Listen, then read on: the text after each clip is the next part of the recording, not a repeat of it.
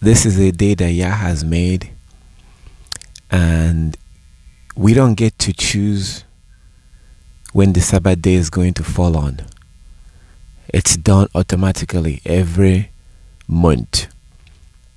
So the calendar of our Heavenly Father is alive. His calendar is alive compared to the man-made calendar. Man-made calendar is dead. It's a dead calendar. It's like a robot. No, actually not a robot. A robot is more active than a man-made calendar. Man-made calendar is dead because it's not alive. Somebody has to sit down and decide Christmas is going to be here. July 4th is going to be here.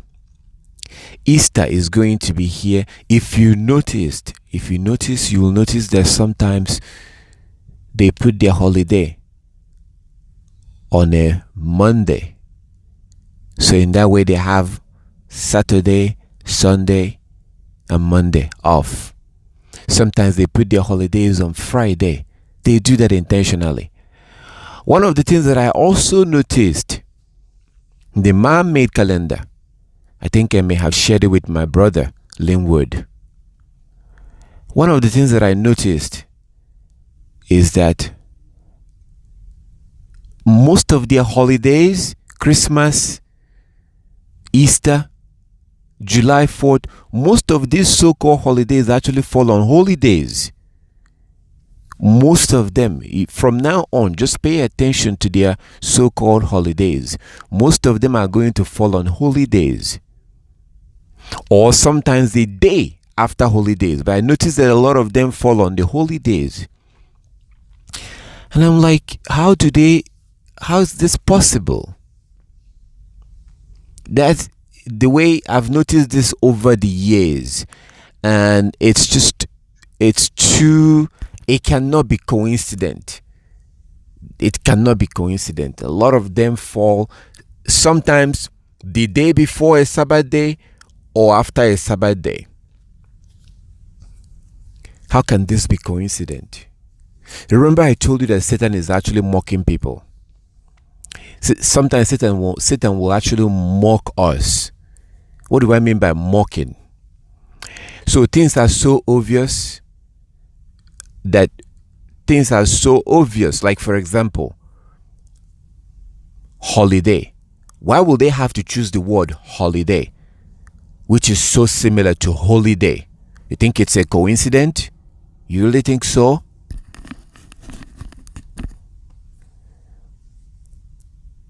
There's nothing new that Satan have created. Nothing new. It's just a copy, a fake copy of the original. And we are using the fake copy. And we usually prefer the fake copy over the original that was created by the Creator. For example, the Most High, our Creator, says, okay, sex is between a man and a woman. Simple. Very simple. You see that it's the opposite. A man and a man, a woman and a woman. It's not a coincidence. So if you notice, everything that the Most High have told us to do, what the world is doing is just a copy of that. For example, education. People are still getting educated. Just not with this one over here. Education is still happening. Education is happening, but not with this one. Deuteronomy 32 verse 46. He said you have to do it with this one. The scriptures. You go to the book of Jubilees. Enoch, Moses, Abraham, these people were educated by their fathers. And somebody said to me, can't remember, I get all these questions, but somebody asked me, somebody says, how can Abraham's father educated him? How can that be possible that his father educated him? That cannot be a good thing, is what they're suggesting, because his father was a priest, a pagan priest. That is true. His father was a pagan priest. But it still tells you that he was educated, because his father taught him how to read and write. How to read and write. They were taught by their parents how to read and write. Book of Jubilee. You have to read the book of Jubilees. It's only 50 chapters. If you haven't read it, you haven't started yet. If anybody asks you, brother, sister, where do I start? Tell them the book of Jubilees. When they're done with the book of Jubilees, then they should start. The next book will be the book of Exodus. And then the book of Deuteronomy. Then the book of Numbers. Before they even get to the book of... They can go to the book of Leviticus. But Jubilees, number 1. Exodus, number 2. So they can see how our Heavenly Father dealt with our ancestors out of Egypt. Then the book of Deuteronomy. Because the book of Genesis came from the book of Jubilees. The original book was the book of Jubilees. But they had some things inside there that made people uncomfortable. There's some things that made... Actually, there might be something in there that will make you uncomfortable too. So, there are some things there that made the Gentiles uncomfortable. So they copy and pasted and created the book of Genesis. Book of Genesis is a copy. A lower copy. If you want to see the original, go read the book of Jubilees. So the book of Genesis is, for example, the book of Genesis doesn't tell you where Cain got his wife. So we now have all this wicked thinking that are going around now, that people were having sex in the Garden of Eden. That's the question I get now. Was Satan having sex with Eve? Because according to the book of Genesis, it doesn't tell you where Cain got his wife, because that made people uncomfortable. Well, at that time, he married his sister. That was then. And then Yah gave us a law that says don't do that anymore. You now have enough Hebrew women to marry. You don't have enough women. You only have enough Hebrew women and other women that look like you.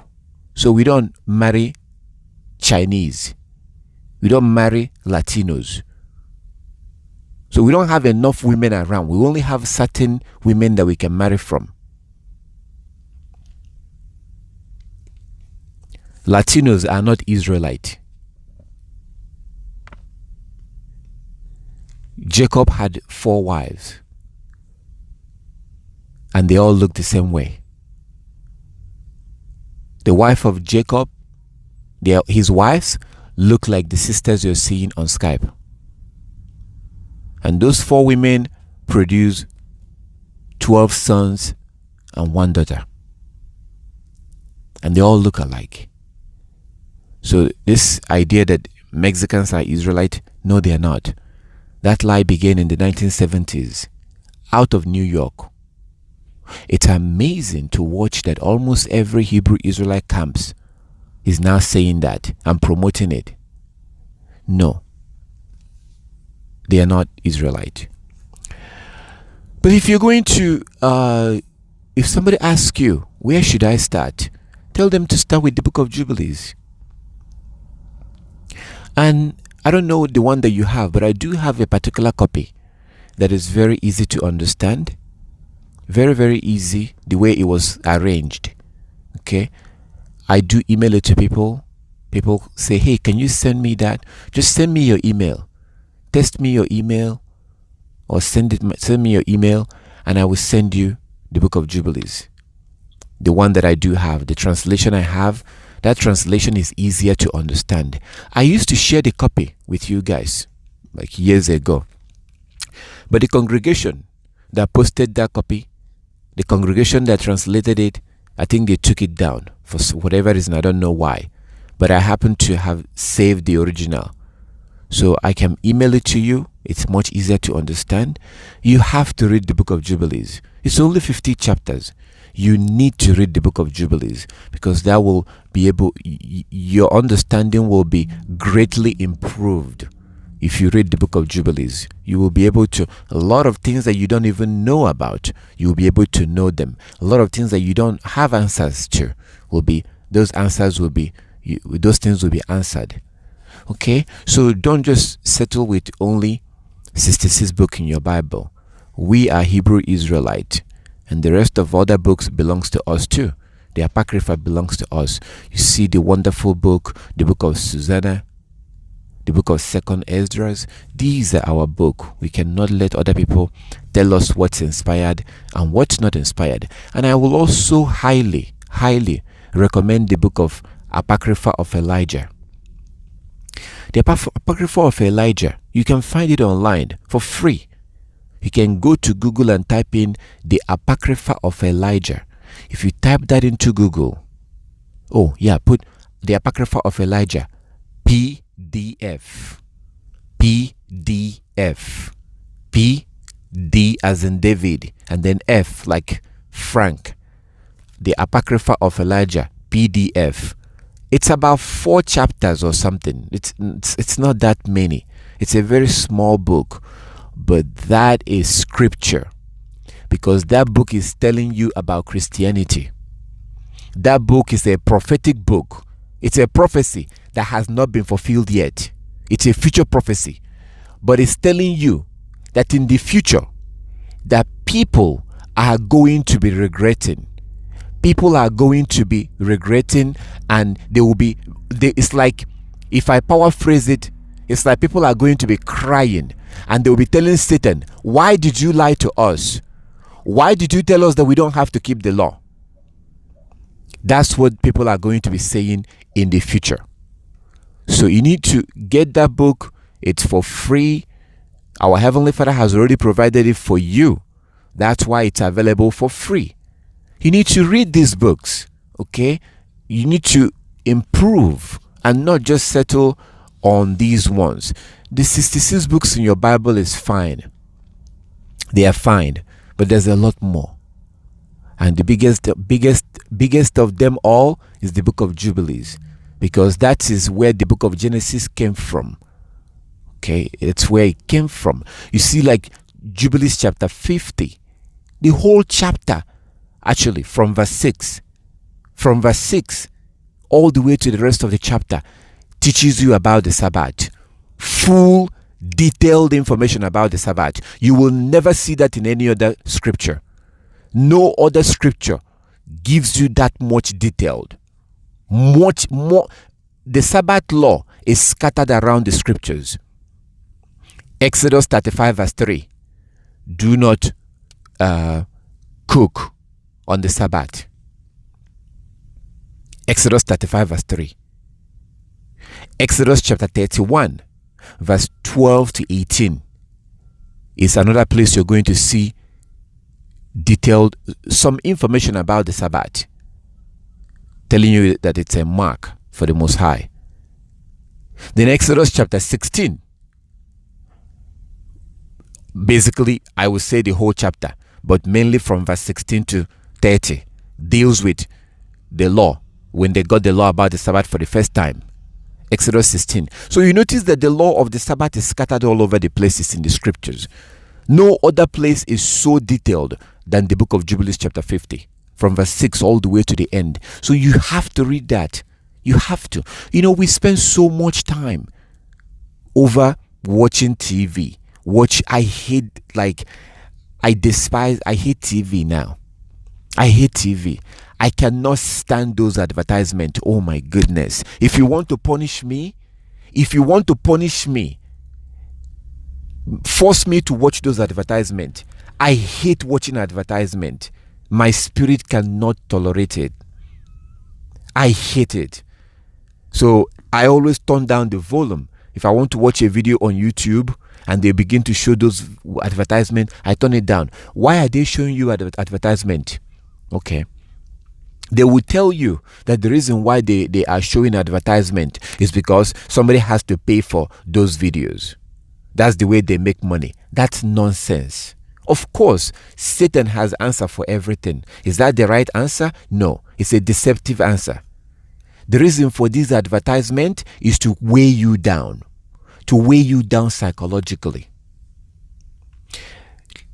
Take, for example, you're watching a video about maybe Passover. You don't know about the Passover, or you're learning about the Passover, or any other thing you're learning for the first time, and you're watching a video about it. And as you're watching, you're seeing this scripture, that scripture, you're thinking about it, you're downloading the information into your soul. You're downloading the information into your head. You're downloading the information slowly. You're taking it slowly. You're not going fast. You're watching the video. You're writing down the scriptures. All of a sudden, boom! Some video comes up. Advertisement. Start talking about this or that. I saw a vial just 2 days ago. Just 2 days ago. 2 days ago. I opened up YouTube. And what I saw was a vile video of a half-naked woman. Half-naked. And they call it advertisement. It says ad. And the video kept playing. The video was playing, and while she was basically showing her breast, basically.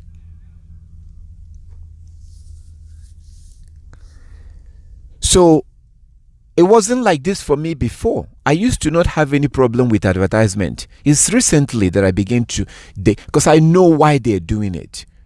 I know why. And if you understand that the Most High wants us to talk about the law all the time, talk about the law all the time. I have conversations with my brother here, Brother Linwood, and 99.9% of our conversation is about the scriptures. So we're supposed to talk about the law all the time. That's why we wear our fringes, to remind us of the law. So if you understand that the Most High wants us to talk about the law before we go to bed, when we wake up, all the time. I slept last night late. As I was about to sleep, my phone rang. Somebody called me to talk about the Israelites leaving Egypt. Was that on a Sabbath day or was it not? That was on the 15th. They left in the evening. How come they left at that time? Is that a Sabbath day or this? I was about to get a little bit of sleep before I can join you here. But as soon as I answered him, and that's what he wants to talk about, I had to talk. Go through, discuss that. Then I went back to sleep. So I don't have any problem with that. We're supposed to talk about the law all the time. Now, what Satan is doing is a counterfeit of that. So Satan is weighing us down with advertisement, billboard everywhere, half-naked women, half-naked men on the street, billboard, signboards, billboards everywhere, left and right. The idea is to weigh you down, to distract you. So if you're watching a video and you're downloading the information and you're enjoying it and you're happy, all of a sudden a video comes up and start telling you how you can make more money, how you can buy this, how you can do this, how you can do that. That will distract your spirit. This information that you're consuming about the Sabbath day or the feast day or the Passover, that will be interrupted by some filthy, disgusting, vile, abominable heathen on the screen of your phone. Vile, disgusting, abominable human being or a beast on your screen. That's what the scripture calls them, beasts. Here you have this animal on the screen telling you how you can make more money, or how they can sell you this, or how they can do this, or how they can do that. And then you hear that for about 10 seconds or 20 seconds. That has interrupted what you're consuming. Do you understand that that's not good? That is not good. That's a distraction. Your spirit have connected to this video that you're watching about the Sabbath or New Moon Day or Passover, whatever you're watching. Your spirit have connected. You've clicked in. All of a sudden they interrupt that. It's always an advertisement about how you can get this, how you can have that, how you can buy this, how you can have this. It's always about have this, that. Is that what Christ said? He says, seek ye first the kingdom of heaven. Seek ye first the kingdom of Yah. Seek ye first the kingdom of God and his righteousness. Seek ye first the kingdom and his righteousness, and every other thing will be added unto you. Seek ye first the kingdom. How do you seek first the kingdom? Well, he told us. Revelation 22:14. Blessed are those that keep the commandment. They will be allowed into the kingdom. So if you want to seek first the kingdom, you keep the commandment. Matthew 19. Verse 16 and 17. The man comes and say, good master, what can I do to have eternal life? Yeshua HaMashiach says, keep the commandment. So Yeshua is telling us, seek ye first the kingdom. And the only way you can seek first the kingdom is to keep the commandment. But he says, seek ye first the kingdom and his righteousness. His righteousness. His righteousness. What is his righteousness? What is the righteousness of the Most High? I would like somebody to type it into Skype. I'm not going to say it. I want to see how much.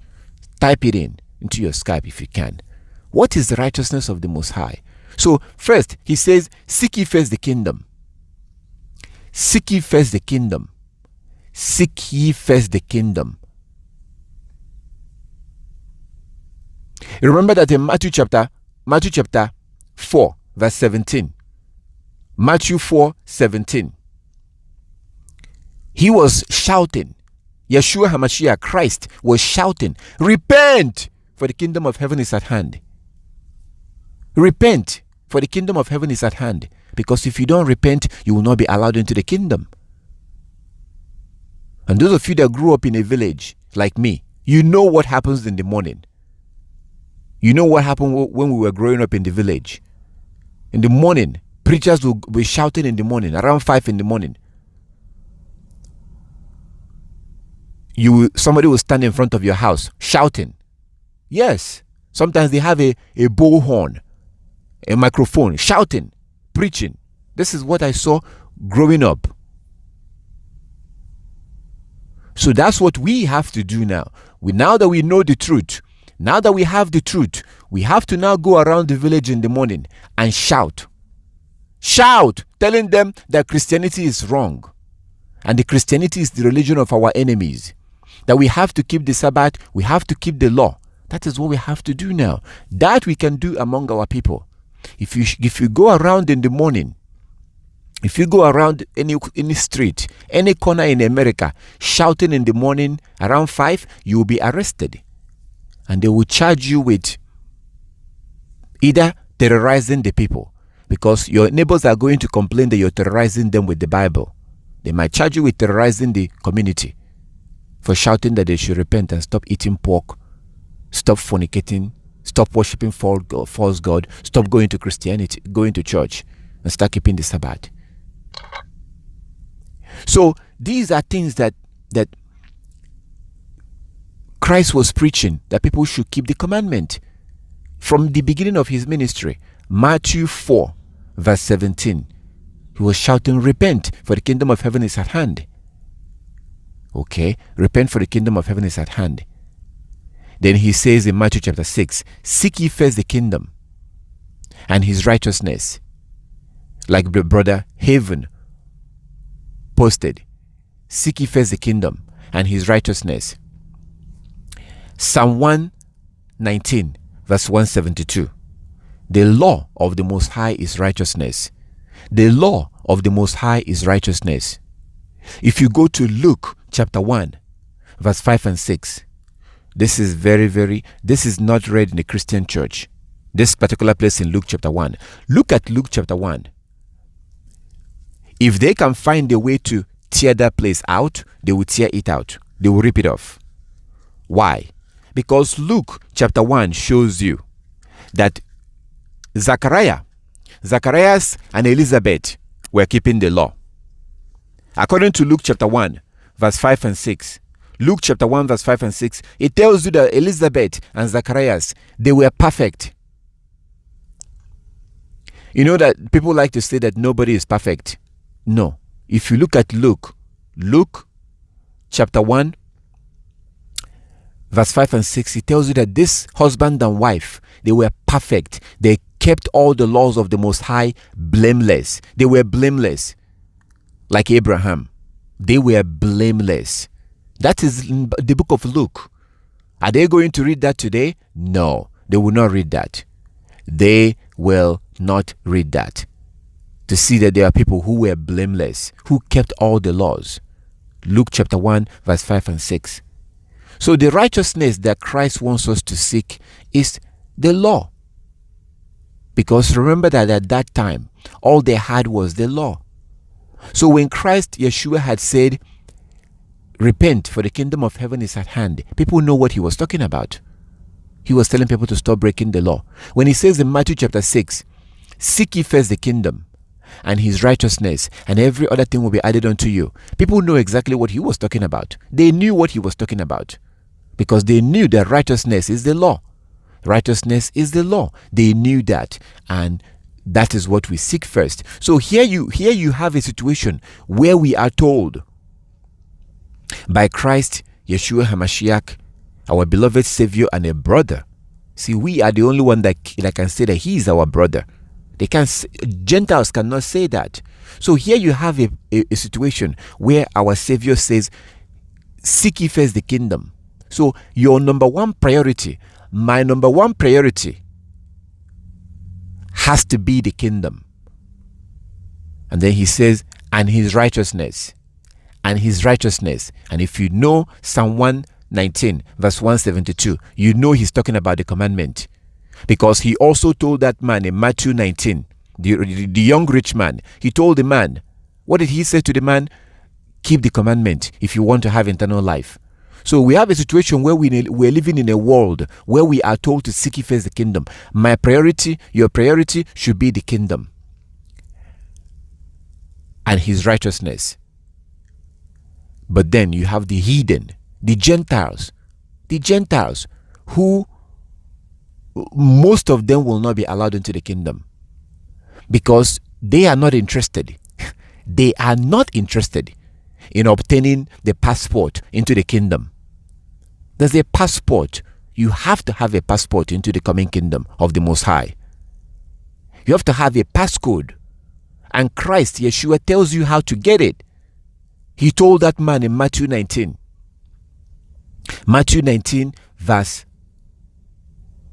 16 and 17. If you want to have eternal life, keep the commandment. So the only way to make it into the kingdom is to keep the commandment. So, but then you have the children of Satan, the seed of Satan, the vial of the earth, who are not interested. They are not interested. Even if the Most High sent down an angel from heaven, an angel comes down, they can see the heaven open up. Even if the sky open up, an angel comes down from heaven and steps on the ground and begin to tell the heathen, the Gentiles, the Europeans, hey, you have to keep the commandment. They will still not believe it. Majority of them will not believe it. They will not. They will not. They will either say that that's an alien. It's an alien, and guess who is going to oppose that angel the most? Christians. Christians will say that no, you angel, you so-called angel, no, you are the Antichrist. Christians worldwide will unite against that angel. They will unite. Oh yes. They will unite worldwide. And you're going to see our people, the Hebrews, in front. Those who created Christianity, the white people that created Christianity, the Europeans, will be at the back laughing. Our own people will be in front fighting that angel. They will say, no, Jesus died on the cross. It is finished. The law is finished. So now we can live a lawless lifestyle. Our own people will be in forefront. Somebody was talking about how Christianity is the problem. Let me tell you something. If you ban Christianity today, our own people, not the Gentiles, not the white people, not the Europeans, Hebrews, the so-called black people, and I'm not talking about all black people, I'm talking about the Hebrews. I'm talking about the Hebrews. We are the most craziest today when it comes to Christianity. We are the craziest. Do you not see what's happening on social media? Do you not see these churches where a pastor will ask the women to come out in church? He'll be kissing the women, touching their breast, right in front of everybody. This is not a joke. Have you not seen the video where a white man was holding something and flogging church members? And people lined up to get flogged. There's another church around South Africa, I think, where he told the congregation to eat grass. People went outside and they were eating grass. They were literally eating grass in front of the church. On the ground, eating grass. So we are now at the forefront. So if you ban that religion today, our own people will fight you. Our own people will create Christianity and make it worse than what it is right now. So why? Because we don't want to go back to the law. The law is the only solution. The law is the only key. We are supposed to be seeking this day and night. We're supposed to be talking about this all the time. Why talk about it all the time? So it will stay on your mind. So you can do it. And Satan is so effective in distracting us. And that brings me back to those advertisements on TV, on radio. Or I hate these advertisements because I know why. You think I'm crazy for hating them. I know why they are doing it. It's not about money. These people don't care about money. Do you understand that money is a piece of paper? Do you understand that the Most High gave them power to print that piece of paper? It's just a piece of paper. They don't care about money. It's not about money. And a good example of this is Bill Gates. It's not about money. It's about distracting you, deceiving you and distracting you and keeping you busy. Keeping us busy. We are very busy. But our busyness, we're busy doing things. We're busy working. We are busy every day. But it has nothing to do with the kingdom. That's what the goal is. These people are here to distract you and keep you busy. This is exactly what Christ warned us in Luke 21. Luke 21. He warned you to be careful, not to be distracted by the worries of this life. This is why I speak against education, because it keeps the children busy. From the time they wake up, they go to school, they get off, they go home, they still have to do homework when they go home. You see how busy we are today? That is how we're supposed to be busy with the things of the Most High. That's exactly how we're supposed to be busy with the things of the Most High. Was Yeshua HaMashiach not busy with the things of the Most High? Luke 21. Look at the very last verse. Luke chapter 21. He was busy every day in the house of the Most High, at the sanctuary, teaching the law. Every day. Every day. And people were going there every day. The apostles were meeting together every day, according to Acts chapter 2. We're supposed to be busy with the law.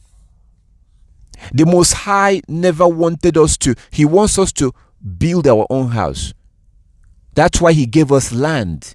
We inherited land from our ancestors. You're supposed to build a house so that you don't have to worry about rent. We were never supposed to worry about rent. We were never supposed to worry about food, because food is free. Food is free. Food is supposed to be free. The Most High gave us free food. The Most High have given us free food. But we just have to do the farming, which is easy. It's easy.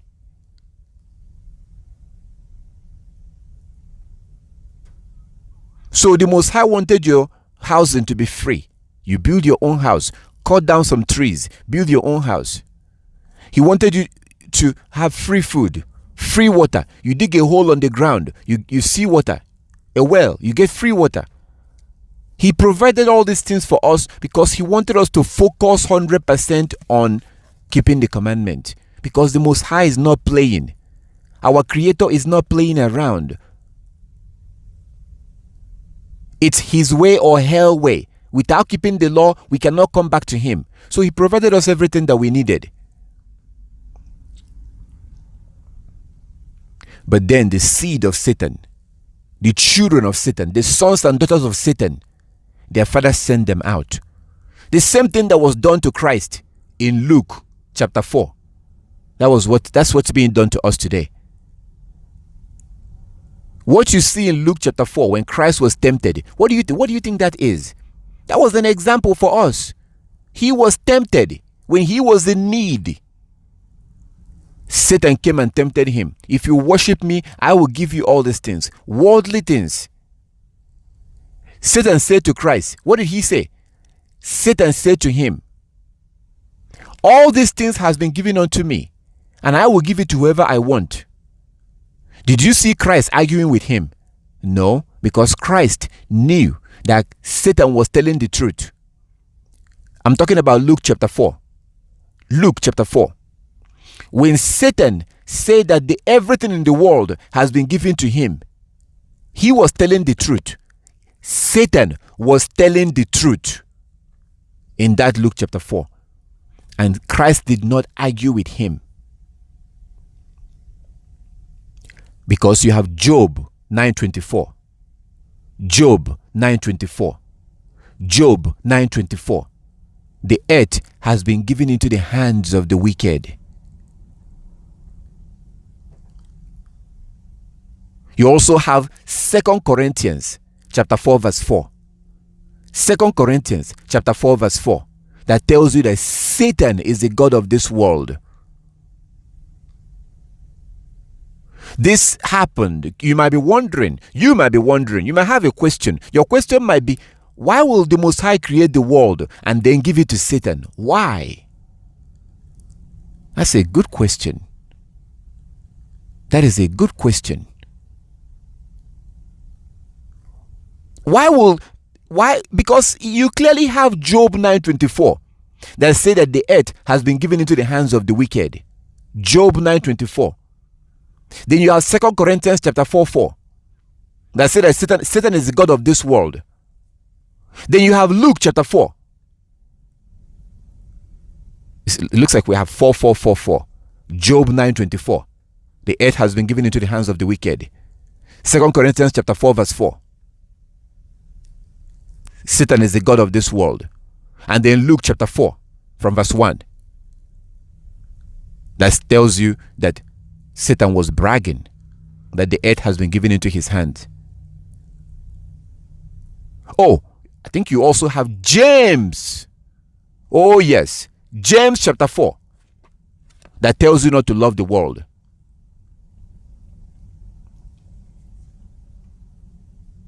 That the things in the world are not of those that love the world hate the Most High. So you have 4, 4, 4, 4, 4. So, but the question is, why will the Most High give the world into the hands of Satan? Does that make any sense? How can he create the world and then give the world to Satan that rebelled against him? And he kicked Satan out of heaven, and Satan came down into this world. Why will he now take this precious world and give it to Satan? And if the world has been given to Satan, what does that have to do with us today? My brothers and sisters, this is a question you must ask, because Satan does not want you to think about these things. Satan wants you to be busy with your job, your career, your education. Oh my goodness. Oh. And on the judgment day, you will cry. You will cry like a baby. That's why I recommended the book of Apocrypha of Elijah.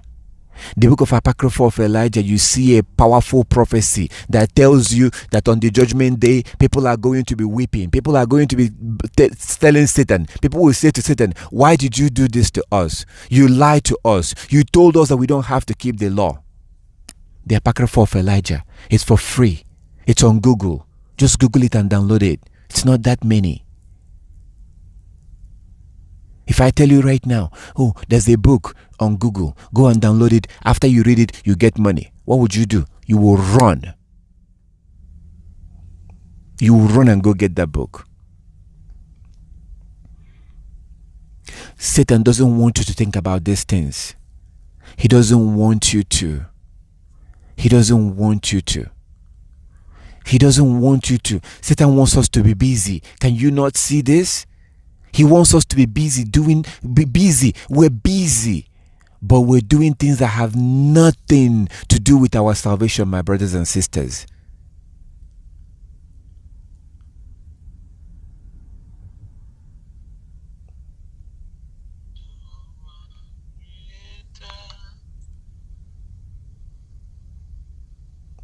So, all right. So make sure your mic is muted, everyone, my brothers and sisters. So, why will the Most High give this world into the hands of Satan? We have multiple scriptures that shows this. And you cannot look at this world right now and say that this world is being run like the way the Most High intended. There's no way you can say that. This world is filled with filth. This world is filled with filth. And then Christ says, when you pray, Yeshua HaMashiach, our beloved brother and our Savior, he tells you, he teaches you, when you pray like this: Our Father who is in heaven, may your kingdom come, may your will be done on earth as it is in heaven, because his will is not being done on earth yet. Not right now. This world is free for all. Everybody is living however they want.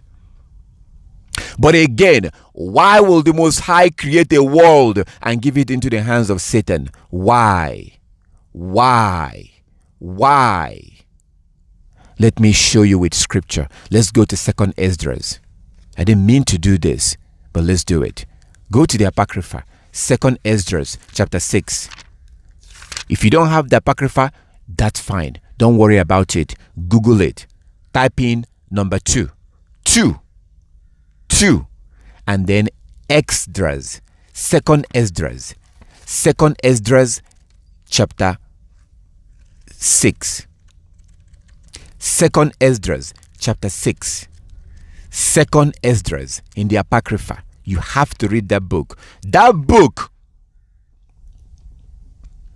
was revealed when our ancestors was in Babylon. And there was a Hebrew man, a dark-skinned, long-beard man by the name of Esdras. And he was troubled. He felt like he wants to throw up. He was troubled by the lawlessness. When he saw people breaking the law of the Most High, he was not happy. And he didn't like people that much, because he could not stand the lawlessness that he was seeing. and he had many questions. Because he was living a holy life, because he was just like Daniel, the Most High told him to go into the wilderness. This is all found in the book of 2nd Esdras. I am going to beg you. I will beg you. I'm begging you to read the book of 2nd Esdras. This book is locked. It's not meant for everybody. The Most High told him not to show it to everybody. So if it's not meant for you, you will not listen. You will ignore what I just said right now. That means it's not meant for you. Those that it's meant for are going to go and read it. When you read the book of 2nd Esdras, you will see it's a future prophecy. It's a prophetic book, just like Daniel. But there are questions that this man had. He had questions. He couldn't understand certain things that was happening. He couldn't understand why the Most High will create a world. And for some reason, people are doing whatever they want. Killing, robbing, oppressing, ignoring the Most High, ignoring the Creator. How can this be possible? So he had questions. And that is a question that you have to be thinking about today. How can a God create a world and then just allow everybody to do whatever they want like that? People will rise up and kill their parents. People will rise up and kill their brothers. How can that be possible?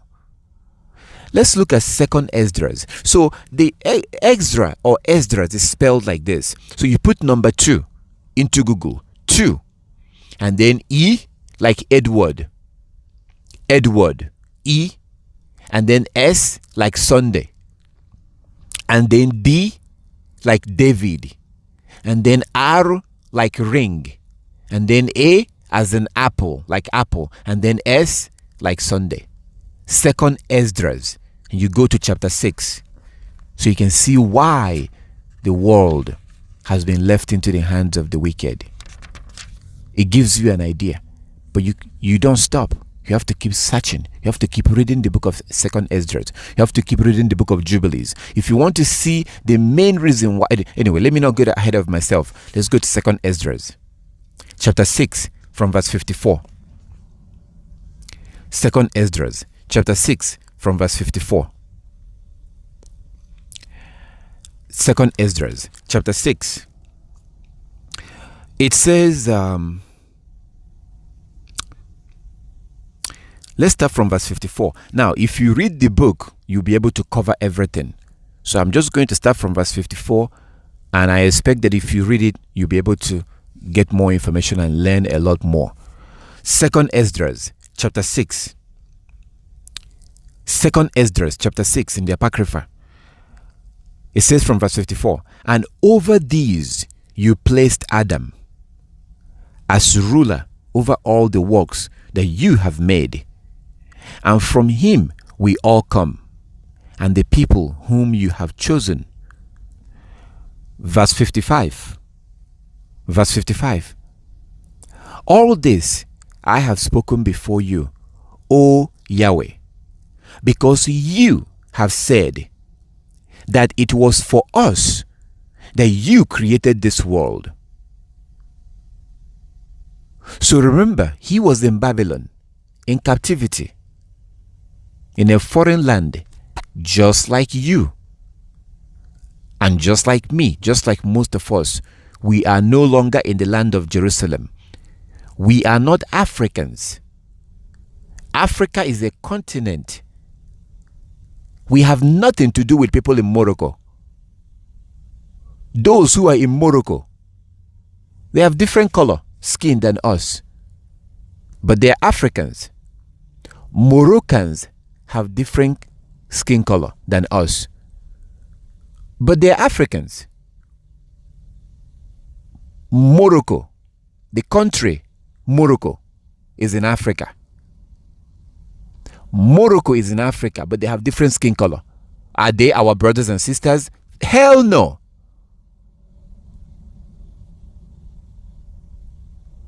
Those in Sudan are in Africa. Are they our brothers and sisters? No. Those in Kenya Are they our brothers and sisters? No. That's where Obama came from. Obama is not an Israelite. So we're not Africans. So we are no longer in our land. We are from Jerusalem. If you tell people that, they will think you're crazy. But you have to tell them.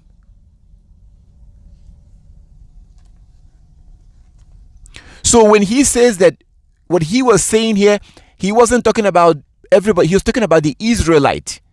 This man is talking about, he's saying this. He says in verse 55, 2nd Ezra chapter 6:55. All this I have spoken before you, O Yahweh, because you have said that it was for us, the Israelite, that you created this world. Now, it might sound like I'm putting my own words, but let's keep reading so you can see why he's talking about Israelite. He wasn't talking about everybody. So when he says for us, he's talking about Israelite, but let's keep going. Let's keep reading. Verse 55. All this I have spoken before you, O Yahweh, because you have said that it was for us that you have created this world. As for the other nations that have descended from Adam, you have said that they are nothing. They are nothing, and that they are like a spittle. You have compared their abundance to a drop from a bucket. Verse 7. And now, O Yahweh, these nations, like the Chinese, these nations, like the Europeans, these nations, like Mexicans, who were oppressing the Hebrews in their land and only recognized them in 2014, like the Iraqis, who you can go on your Google right now and Google Afro Iraqis. You can go to YouTube and type in Afro Iraqis. You see that our people, men and women that look just like you, with their head covering, with their veil, they are being oppressed in Iraq. Everywhere we are at the bottom. It says in verse 56, 2nd Ezra chapter 6:56. As for the other nations that have descended from Adam, you have said that they are nothing, and that they are like a spittle, and you have compared their abundance to a drop from a bucket. So a water that drops from a bucket. If you take some water to go to the backyard and take a shower, and the water drops from the bucket, you don't care about that. You're not going to start crying, oh, my water dropped. No. You don't care about the drop. It's a drop from a bucket. There's a lot bigger water in the bucket. That's what matters. So the Most High sees these other nations as nothing. That's not what I'm saying. That's what it's saying here. That's what it's telling you here. Even Nebuchadnezzar, a foreign man, said the same thing in the book of Daniel, chapter 4. Look at the book of Daniel, chapter 4, all the way towards the end of the chapter, around chapter 34. Nebuchadnezzar tells you that the Most High sees the other nations as nothing. This is a non-Israelite, a foreign man telling you this. Because that chapter 4 is written to you. Nebuchadnezzar, before he died, he wrote that a letter to everybody in the world. You have to read the book of Daniel chapter 4. Daniel chapter 4, the whole chapter was a letter that Nebuchadnezzar wanted every single human being to see. And that was his testimony. How he converted and began to worship the God of the Hebrews. He was the heathen. He did not know the Most High. But at some point he converted and began to worship the God of the Hebrews. So Daniel chapter 4 was a letter that Nebuchadnezzar wanted every single human being that to live in the world to read that letter, to see his experience, how he came to know the true God and began to worship him. Daniel chapter 4. And as you go down and read his words towards the end of the chapter, King Nebuchadnezzar, a non-Israelite, tells you that the Most High considers every other nation as nothing. That's the same thing that this man is telling you here. The prophet is quoting the Most High. The Most High, that's what the Most High said. Okay, so write the book of Daniel chapter 4 down. When you get a chance, go read the whole chapter.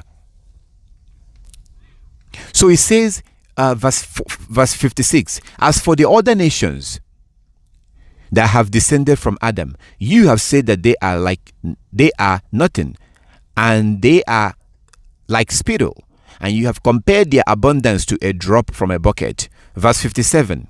Now here comes the question. Verse 57. 2nd Esdras chapter 6:57. Chapter 6:57. And now, O Yahweh, these nations which are reputed to be as nothing, domineer over us. They domineer over us. Dominion, domination, to dominate. Europeans dominate the world. That's a fact.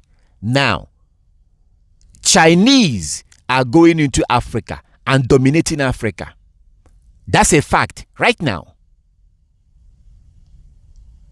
The prophet is asking here, verse 57, and now, O Yahweh, these nations which are reputed to be nothing, domineer over us, and devour us, and devour us, and devour us. Something is not right. It sounds like a contradiction. The Most High, you said that you created the world for the Israelite. You made this world to be for the Israelite. We go to the book of Revelation. We see that in the kingdom of heaven, there will be 12 gates. And the name of the Israelite will be in these 12 gates.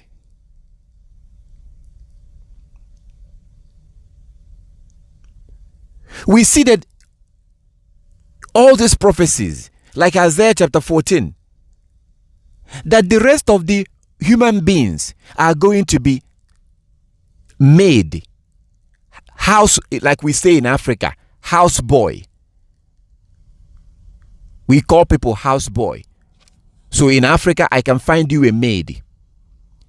Like right now, my mother has a maid. My mother has a house girl.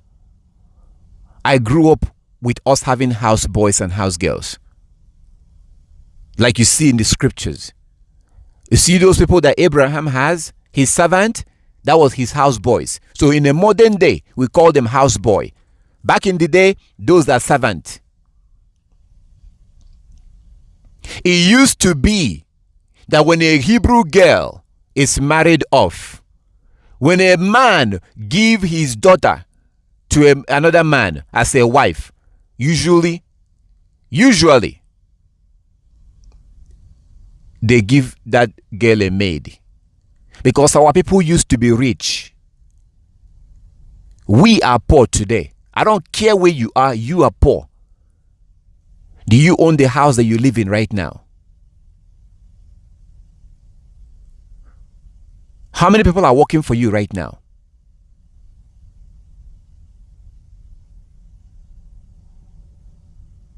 So if I say that you are poor right now, you think I'm offending you. But that is the truth. Jacob, our ancestor, went to Laban's house with nothing. Zero kobo, zero penny. Jacob went to Laban's house with nothing. But by the time that Jacob left that house, he left with 4 wives. And eventually 13 children.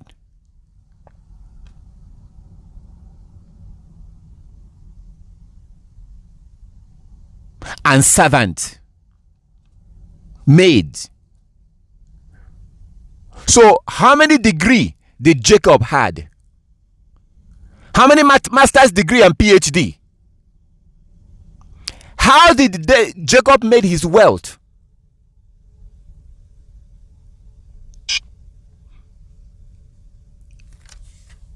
He made it the way that the Most High wants us to make it. Our enemies, the children of Satan, the seed of Satan, have come and gave us false information. And the way all this education thing renders you poverty. You're poor. I've said this a million times, and I will continue to say it. Any day you're tired of hearing it, simply go into the Skype and log yourself out. Because this is the truth. The system that the heathen have created have rendered us into poverty. The devastating result is that we cannot keep the feast days. We cannot keep the Sabbath day. Do you know how many people that have contacted me and are happy to find out about the Sabbath, but they cannot keep it because of their job? Because of their job. The education of the heathen renders us poor.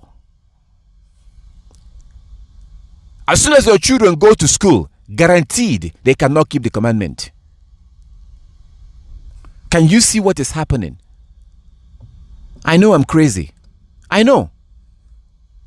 Can you not see this? We are poor. Your children, if being rich is your goal, if you wanted your children to be rich, then the worst thing you can do to them is to send them to school. That is the worst thing you can do to your children.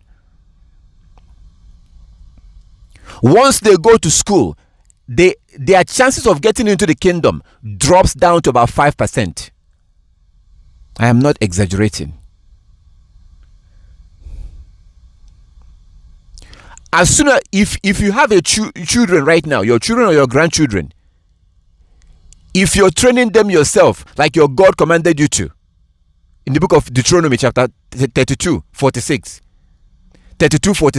Deuteronomy 32:46, if you train them like he told you in Deuteronomy chapter 6 verse 6 to 9, chapter 6 verse 6 to 9,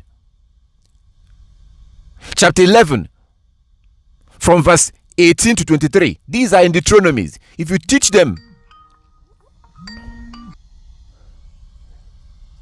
the education system blocks our children.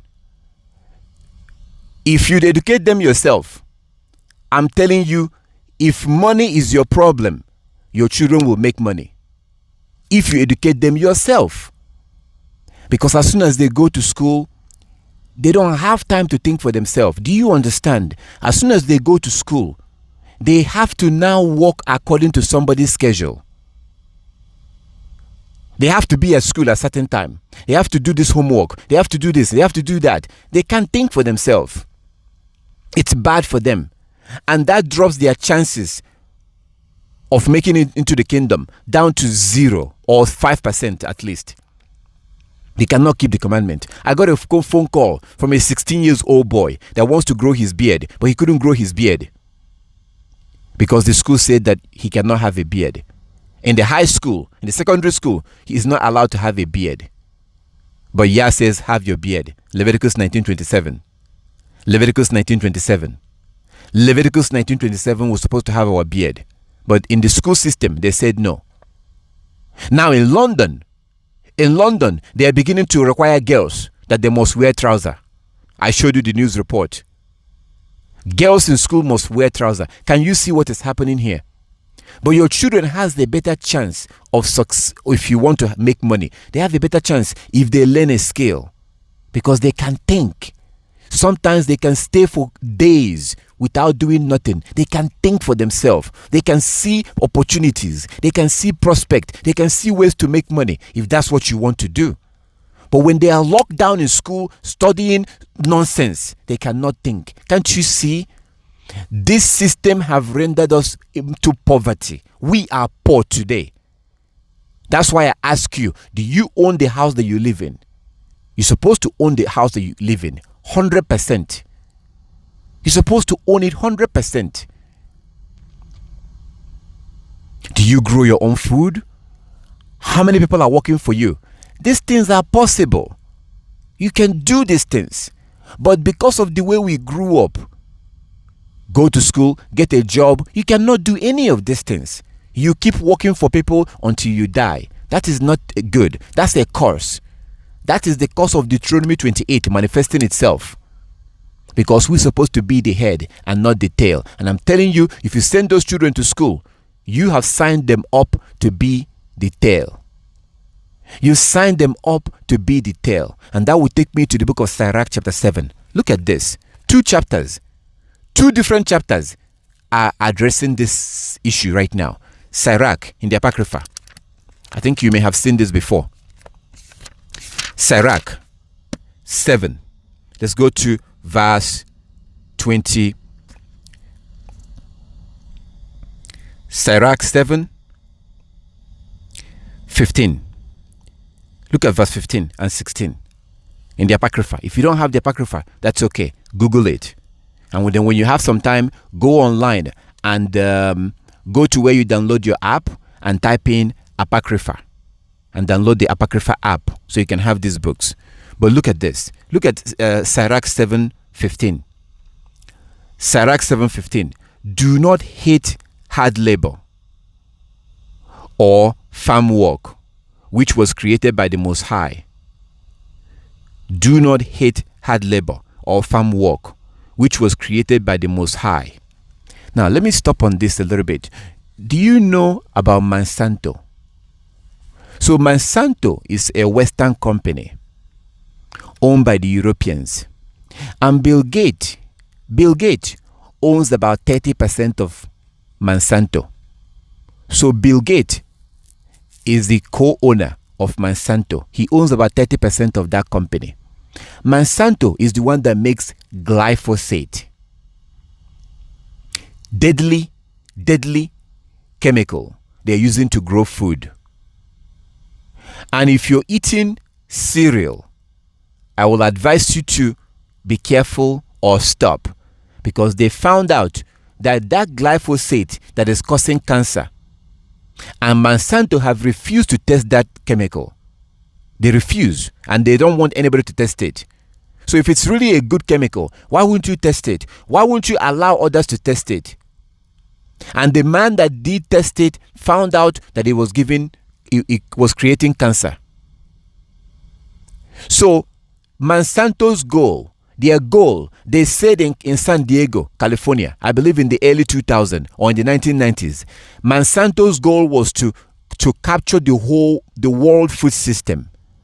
They want to genetically modify every crop, so that if you are a farmer, you can only buy your seed from them. If you have a chance, go on YouTube and type in Indian farmers suicide. Indian farmers suicide. What they have done to India is what they want to do to the whole world.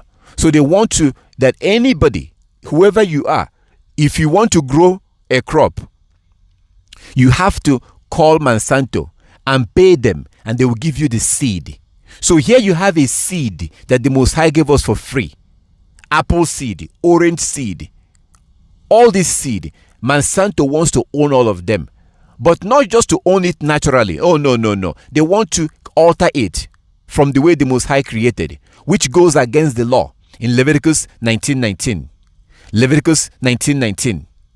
They want to genetically modify it and then sell it to you. So they want to capture the whole. That's what they said. That is their goal. So farmers in India have to now buy their seed from Monsanto, and they are in debt, and many of them are killing themselves. Many of them have killed themselves because they couldn't pay Monsanto. This is what they want to do around the world. Now they change their name from Monsanto because they are known as the most hated company in the world. They changed their name from Monsanto to Bayer. They were bought by a German company that makes pharmaceutical drugs. So they changed their name to Bayer. So this is what they're actively doing. If you remember, I told you a couple of months ago that as we speak right now, as I'm talking to you right now, you have Gentiles, you have white people around the world, mostly in Europe and America, in the lab right now, trying to find out how to create new chemicals that they will add into the food right now at this very moment. So whether you like it or not, they are warring against you.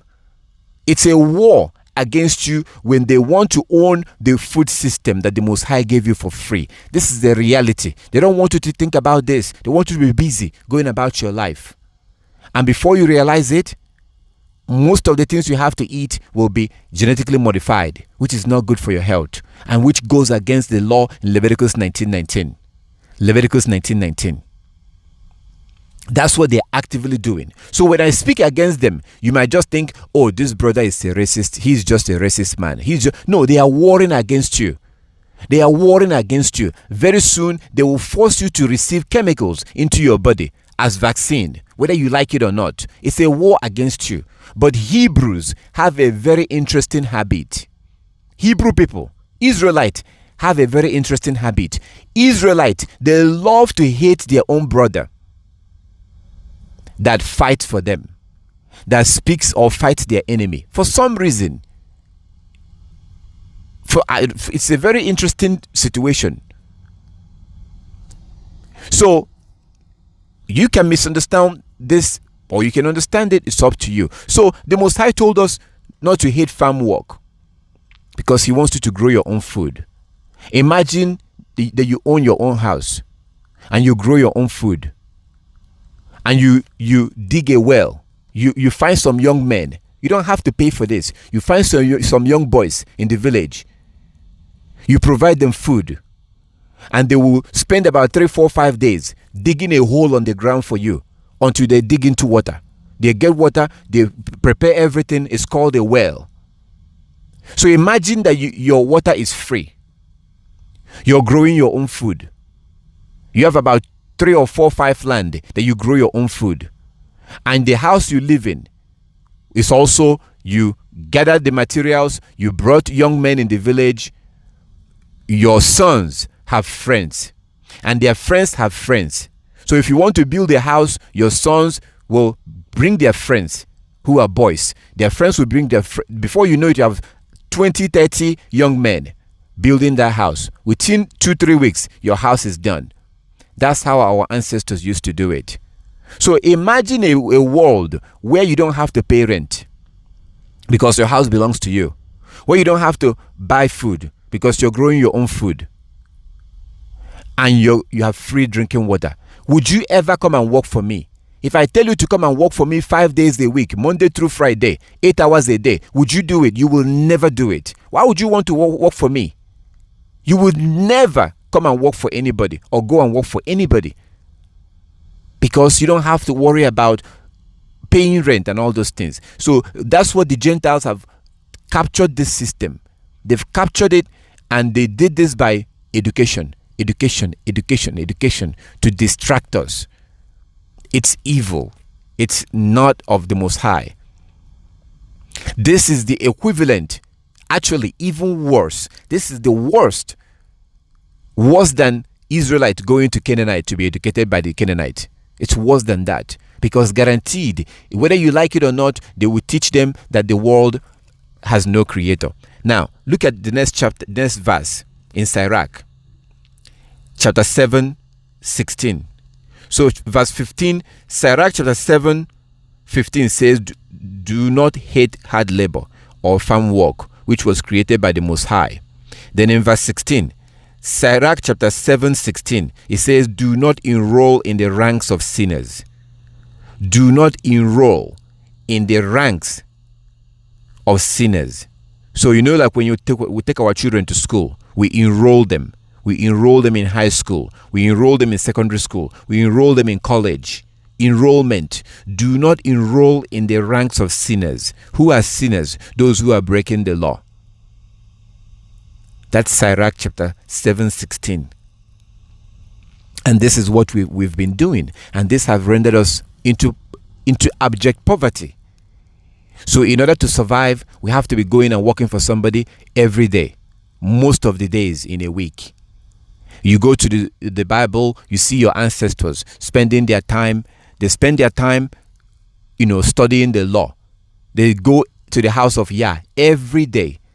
Every day they go to the house of Yah to listen to the law. Christ was preaching every day, according to Luke chapter 21, the very last verse of Luke 21.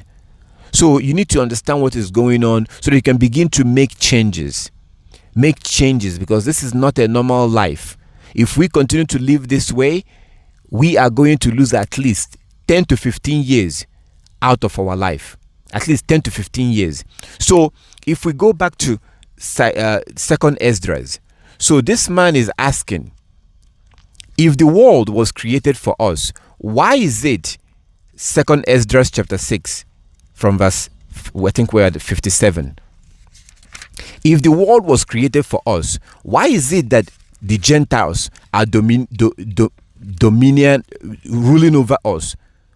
That's a very good question, because it sounds like a contradiction. How can the Most High create the world, but then the people of the Most High are now serving the other people who the Most High says are nothing? How can they be nothing and yet they have power over us? That makes no sense. All right, Sirach chapter Second Esdras chapter 6 from verse 57. Second Esdras chapter 6, 57. And now, O Yahweh,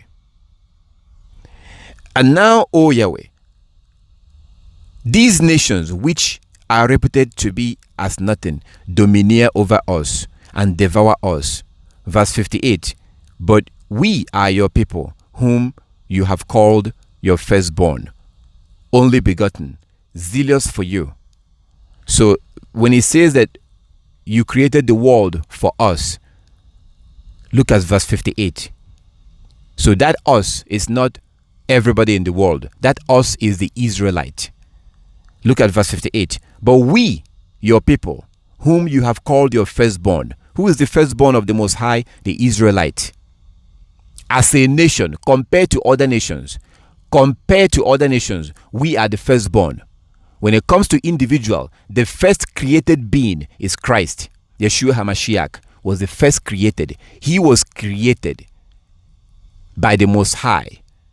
So the very first created being is Christ, Yeshua HaMashiach. That's why he is the first son among all the creation. So then as a nation,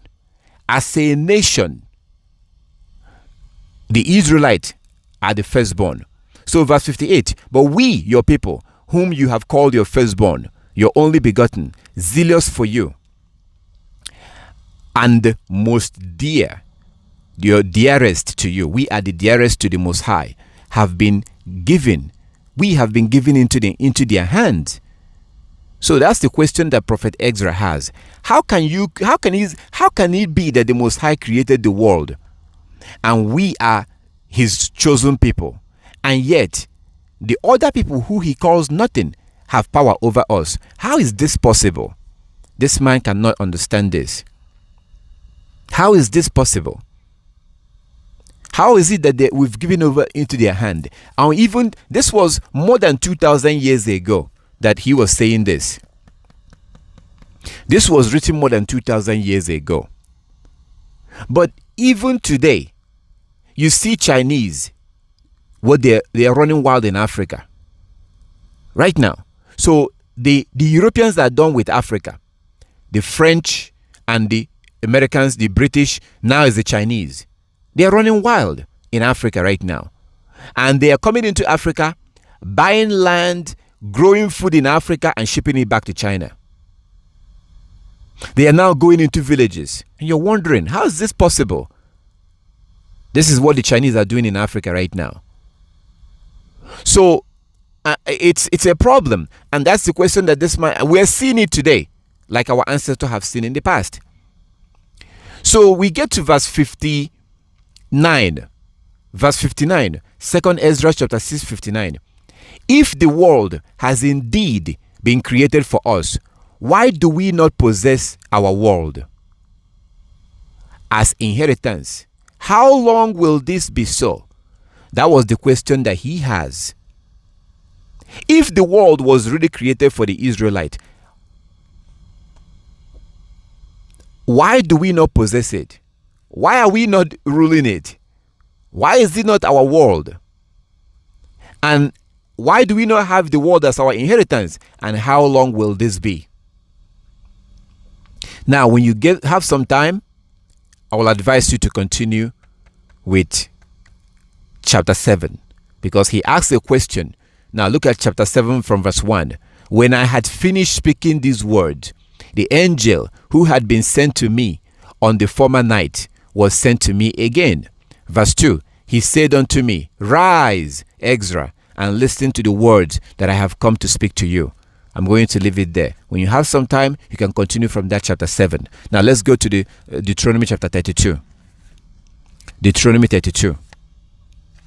So that we can hear from the mouth of the... So the angel is going to explain to Ezra. Remember, he has a question. He has a very good question. If we're claiming that we are the Israelites, we are God's chosen, we are the greatest, we are this, we are that, how come we're suffering today? How come are we at the bottom? That was the question that he has. And the Most High sent an angel to explain and give him that answer. But what we're going to do, we're going to go to Deuteronomy chapter 32. Let's hear from the Most High while we are in this situation right now. Deuteronomy 32. Deuteronomy chapter 32. Deuteronomy 32. And we'll start from verse 1. Deuteronomy 32.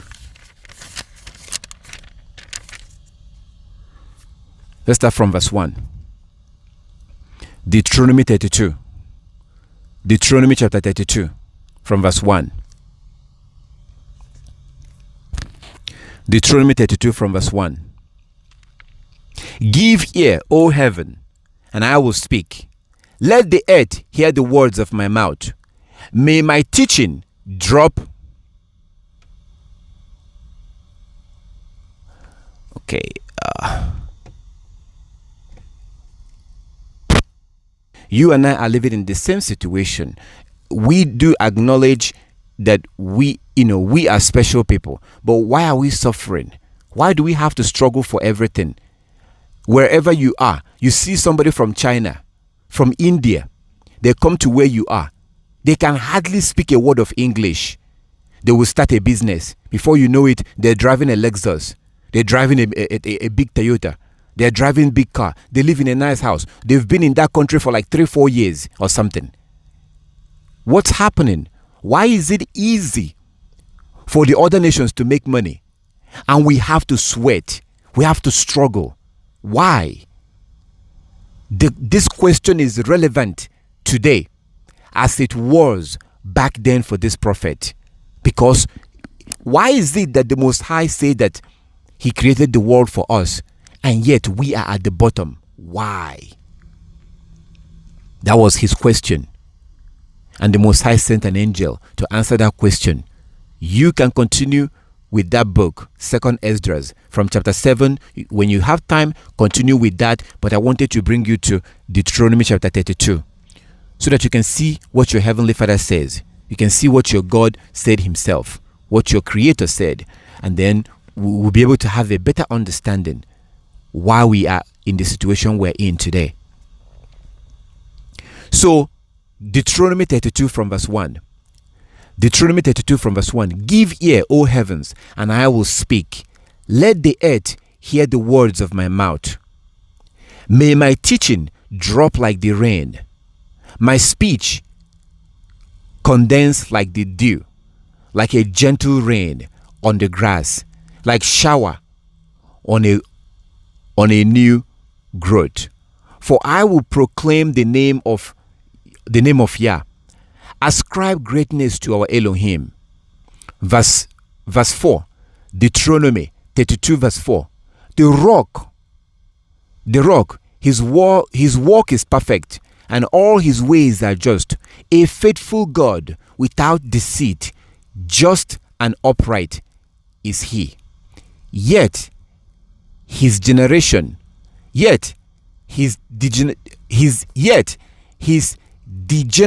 children have dealt falsely with him.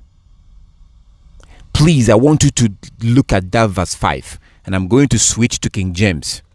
just to make sure that I'm not, we're very clear. I'm going to go to this translation here. I don't want to be saying something different from what you're seeing. I know most of you may be using King James. So let me go to King James and continue. Please look at verse 5. Look at Deuteronomy chapter 32 verse 5. Because the Most High is going to talk about you. If you're a man, the Most High is about to talk about you right now.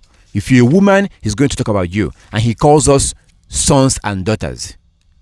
This is not, he doesn't call everybody this. Only the Israelites are the sons and daughters of the Most High. Only Israelite. That's a privilege. No other person. That's why I call Christ our brother. Do you understand that no one else can call Christ their brother? Not the Chinese, not the Europeans. They cannot address Christ as their brother. They can address Christ as their savior. But he is our savior. He is also our brother. And he will rule the world only with the Israelites that kept the law. When he chooses those 144,000, who are they? From Malaysia? From Guatemala? From Sudan? No. That 144,000 is from the Israelite. So we are a special people, but what's going on? Why are we in this mess? We are in a mess. We are clearly in a mess. We're struggling. We can barely eat. We have to walk to eat. We have to do all this stuff. What is happening? Let's go. I've come back to King James. Not because it's a good translation. It's not a very good translation. It's a very poor, has some mistakes. Okay? I just want to be clear, because you're most likely reading from King James. And what we're doing right now is so important. I want to make sure that I'm not reading something different from what you're reading. So, verse 5. I'll start from before that, from verse 1. Deuteronomy chapter 32. Give ear, O ye heavens, and I will speak. Hear, O earth, the words of my mouth. Verse 2. My doctrine shall drop as the rain.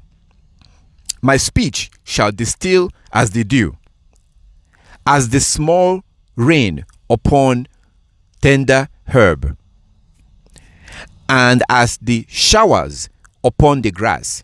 Verse 3.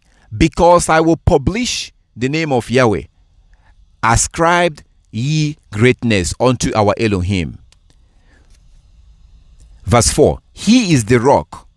His work is perfect, for all his ways are judgment.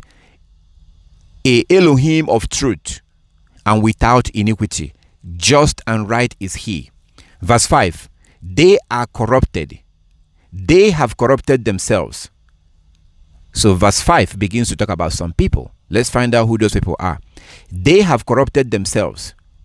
Remember why we're doing this. Remember why we are doing this. If the Most High, our Creator, say that he doesn't really care about other nations, the Chinese, the Latinos, the rest of the nations, he only cares about Israelite, and he created the world for the Israelite. But then we found out in the beginning, Job 9:24, that this world is now given into the hands of the wicked. And when you go outside of your house and you go outside, you see half-naked people walking around everywhere. You see lawlessness. Even today, there is a Sabbath day. People are going to work. So how can this be possible in a world that was created by the Most High and created for the Israelite? What's happening? Why are we at the bottom? Let's continue from verse 5. Verse 5, Deuteronomy 32 verse 5. They have corrupted themselves. Their sport is not the sport of his children. They are a perverse and crooked generation. Perverse and crooked. Verse 6. Do ye thous requite Yahweh, O foolish people, and unwise? Is not he thy father that had brought thee? Isn't he your father? Had he not made thee and established you? So this is asking a question. We, crooked and perverse generation, who are we fooling? Isn't he our father that made thee and established thee? Verse 7. Remember the days of old. Consider the years of many generations. Ask your father, and he will show you. Your elders, and they will tell you.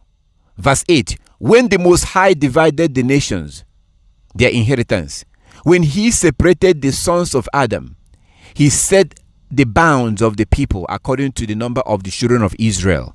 So the earth was separated according to the number of the children of Israel. Verse 9. Verse 9. For Yahweh's portion is his people. So when the Most High created the world and divided the world, he chose the Israelite to be his portion. Verse 9. For Yahweh's portion is his people. Jacob is the lot of his inheritance. Verse 10. He found him in a desert land, and in the waste, howling wilderness, he led him about. He instructed him. He kept him as the apple of his eyes, the Israelite. Talking about Jacob. And we came from Jacob, the Israelite. Verse 11. As an eagle stirred up in her nest, fluttered over her young, spreaded abroad her wings, taketh them, beareth them on her wings. Verse 12. So Yah alone led him, and there was no strange gods with him. So the Most High led us out of the wilderness, out of the Egypt, and led us in the wilderness, and we had no strange gods. Verse 13. He made him ride on the high places of the earth, that he might eat the increase of the field. And he made him suck honey out of the rock, and oil out from the flinty rock. Verse 14. Butter of kine, and milk of sheep, and fat of lamb, and rams of the breed of Bashan, and goat with fat of kidneys of wheat. And thou drink the pure blood of grape.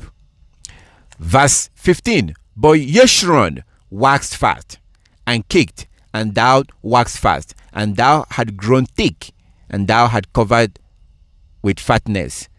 So now he begins to say that the Israelite became fat. The Most High took us out of slavery. Like right now we're in slavery. Right now we are now serving other people.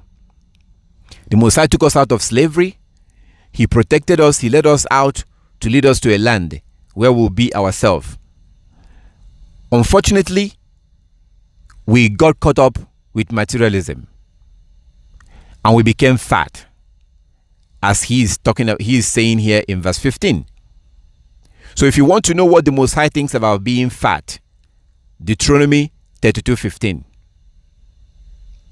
Deuteronomy 32:15. This is talking about the Israelite. Verse 16. They provoked him to jealousy with strange gods. They provoke him to jealousy with strange gods. They, who? Our ancestors. And that's us. We are the Israelite.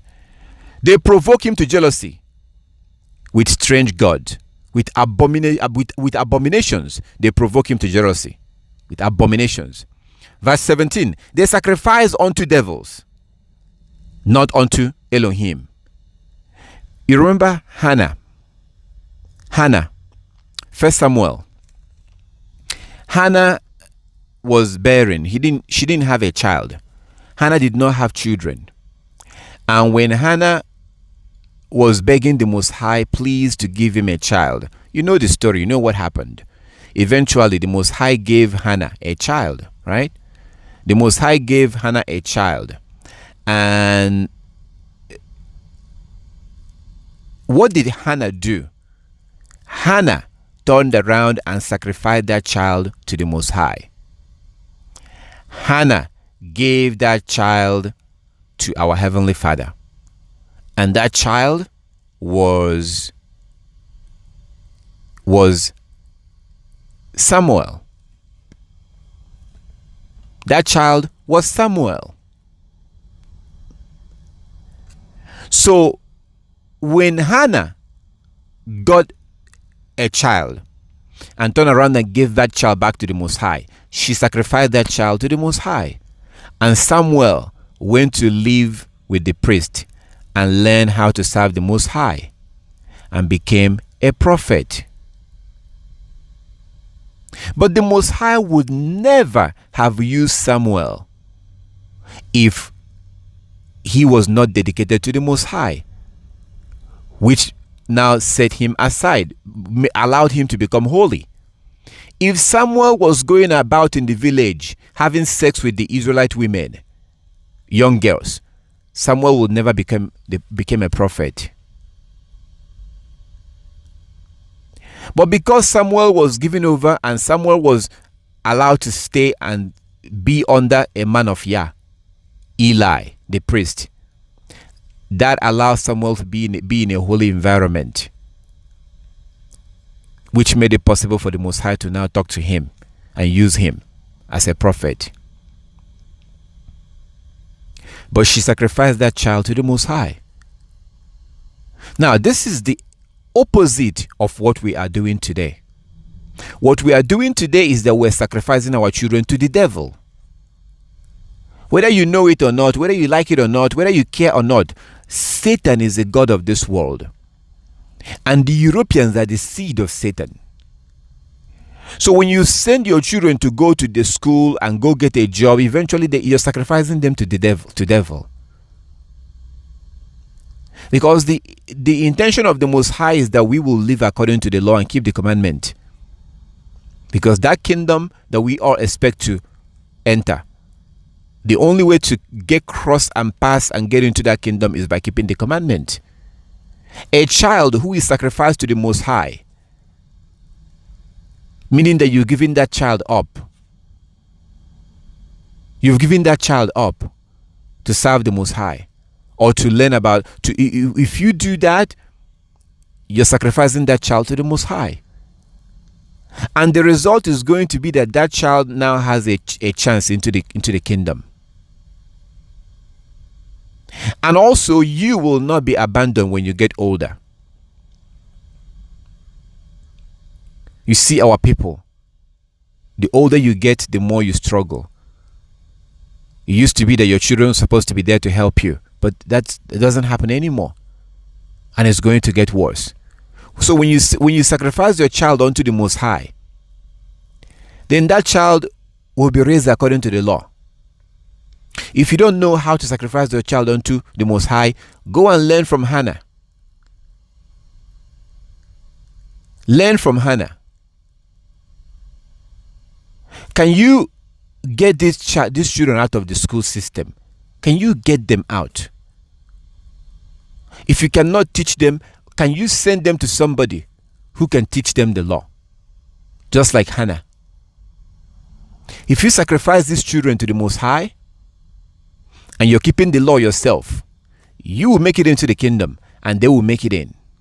If you're keeping the law, but you enroll your children in the ranks of sinners, as we see in Sirach chapter 7, verse 16. Sirach 7:16, it says, do not enroll in the ranks of sinners. Once they go to school, guaranteed, she's going to lose her virginity. Guaranteed. Before she comes out of school. He's going to become a whoremonger. Guaranteed. Before he comes out of school. So if you sacrifice your children to the Most High, you will get them back. You will get them back. If you don't sacrifice them to the Most High, then by default, they are sacrificed to the devil. That's why you see that who is in the forefront promoting education? The Chinese? No. The Africans? No. The Europeans. They're not doing that because they care about you. They are doing that because of who they are. They are the seed of Satan. Our goal here is very simple. To keep you busy. Doing every other thing except reading the law and keeping the law and serving the Most High. As a Hebrew, we are supposed to keep the commandment but also teach others. Hebrew men. And Hebrew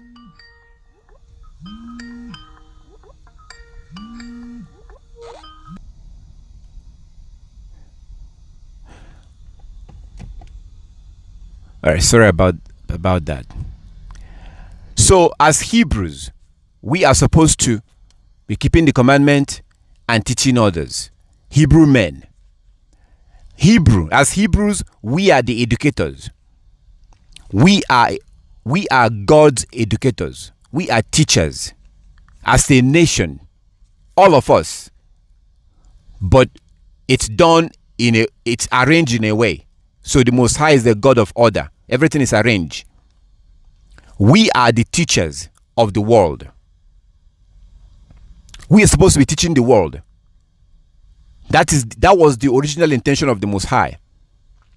So Hebrew men, that's why it says in Exodus chapter 19, verse 5 and 6.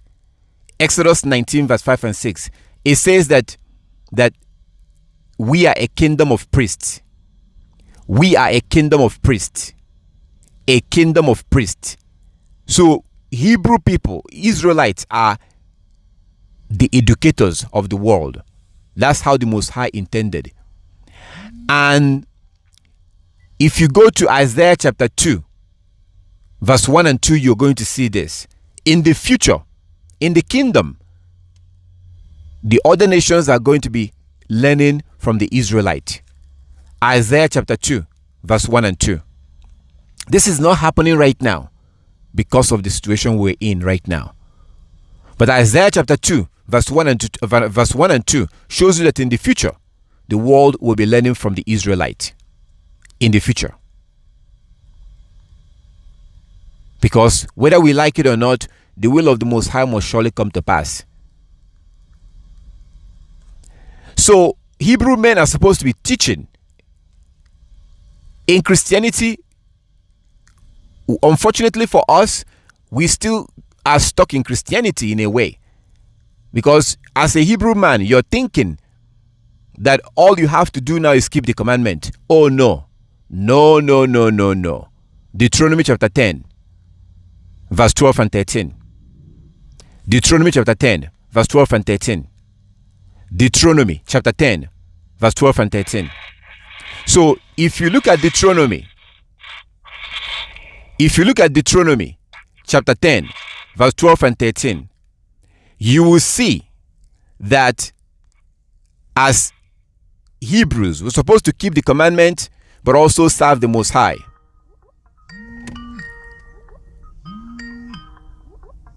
If you only keep the commandment, because we're required to keep the commandment and do something else as Hebrews. Let's take a look at that.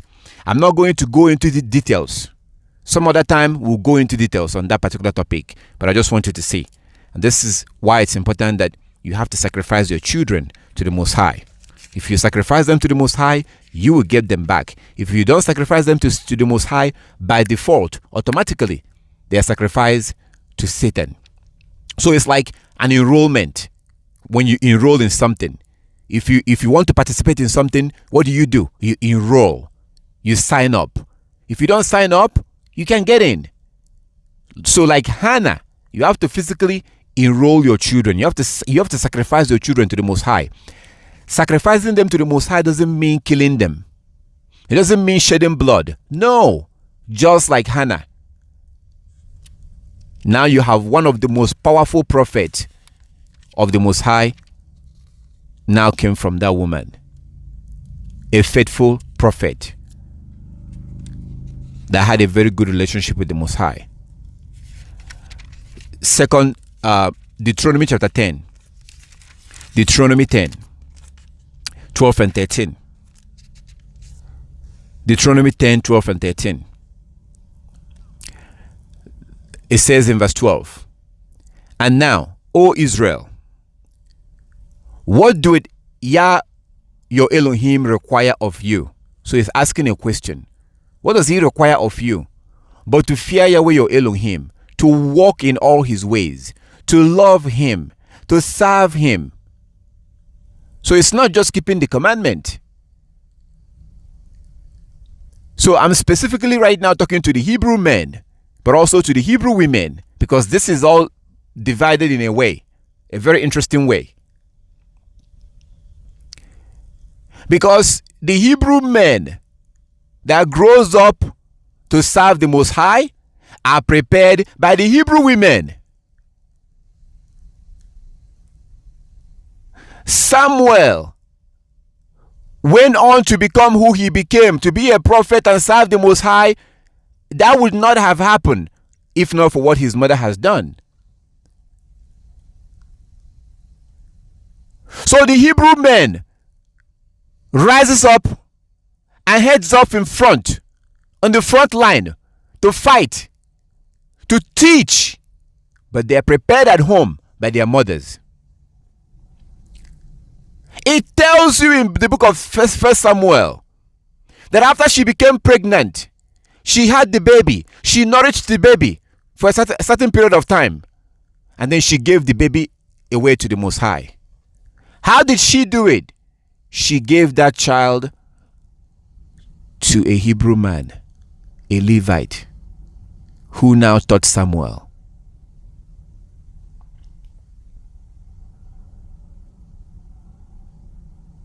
But that boy was prepared. That boy was prepared by the mother.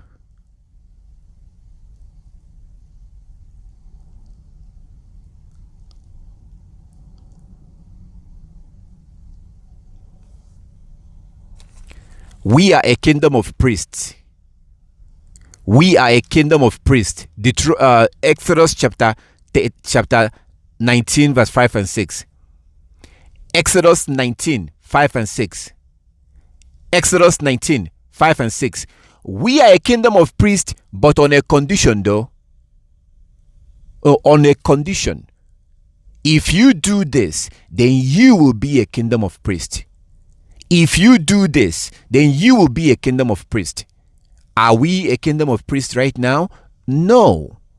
Because we are at the opposite of where we're supposed to be. We are supposed to be teaching other nations. Unfortunately, they are teaching us. If I was around when the Europeans came to Africa, to our people, I would have organized brothers, and we would have chased them, all those missionaries. We would have catch them. I'm telling you the least I could have done. The least. If I was around at that time, knowing what I know now, I would have organized brothers, and we would have catch all these white people, tie them up, bound them up, take them back to the ocean and throw them in their boat and push the boat, drag the boat out in the middle of the ocean and just leave the boat there so they can sail back wherever they came from.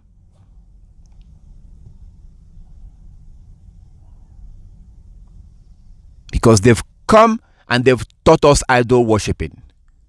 They've taught us to turn our backs on our Heavenly Father. Till this day. Till this very day.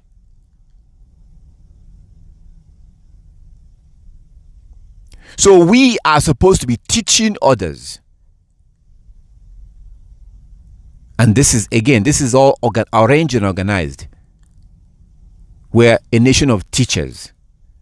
But that's not the case today. Everything we now do today, even the food we eat, we look up to the heathens to tell us what's good and what's not good. When you go to the store, what are you buying? What do you buy?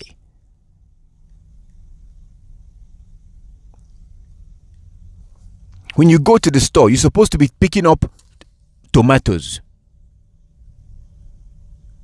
peppers, the ones that you can touch with your hand, not the sachet one, not the ones that are put in a packet, because that has been altered. Pick it up. Just yesterday, I was walking down a store, and I looked and I saw something. I think it's called macaroni or something. And I turned around. It looked good. It's in a sachet. It looks very good. So I imagine what it will look like after it's been cooked. So I turned around and I went and picked it up to see what it's made of. The first 4 or 5 words I saw there was monocrystallides, metallic this, like words I cannot even pronounce. These are chemicals. That was the first 3 to 5 words I saw before I now saw something about weed or whatever. I just put that thing down. When you pick up something like that has chemicals in it, when you pick it up and you buy it, you're letting the hidden teach you what you should eat. And do not be surprised when you're going to be diagnosed with cancer. It is an insult to our Creator for us to be eating food that has been altered by men. And the Most High is quiet, watching us to see what we will do. How can the head now choose to be the tail? How is that possible? This is the reason why the Most High asked a question. Our Heavenly Father asked a question. At some point, it became clear to our Creator.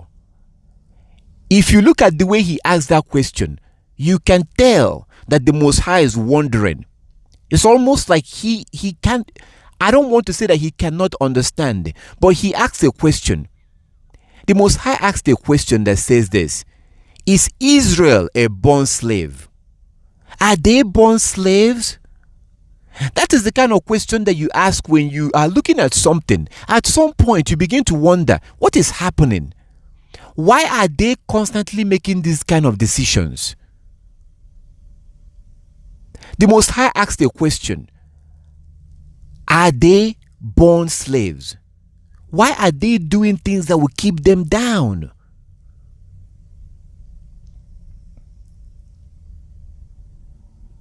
So you cannot let others dictate to you what you eat. And the way to do this is very simple. Avoid man-made food, the one that man has tampered with. So stick to the natural ones that you can pick up. You can pick it up. You know, the thing is that it takes time to cook. It takes time to cook. Part of the problem we had is that we were lazy. That's why we wanted to stay in Egypt. In Egypt, things were easy. In the wilderness, we'll have to build our own house. We'll have to dig our own well. We'll have to grow our own food. That was too much work. It was easy in Egypt, so we'd rather just stay in Egypt. It's the same thing till today. Same thing. This is the reason why when you talk about moving to Africa, most of us, we don't want to hear that. That's too much work. Because now you have to educate your children yourself. Because in Africa, the government will not force you to send your children to school. So we use the excuse, oh, well, I don't really have any choice because they are forcing me. I will go to jail if I don't send them to school in America or Europe. Well, in Africa, the government doesn't care. So that means that you have to educate your children, and that's too much work. We are actually using the school system as a babysitting place. We send our children to be babysitted, not realizing that you're sacrificing them to the devil. As the people of the Most High, we are different, and you know that. And we are supposed to be teachers of the world. Why would you be allowing them to teach you how to dress? Do you understand that when you go to the store and you buy clothes, that you're letting somebody teach you how to dress? Because that cloth has a designer. What I am wearing right now, not to say that I'm better than you. No, that's not what I'm trying to say. Okay, I'm sure there's other brothers here who are wearing the same thing. I'm sure Brother Haven, if he turns on his camera right now, he's wearing the same thing that I'm wearing. I'm sure Brother Linwood, if he turns on his camera right now, he's wearing the same thing I'm wearing. I'm not the only one that wears this. So I'm not trying to say that I'm better than you. That's not what I'm trying to say. But the point I'm trying to make is that what I'm wearing here right now was not designed by the white man. No, it was not. speaking of Hannah and sacrificing her son to the Most High. Speaking of her, go to First Samuel chapter 2, verse 18, just so you see. First Samuel 2:18. First Samuel 2:18 and 19. Let's take a look at that real quick. Since I mentioned Hannah, and now I'm talking about garment. Let's see Hannah and garment in the same place. First Samuel chapter 2:18. First Samuel 2:18. First Samuel 2:18 and 19. Chapter 2. Chapter 2.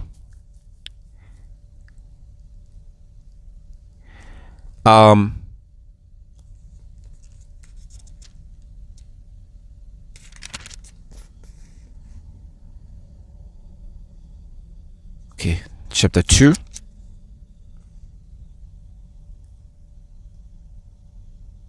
Verse 18 and 19. First Samuel 2:18 and 19. Chapter 2, verse 18 and 19. But Samuel ministered before Yahweh, being a child, girded with linen ephod. Verse 19. Moreover, his mother made him a little robe. King James might say a coat. They were not wearing coat. That is like a modern word for robe. Coat is a modern word. You know what a coat looks like? That's like a coat is like a bastardized, a white man's version of a robe. It's a robe. If you doubt me, focus on that particular verse and look at it in multiple translations. So what he was making for his son or for her son here is a robe, like you see the Muslims wear. Verse 19. Moreover, his mother made him a little robe and brought it to him from year to year when she came up with her husband to offer the yearly sacrifice.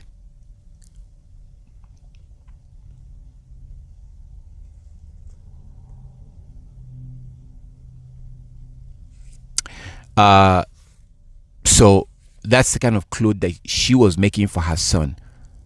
So the style of clothing that the Most High wanted us to wear was basically designed by the Most High, actually in the Garden of Eden. The Garden of Eden. Now they want to give you the impression that the Most High took a little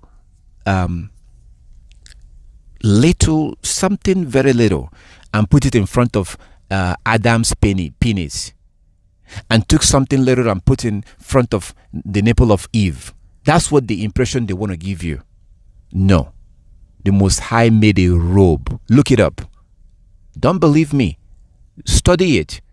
Go study what the kind of clothes that the Most High made for Adam and Eve. It was a robe. If you see it, it's going to say coat. No, not a coat. Look up that word in Hebrew. Look behind the word. It was a robe. The Most High made them a robe. So the Most High designed the kind of clothes that his people is going to wear. Now, I'm not going to go too deep into that right now. We can do that some other time.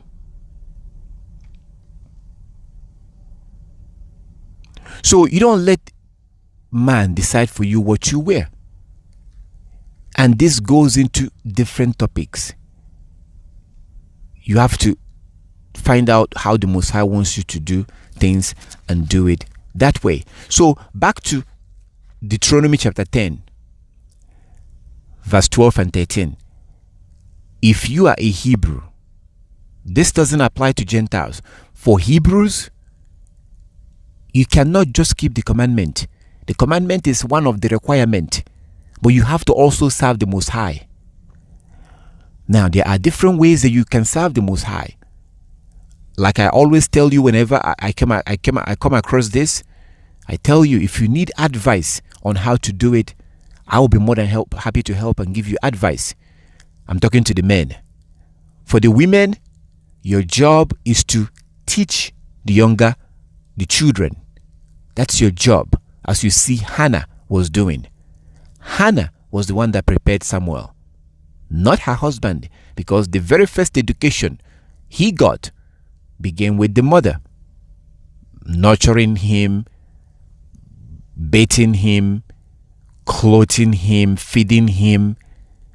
He was learning how to eat from his mother, how to drink from his mother. Eventually, that role goes over to the man when it comes time for him to start learning the law.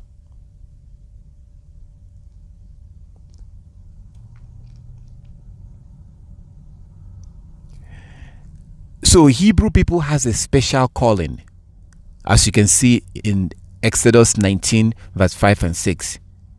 If you ignore this, you will look back and regret. Do not just keep the commandment, you have to serve the Most High. So that's why you see Christ, Yeshua, live the kind of life he lived. They all serve the Most High. That's why he told that man, if you want to have treasures in the kingdom, come and follow me. Follow him to do what? Follow him to go around and drink around and hang out and chat? No. Follow him to do the work, because Hebrews has a special task. That is the reason why the Most High sent Peter to travel all the way and go and teach the Italian man. In Acts chapter 10. In Acts chapter 8, you see the Most High sending a Hebrew to go and teach the Ethiopian eunuch. It's not enough to keep the commandment if you are a Hebrew man. Hebrew women, go back to Titus chapter 2 from verse 3 to see your responsibility. And this responsibility is not limited only to your daughters. It's not only to your daughters, to other women also. It is your job to teach them. It is your job to teach other women.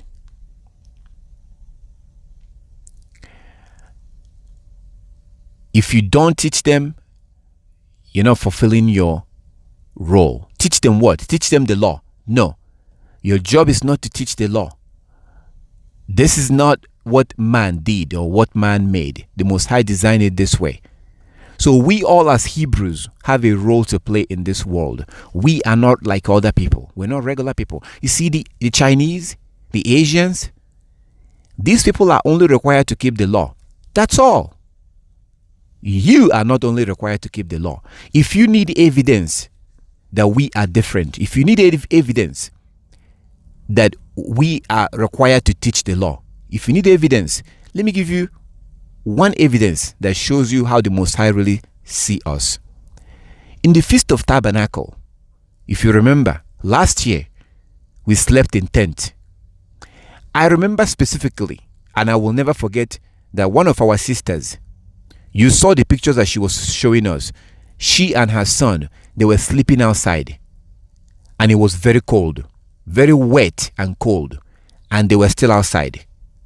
Now, most of us will say, oh, it was raining. We will use that justification to go back inside. But she stayed outside. She and her son slept outside, even though it was very cold where they are. So that thing that the Most High told us to sleep in tent for 7 days, that only applies to the Israelite. I don't know if you know this. That only applies to the Israelite. If you read in Leviticus chapter 23, you will see that the other nations, the Gentiles, are not supposed to sleep in tent. Only native-born Israelite. So the Most High did this to set us apart. Only native-born Israelite. So on a Feast of Tabernacle, a Chinese or Latino or any other person or an European, they don't have to sleep in tent. And they're not committing any sin, because only native-born Israelite, and you are a native-born Israelite, only native-born Israelite, and of course, if you're a native-born Israelite, Chinese is not a native-born. So I'm making a point by showing you that law about the Feast of Tabernacle. Only native-born are supposed to sleep in tent. So the same way in Exodus chapter 19, verse 5 and 6, the Most High chose Israelites to teach the law. And this is not just for the Israelite men when it comes to being a teacher. The Israelite men teach the law. But who prepares the Israelite men from birth? The women. And who gets the responsibility to teach the younger women, the younger girls? The women. I have found myself in a situation where people look at me like it's like very weird and strange when I try to teach a young girl, because it's not really my job. I have one of our sisters here, Sister Brenda. One day I called her and she answered, and I was happy because I had run into a sister, and I did my part of telling the sister who we are, and she was a Christian. That sister is a Christian. So I did what I can do with the law, but I knew I was still helpless, because there's some things that a woman can do that I could not do.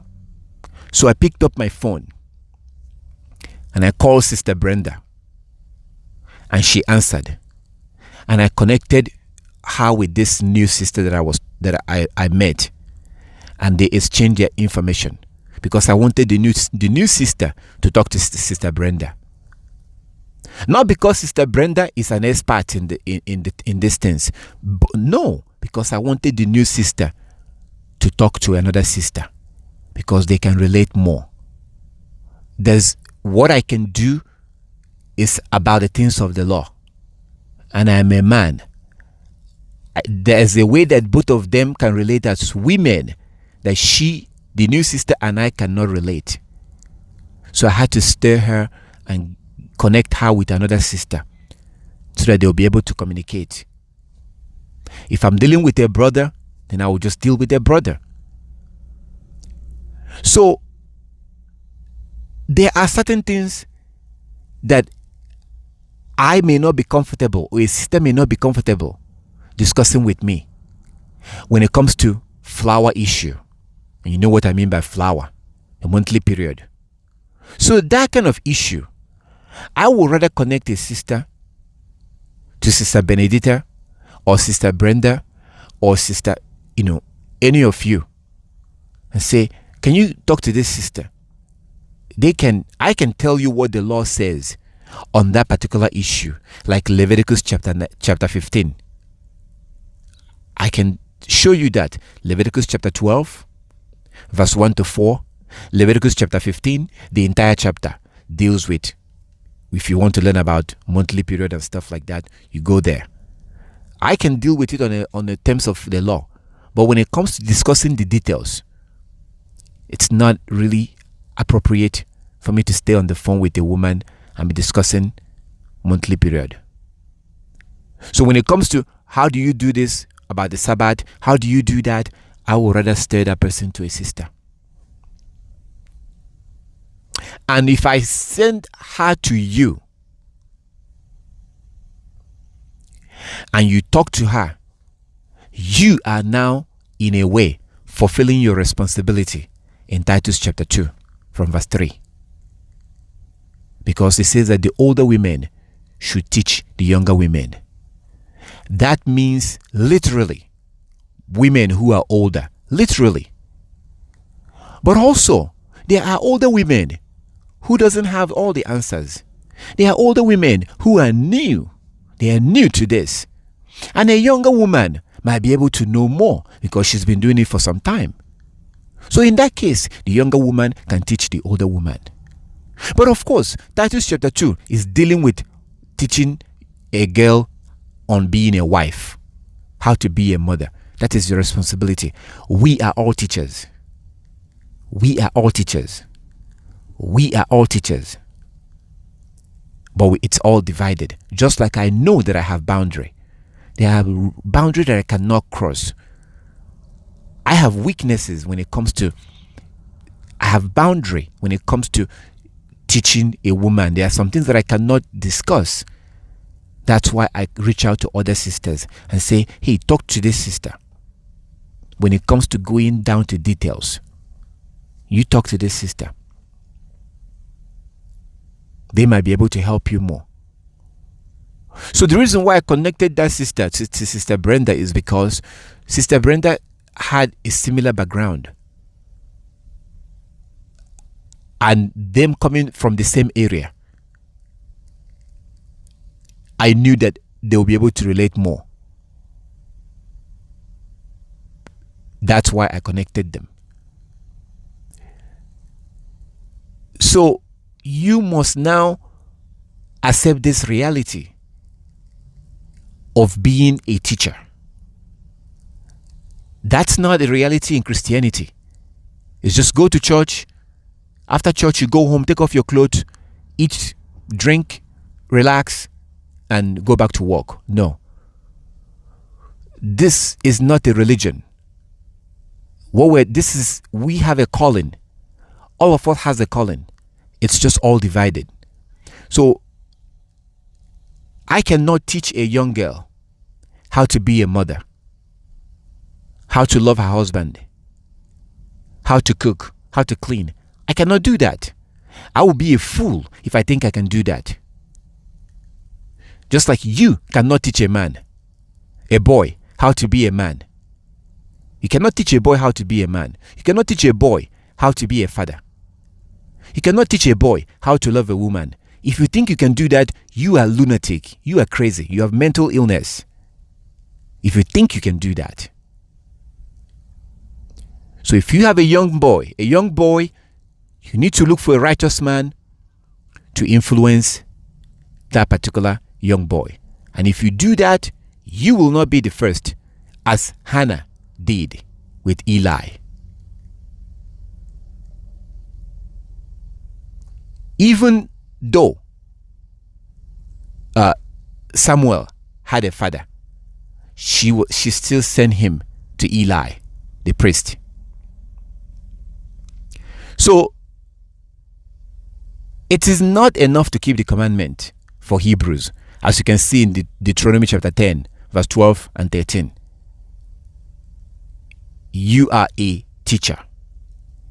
If you are going down the street or you go inside the store, you're shopping in the store, and you see I'm talking to the women, and you see a young girl with jeans and something she's wearing up here, it's tight, her blouse is tight. It is your responsibility to talk to that girl, not in a disrespectful way, and explain to that girl, talk to them, explain to them that dressing this way might look good, might feel good, but this is going to attract men who don't care about her. So you want to approach the person, not talking down on them, not telling them that they're wrong, even though they're wrong, but people don't want to hear that they're wrong. You want to approach it and speak to them in a manner that their guard doesn't go up. Because if they feel like you're insulting them, they will not listen to you. But if they feel like you are protecting them, they will listen to you if you just go straight to the point and tell them the truth. Look, I used to dress like you, but dressing like this, when men see your body, they get distracted by your body and they begin to say that they love you. They begin to say things. And what usually happens is, after they have sex with you, eventually they leave. Most girls will appreciate you telling them that. But most girls are not being told this by their parents. Even their parents need to be told this. Older women need to be told this. This is the reason why that things are going to get worse.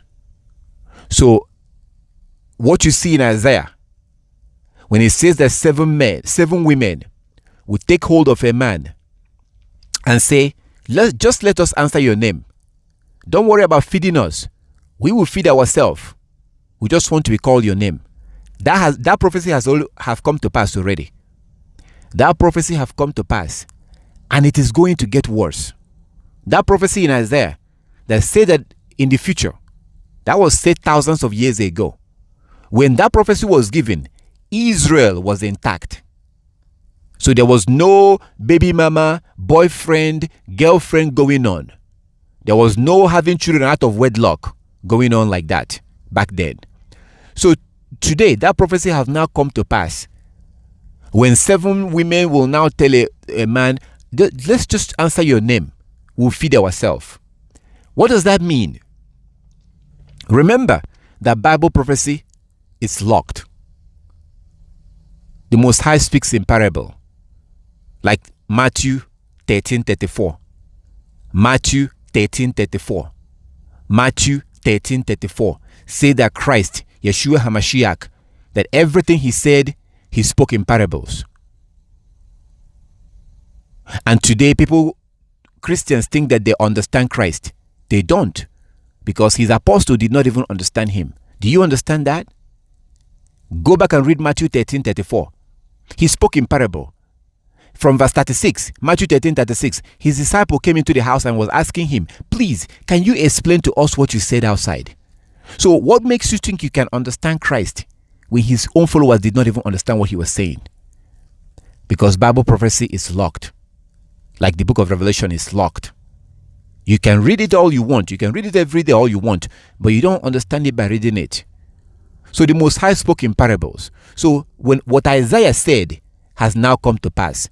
So if you're sitting around and you're waiting for the day that you're going to be looking at 7 women, and the 7 women will go and they will tell one man, hey, let's just answer your name. Let us be like wives to you, or be like husband unto us. But don't worry about feeding us. Don't worry about buying us clothes. We will take care of all of that. If you're waiting for the day that 7 women are going to go do this, your hair, all your hair, and every hair in your body will turn white while you're still waiting. That's not how Bible prophecy works. I explained this last Sabbath. The Bible prophecy does not work like that. Bible prophecy gets fulfilled undetected, meaning that when it's happening, the world will not know. Most people will not know. That's why most people in Jerusalem did not know that Yeshua, who was among them, was the Christ. They didn't know this. So Bible prophecy gets fulfilled undetected. There's evidence of this in Isaiah chapter 42 from verse 22. Isaiah 42 from verse 22. Isaiah chapter 42 from verse 22. The Most High asks a question. Who is putting Israelites in prison? Who is putting Israelites into these problems that they're in? Who did this to them? That was the question that the Most High was asking. And then he asks, is he not he, the Most High, who is doing this to them? And then our Heavenly Father asks, he asks a question, who can understand these things and explain it? Because what was happening to the Israelite, majority of them don't even realize what was going on. Just like your average Israelite today. Do you think that they know who they are? They don't. They don't. Your average Israelite in the prison have no idea that they're there because of the cause of Deuteronomy 28. Again, Jeremiah chapter 9, from verse 11 to 16. The Most High described what he would do to the Israelite. Jeremiah 9, 11 to 16. Jeremiah 9, 11 to 16. Jeremiah 9, 11 to 16. I'm repeating myself so you can write it down and go and read it. Jeremiah 9, 11 to 16. The Most High talked about how he's going to kick the Israelite out of the land. He would drive them out of the land completely. And he will scatter them among the nations of the world. And in verse 13, Jeremiah 9 verse 13, he tells you the reason why. Because the Israelites broke the law and refused to keep the law. That's why he will kick them out. And that prophecy has come to pass. But within that place, that Jeremiah 9, 11 to 16, the Most High asked a question. Our Creator asked a question. Who is wise? Who will be able to understand these things and explain it to the Israelites? So why will he be asking this question? First, in Isaiah chapter 42 from verse 22. Second, Jeremiah 9:11-16. Why will the Most High be doing something to the Israelite and then turns around and asks a question? Who can understand what he's doing and explain it? That's why he says in Jeremiah chapter 5 that the Israelites have eyes, but they don't see. They have ears, but they don't hear. What does that mean? How can you have eyes but you cannot see? How can you have ears but you cannot hear? Because the Most High is a spirit. John 4:24. John 4:24. The Most High is a spirit, and those that worship him must worship him in spirit and in truth. Those that worship him will worship him in spirit and in truth. The Most High is like the air. You can feel it, but you cannot see it. Now, when is the last time you saw somebody telling you that, oh, I don't believe in the air. I don't believe in the air because I cannot see it. As I'm speaking to you right now, I am hot. It's hot. And I have fan blowing on me. But I'm still hot. So I will be a fool to say, oh, I cannot see the air, so I don't believe in the air. No, I need the air right now. That's why I have fan blowing on me.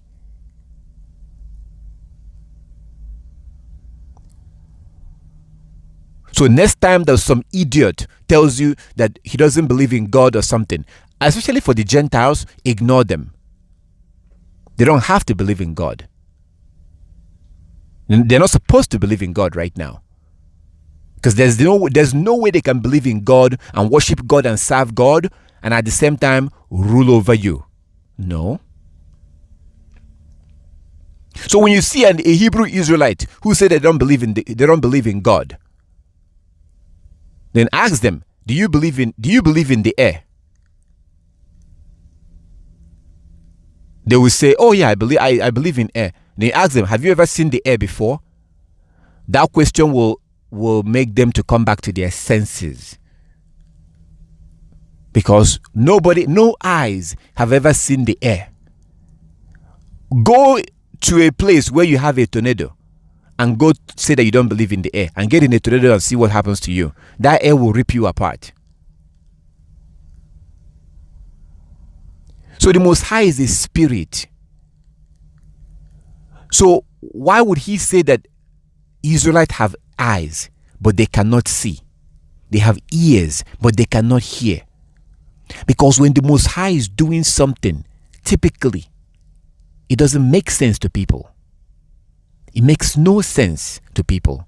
That's why you have 2 Corinthians chapter 2. When the Most High is doing something, it makes no sense to people. And you cannot understand the Most High if you don't understand this principle. You cannot understand our Heavenly Father. If you want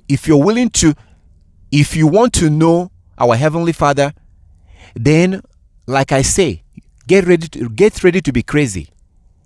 If our Heavenly Father is going to deal with you, then you must prepare yourself to be called crazy by your friends, your family, your co-workers. People are going to think that you are crazy if the Most High is going to deal with you, because the things of the Most High makes no sense to regular people. So this has to be understood as you go on your journey, because when the Most High begins to deal with you, people who are around you will think that you're mentally ill. They will think that you've lost your mind.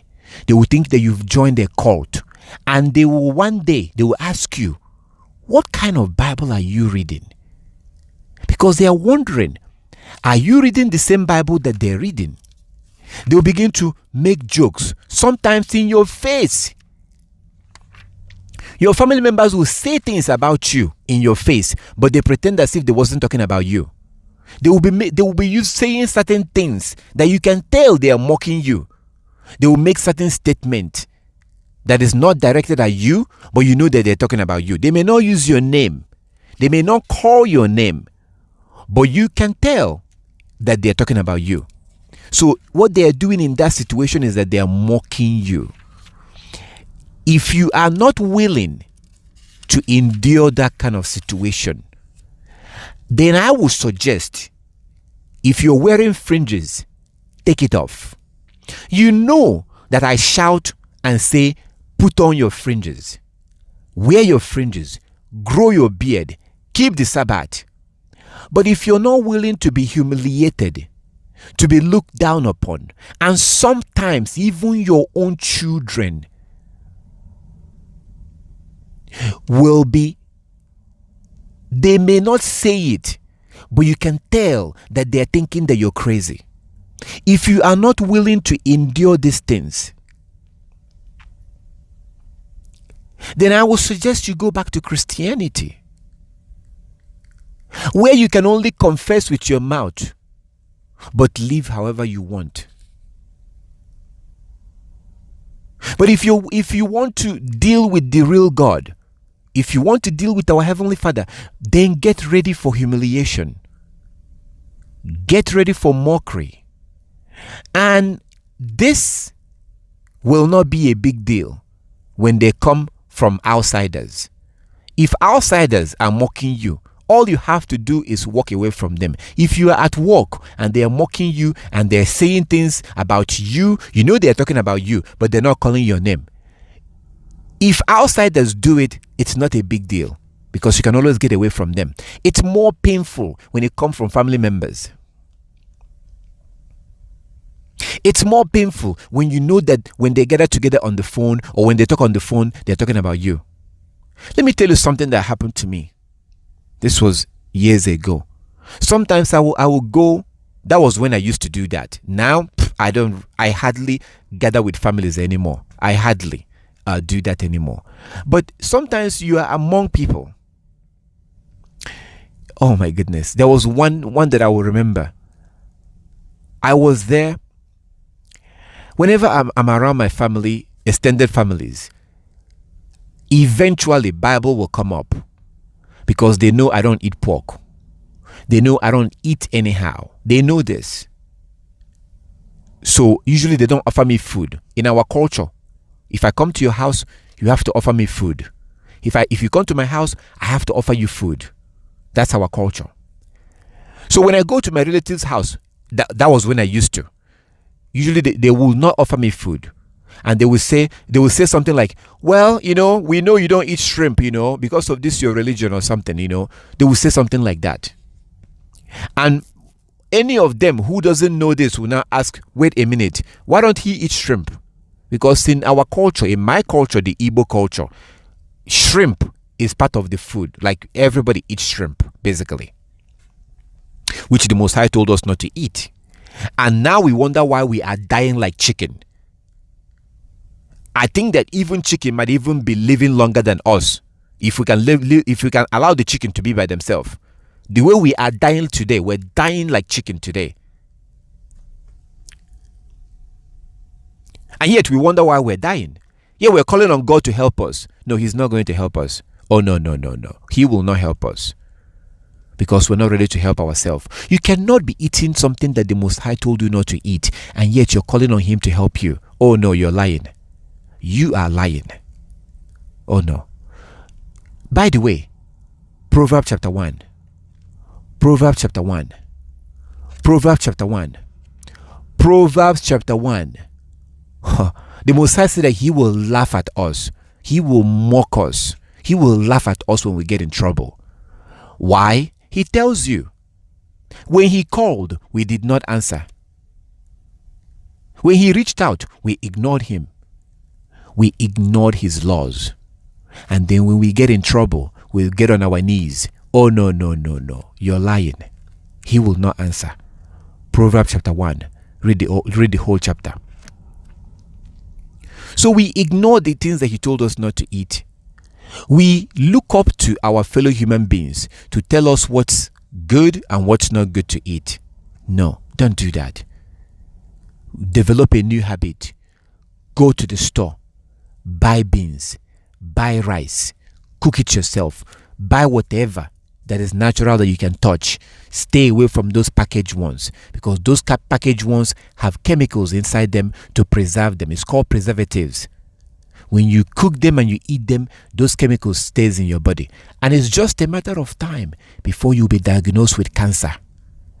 And then you will call me on the phone, brother, can you pray for me? I'll be like, oh, wow. That's all you're going to be hearing from me. Oh, wow. Because I don't want to. You're already suffering enough. But if I want to be real with you, I will tell you, I'm not going to pray for you. It's a waste of time. What you eat today will determine your life in the future. 3-4 days ago, I was telling somebody, like I've told you before, what your health will be 3 years from now depends on what you're eating and drinking right now. You shouldn't be drinking soda. It's been years since I drank soda. Soda is not good for your body. Your body needs water. That's what it's designed to take. What you eat, what your health, the nature, the situation that you will be in 4 or 5 years from now depends on what is going inside your mouth today. Now, I eat in a very extreme way. I wouldn't advise you to eat the way I eat, because it's not meant for everybody.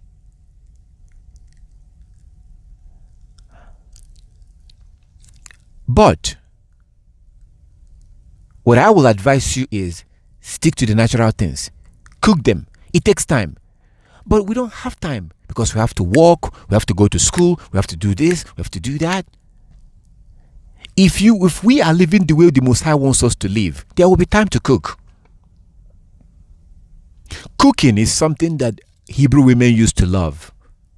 I told you when I was growing up, we, the boys, will go outside and play. We play around. We're doing boys stuff, manly stuff. I remember that girls will go on the corner.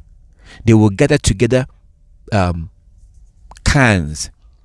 They will gather together cans and they will sit in the mud.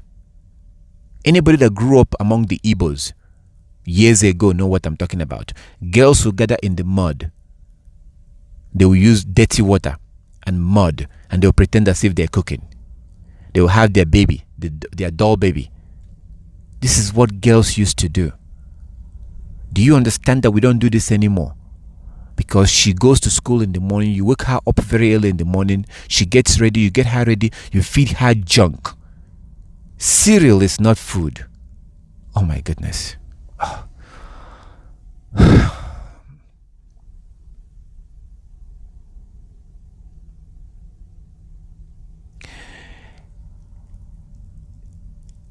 Cow milk is designed for cows. Goat milk is designed for goat.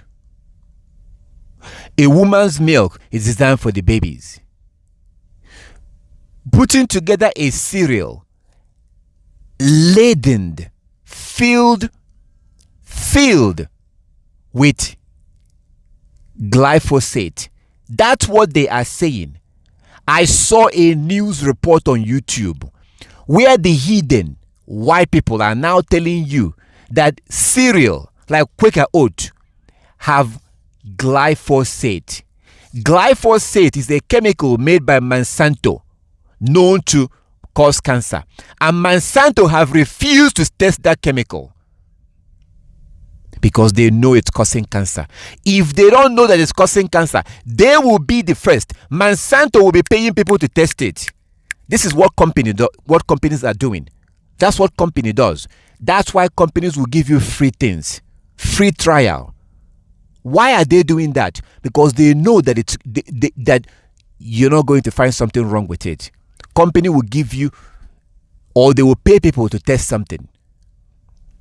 But when a company is doing the opposite, when a company refuses to reveal the result of their test, and when that same company refuses to allow outsiders to test that product, run from that product.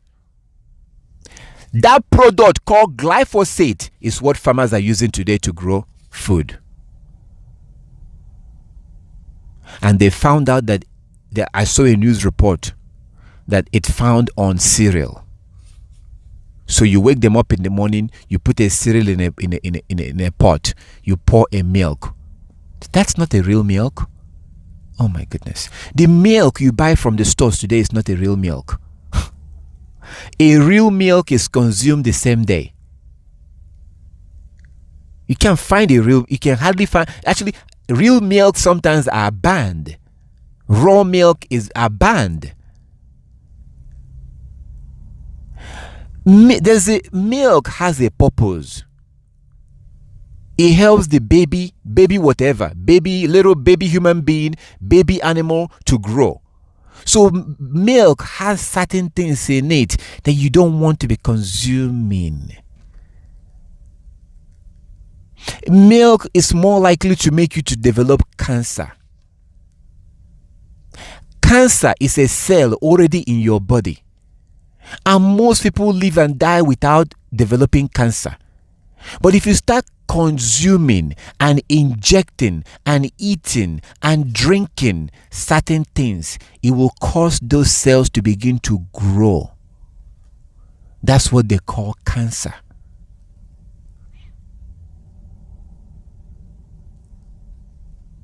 That cancer can also be cured depending on the situation if you change what you eat. So there are certain things that you don't want to put inside your body. It's things like milk, like that. Those are kind of things. It's loaded with things that helps the baby to grow. Are you a baby?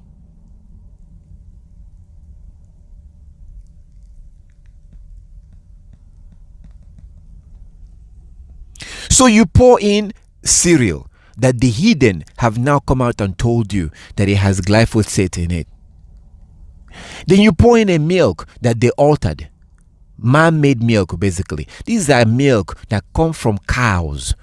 Cows that are being forced to eat genetically modified corn. I'm not making this up. Look it up on Google. Type into Google. Cows forced to eat corn. You see pictures.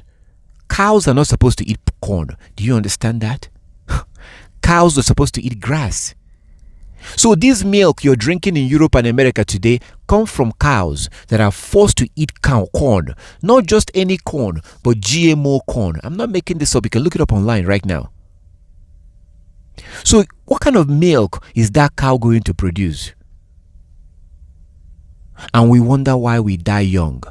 We wonder why we get sick. Oh, and we also ask the Most High to come and help us. Oh, no. No, the Most High will not come down and help us. The Most High cannot come down. My prayer is that He doesn't know. He cannot come and help us. I cannot be eating junk and I'm getting sick from the junk, and I continue to eat junk, and then I ask the Most High to come down and help me. What kind of dishonesty is that? That's dishonesty. The only reason why you're hearing this is because you became interested in keeping the law. 99.99999% of our people will not hear this because they refuse to keep the law. If you start keeping the law, then you'll be able to hear this, you'll be able to understand this. And then you have the time to change the way you eat before it becomes too late. If you don't change the way you eat, it's just a matter of time before you become sick. And when you do become sick, you will not be able to keep the law. Because when you are in pain, and I have been in pain, when you become sick, all you're thinking about is how to get out of that pain. When you are in pain, the last thing you're thinking about is the commandment. The last thing you're thinking about is the Sabbath. You are in great pain. So when you're in pain, it's much more difficult to keep the law.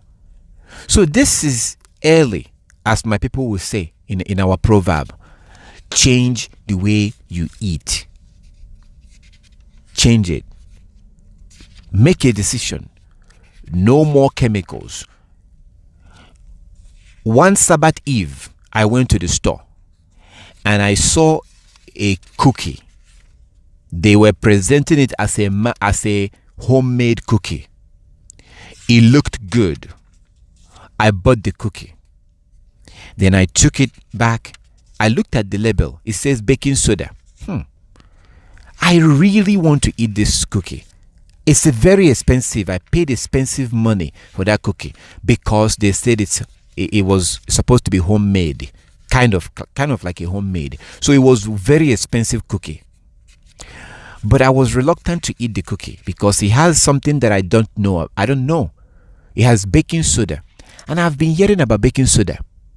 I have been hearing about baking soda, but I didn't really know what it was made of. So before I could eat that cookie that I really wanted to eat, I looked up, I used my phone, I typed into Google, baking soda. And I began to read about baking soda. And after I read about the baking soda, I threw the cookie away. I threw that cookie away. I paid around $5, like $4 and around $4 to $5 for that cookie. $4 to $5, which is expensive for a cookie. That's expensive for a cookie. I threw it away because I didn't know what baking soda was made of. But when I Googled baking soda and I read about baking soda, well, according to what I read on Google, it says that baking soda are generally used by bakers. Those are bakeries. They use baking soda. And the reason why they use baking soda is because it makes whatever is being baked, it makes it to rise much faster. So they use baking soda because it makes it to rise faster. So what about just letting it rise naturally? They don't have time for that. They want to be able to bake as much as possible. So they use baking soda, which is a chemical. Baking soda is a synthetic material. If it's natural, I will eat it maybe, but it's synthetic material. And this is basically an example of the man-made food system. They use chemicals to make something to be fast. When you do eat these things, it causes problems to your body. Look at the book of Psalm 107. Take a look at this. Psalm 107. Psalm 107, verse 17 to 19. Psalm 107. Psalm 107. Psalm 107. Psalm verse 107. 107 verse 17 to 19. Some were sick through their sinful ways, and because of their iniquities endured affliction.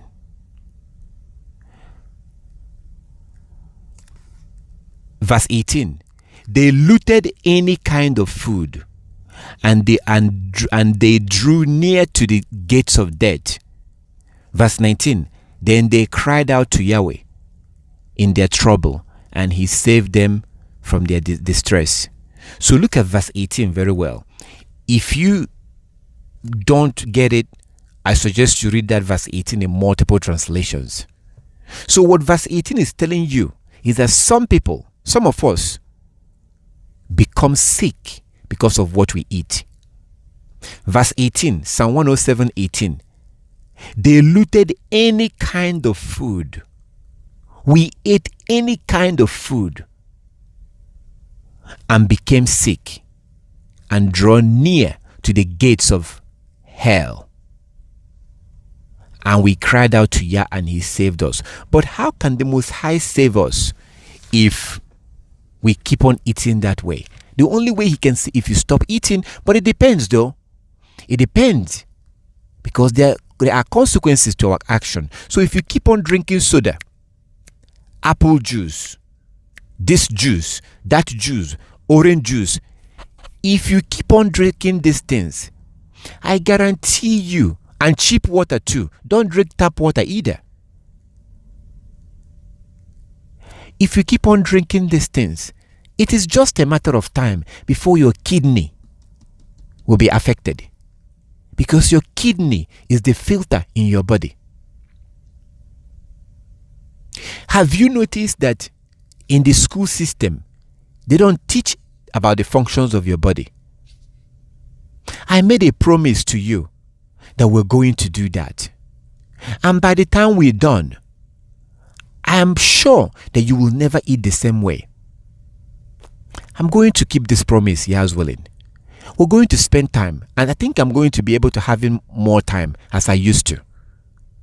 We used to meet 3 times a week. Three times a week, and we did a lot of studying. Now we only meet once a week for the Sabbath.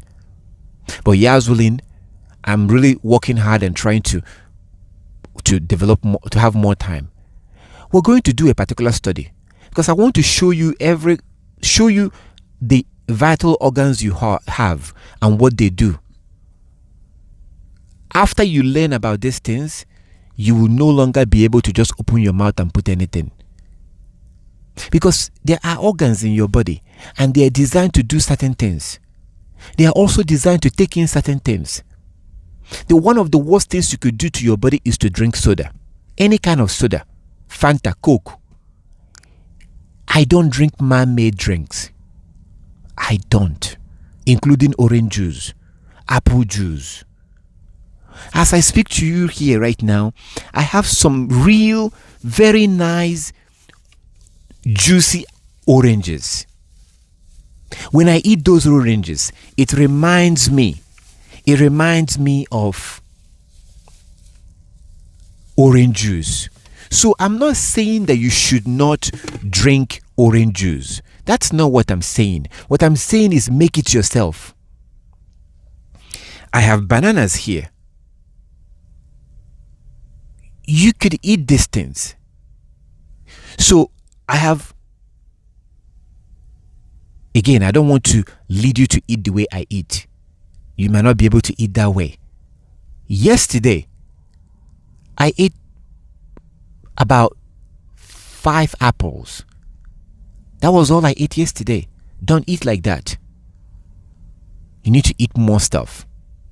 Eat. You don't have to eat 3 times a day. It's actually not a good idea to eat 3 times a day. 2 times is fine. Twice a day is fine. The idea of 3 square meal, that literally came from the Europeans. Literally. Go look it up on YouTube. Go and look on YouTube. The idea of eating 3 times a day is not biblical. That idea came from the Europeans. And that was one of their psychological attack on the Native Americans. Trying to humiliate the Native Americans. That was where the idea came from. Eating 3 times a day is not good for your body. Now, I don't want to use this time to get into health. We will do that some other time. And we'll dedicate that time on that. So that you can see health and your body from the scripture. And see how the Most High wants you to handle your body. The Most High gave you a perfect body. We were created perfect. But we have to maintain our body. If I give you a brand new car, or if you give somebody a brand new car, the tire in that car is brand new. The engine in that car is brand new. Everything in that car is brand new. If you give somebody a brand new car off from the factory, it is now up to that person to maintain that car. They have to put gas in that car. They have to change the oil. They have to put water in that car. They have to put certain things in the car. The car has to be maintained. Car has to be washed. So imagine that person taking the car. They don't change the oil. And when they want to change the oil, they will put the cheapest of the oil.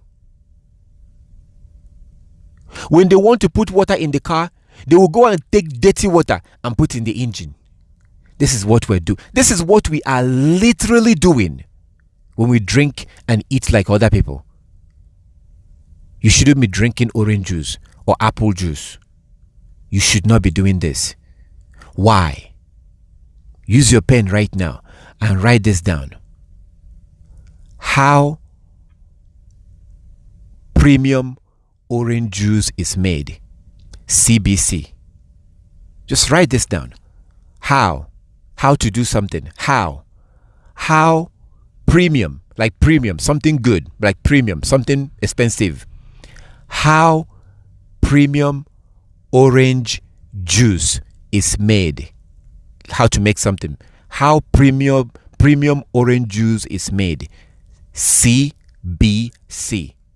So CBC stands for Canadian Broadcasting Corporation.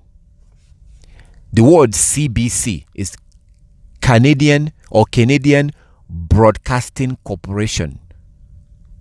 That is the main news agency in Canada.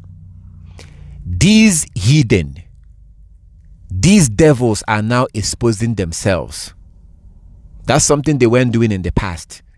So they did exposure on themselves. They did an investigation to find out how the orange juice, the same one you see in your store, they looked at the best of the orange juice. You know, the one that you see in the store, that you pay more money because you think it's natural. It is not natural. It says natural on the packet, but it is not. And what they did, this video is about 22 minutes long or so. What they did is that they did an investigation to show you how they make this orange juice. Did you know that they put perfume to make it smell like orange juice? Then they write in the label, natural. That's why you shouldn't be drinking orange juice or apple juice. If you want to drink it, make it yourself. If you love drinking orange juice, that's fine.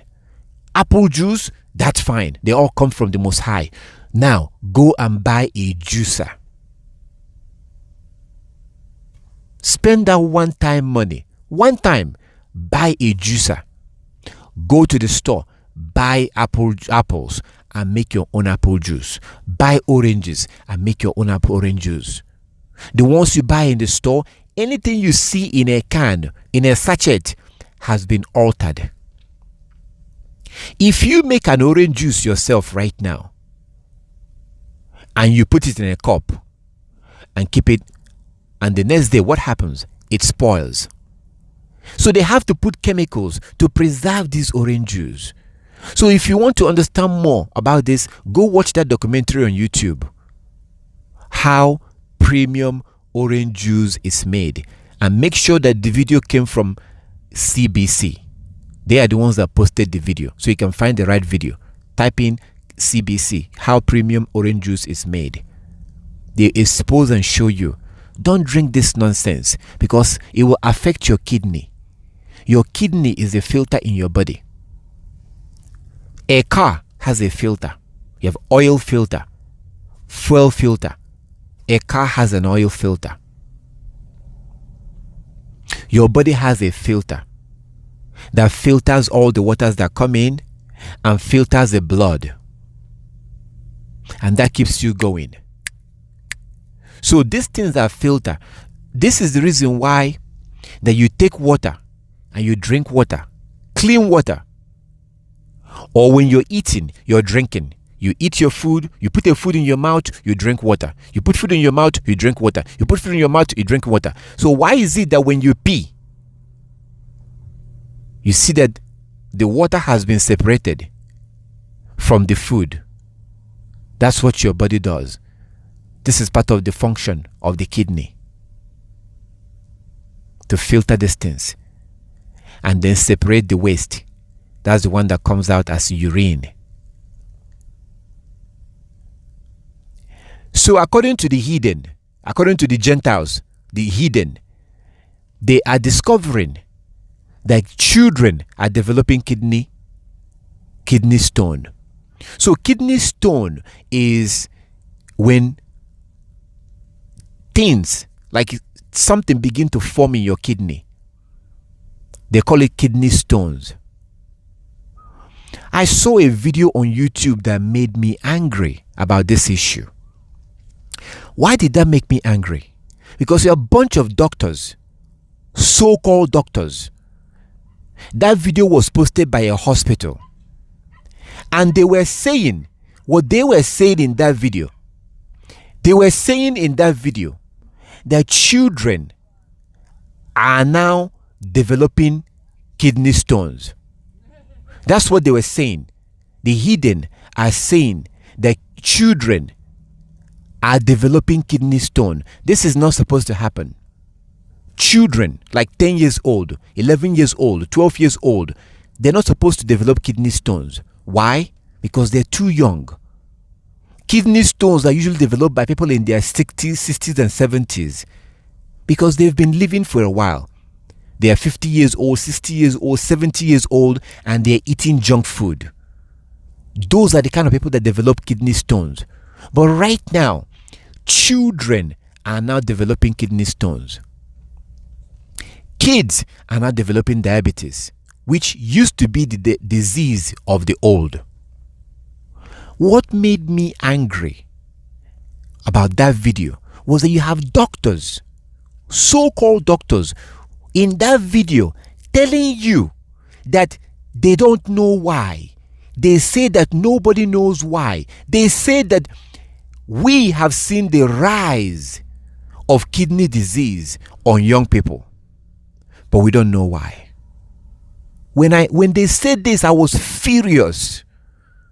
How could you say that we don't know why, but you're a medical doctor? So that video, they're saying that if you have a child that had kidney disease, we can try to treat the child. We can try to treat them, but we don't know why they're having kidney disease. That is a lie. It's the example of looking at somebody who you gave a brand new car using cheap oil. Sometimes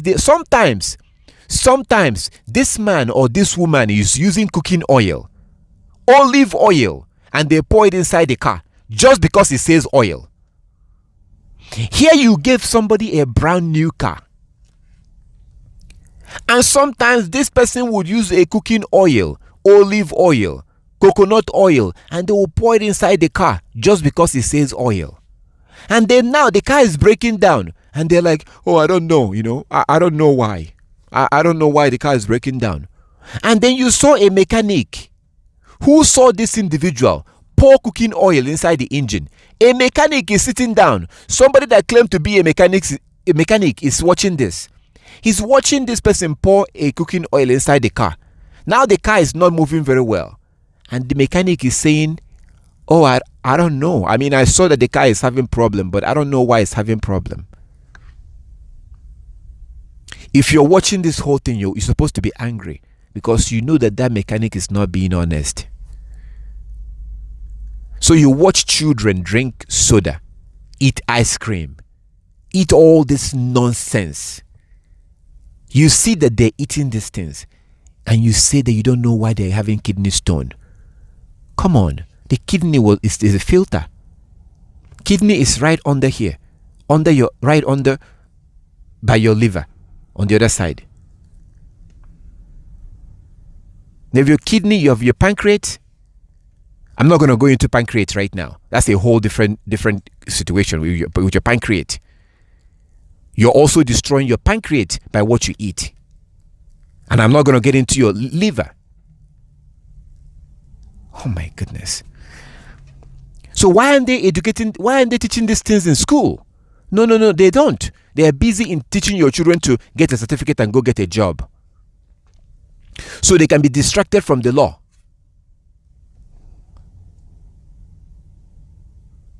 Notice that nobody cares about educating your children about their body,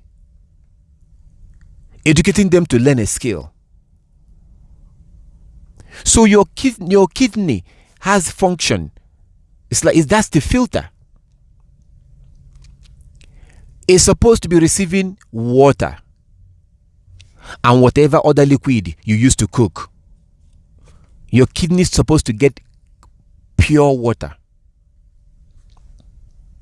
When your kidney is doing the work of filtering your body and your kidney is dealing with water, that's fine. That's fine.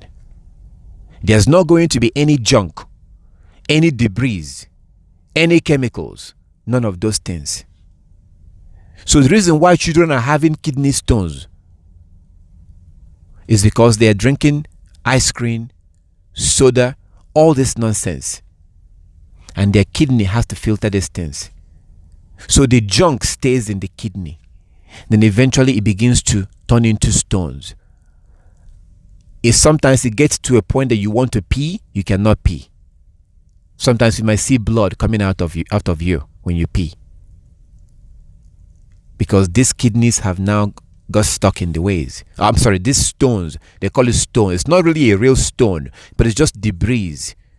All this chemical, all those things, all those coloring, the color in the stuff, the color in the soda, all those things stays in your body.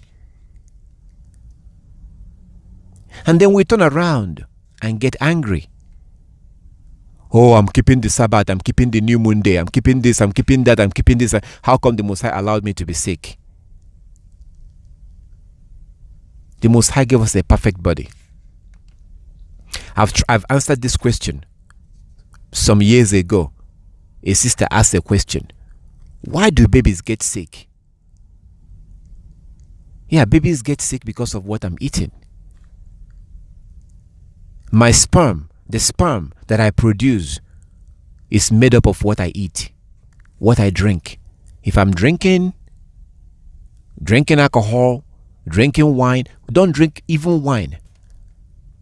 I only drink water, or any other liquid will come from, like, when I drink a liquid, it's like maybe from apple or orange or water. So your sperm is made up of what you drink and what you eat. So when you're drinking soda, wine, all this nonsense, it's going to affect the sperm that you produce. And you wonder why we have children who now have to wear glasses. I didn't see that growing up. A lot of the children you're going to see now these days are wearing glasses. And then we turn around and we blaspheme the Most High when we get sick.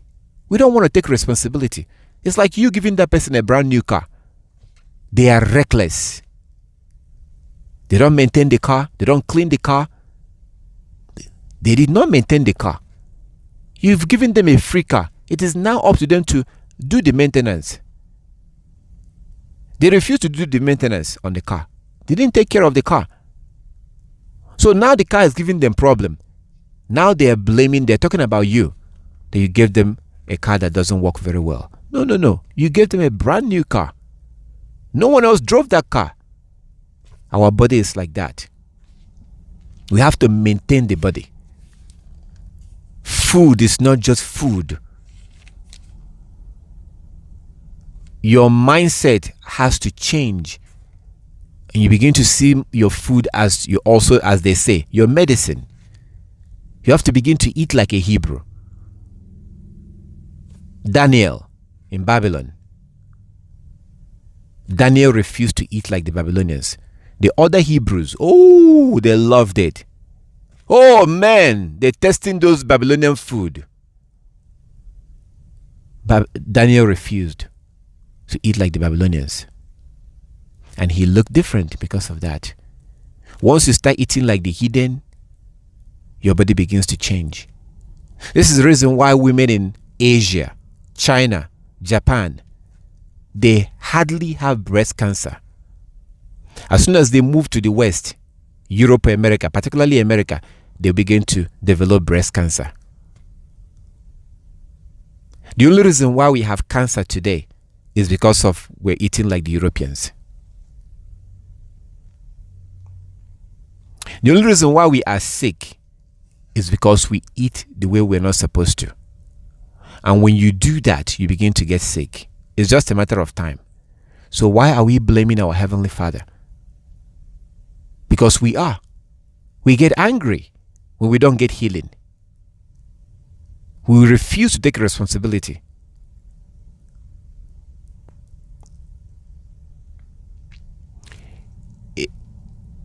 It's one thing to realize that you're a Hebrew. It's another thing to begin to live like a Hebrew, dress like a Hebrew, Worship like a Hebrew. You know how a Hebrew is supposed to worship. You should never ever sit down while you're praying. You're supposed to be on your knees. You're supposed to lift up your hands. You're supposed to pray 3 times a day. Once in the morning, once in the midday, once in the evening. That's how the Hebrews, that's how your ancestor was praying. If you can, face the west, face the east, or face towards Jerusalem, depending on where you are. So this is not a church. This is a lifestyle. The way you eat has to change. The way you dress has to change. The way you worship has to change. The way you pray has to change. And Yeshua HaMashiach, Christ, has made it easy for us by giving us what the Most High wanted him to give us. So he gave us a message from the Most High in Matthew chapter 6 that this is how you pray now. First of all, no more praying in public. The Most High is sick and tired of that. Praying like hypocrites. I like that. I like that I don't have to pray in public anymore. Sometimes I'm driving and it's time for me to do my prayer. I will pull over. I will stop on the side of the road and I will get on my knees and pray.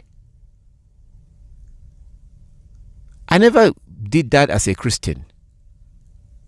You go to Daniel chapter 6. You see that verse 10, Daniel was praying on his knees.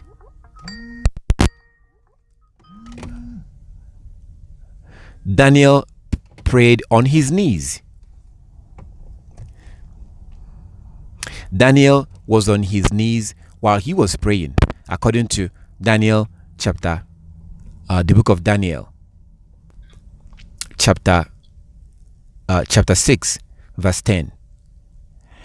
So just read from verse 1 if you can. Read from verse 1. So every part of our life has to change. Now the food part is really where you also want to focus, because I know it's difficult to get to give up certain food that you've been enjoying, but you have to. I gave up a lot of food. I don't want you to eat like me. Eat naturally. Cook your food. Cook it yourself. I don't eat in restaurants anymore. I don't go to restaurants anymore. I don't buy from restaurants anymore. One of the reasons why you cannot eat in a restaurant, aside for the chemicals in the food, do you understand the kind of heavy duty chemicals they're using to clean those ovens?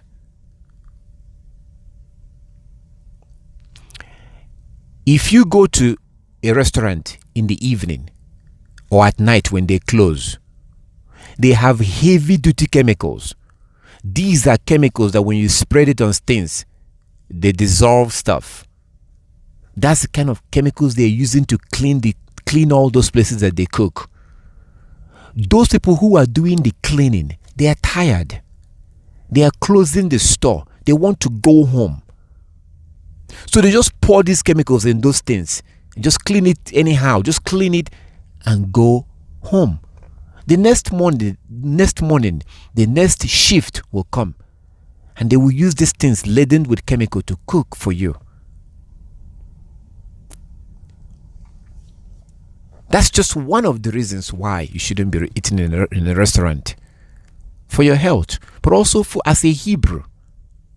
Cook your own food.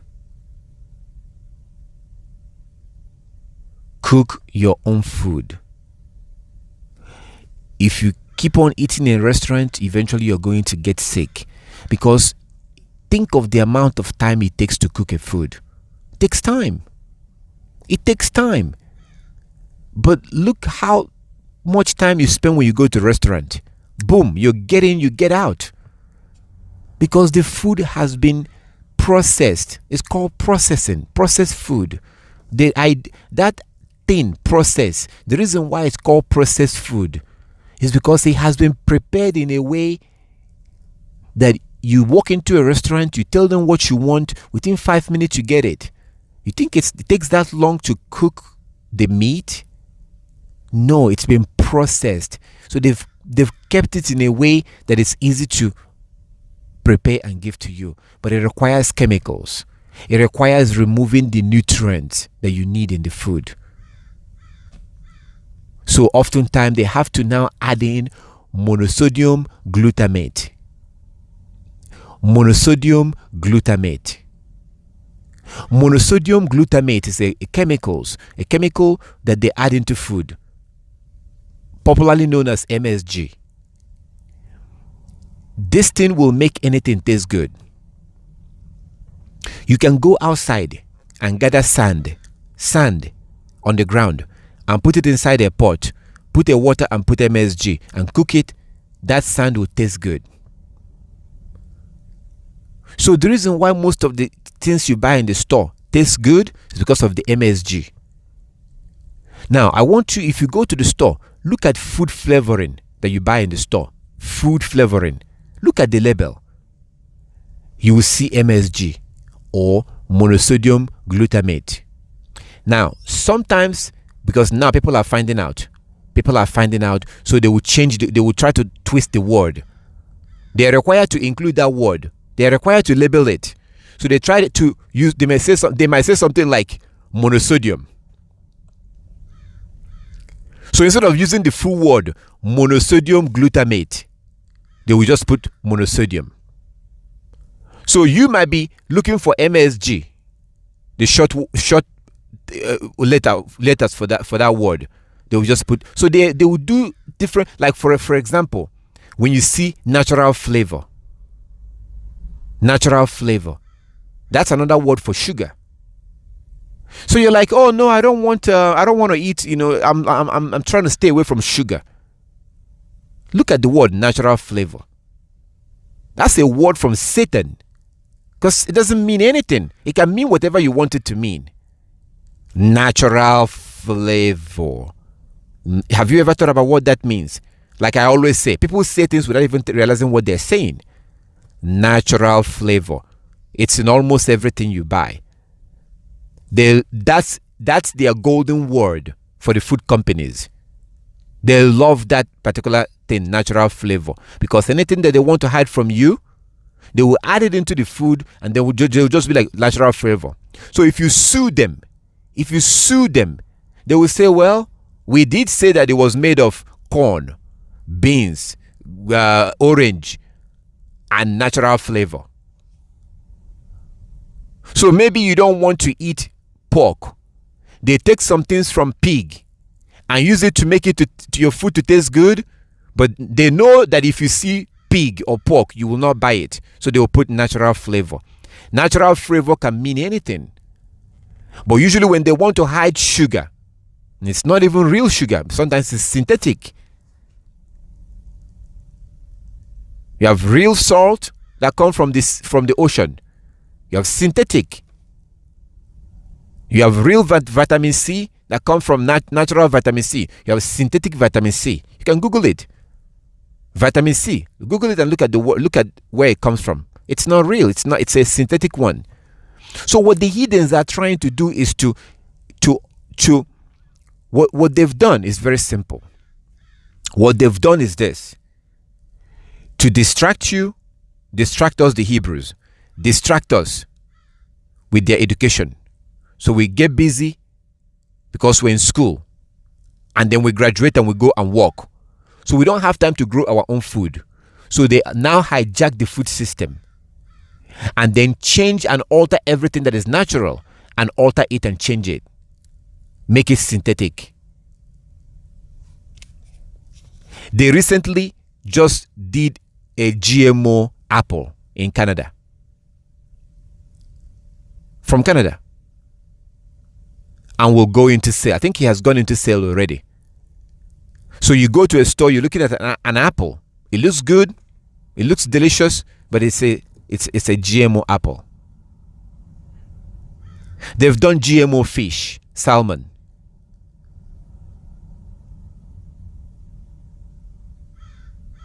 If you live anywhere in America, I suggest you don't eat papaya. We call it pawpaw in my area. We call it pawpaw. In America, they call it papaya. Don't eat papaya. Because pretty much all the papayas in America is genetically modified. Because there was a problem in South America. There was a virus that killed the papayas. In our culture, when that happens, we turn to the Most High. Go and read the book of Jubilees. When the world had problem with their food system, they turned to Abraham. And of course, Abraham turned to the Most High. But now, when the world has a food problem, which only happens when we go against the law, when we go against the law, the Most High will withhold rain, or there will be famine. So when there's a problem like that, what does the Gentiles do? They turn to chemicals. So most papaya has been genetically modified. When you hear of canola oil, canola, which is in almost everything that you eat, canola oil was created in Canada. That's where the word canola came from. Look it up. But it's a seed oil. It's genetically modified. More than 90% of the canola oil are genetically modified. And according to Leviticus 19:19, you have to stay away from GMOs.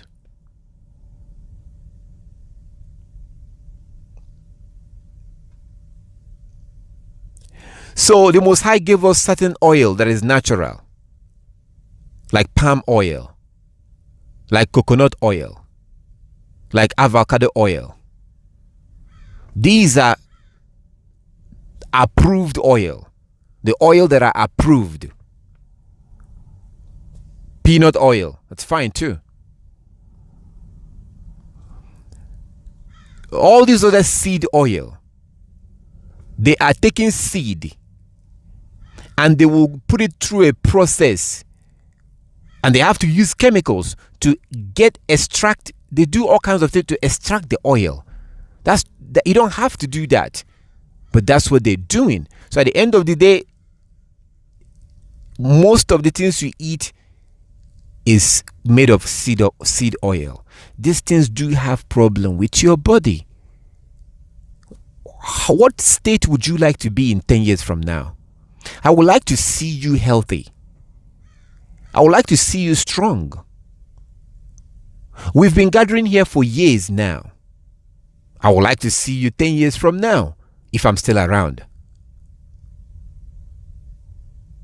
But I don't want to see you suffering, in pain, in wheelchair, because you either have this cancer or that cancer. These chemicals is what causing cancer. They taste very good. That's true.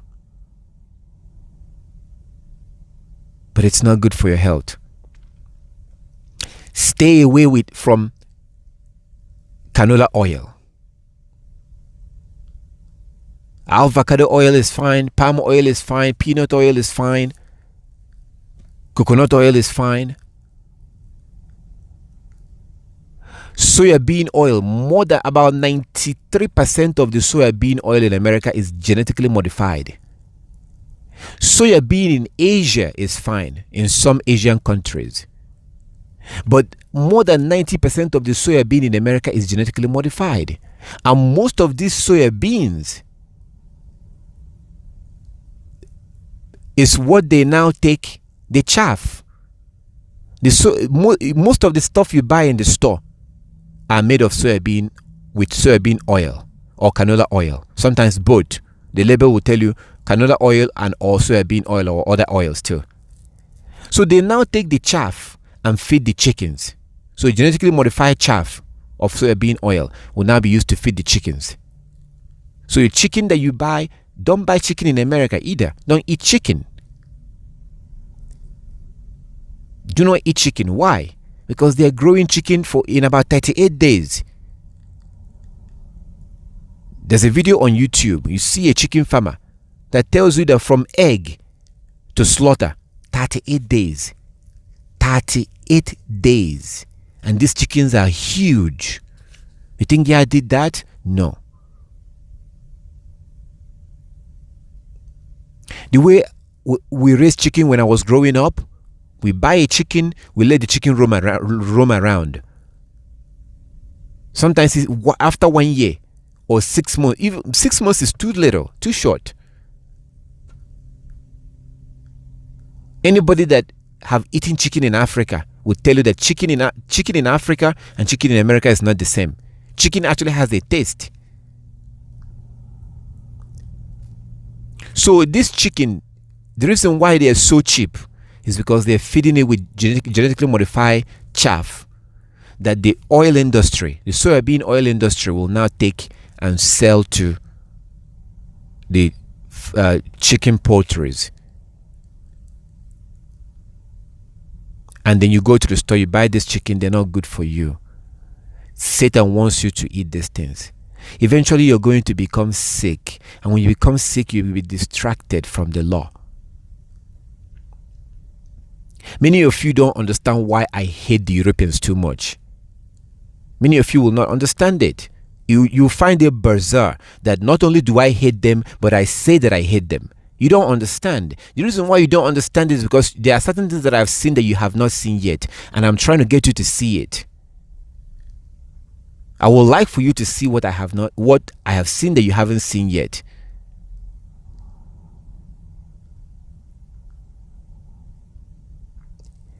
These people are not they're not taking a break. They're intensifying. Look at Bill Gates. They're intensifying. They're not giving up. They are busy and they're doing a very good job in doing what they're supposed to do. They're representing their father very well. And the war is on you.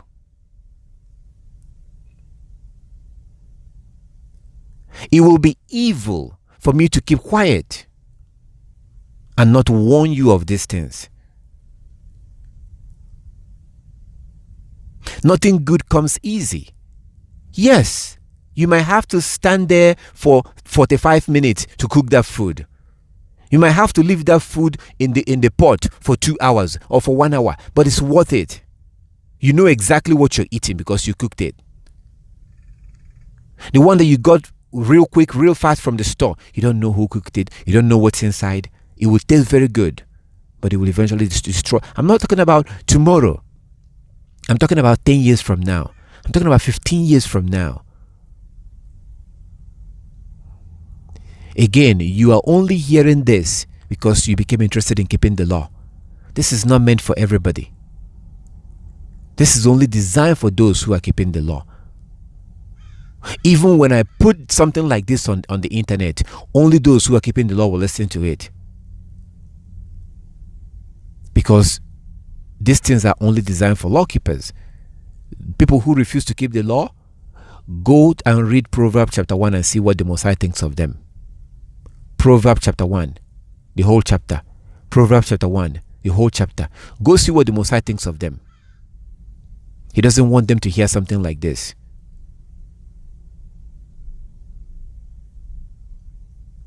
But if you listen and you take to heart and you apply these things into your life, you will be the one that will benefit, not me.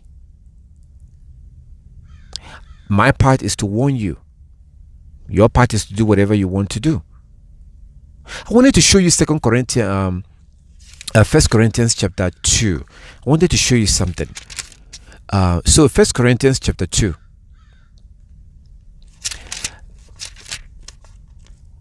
I had mentioned that chapter and I wanted to show that to you.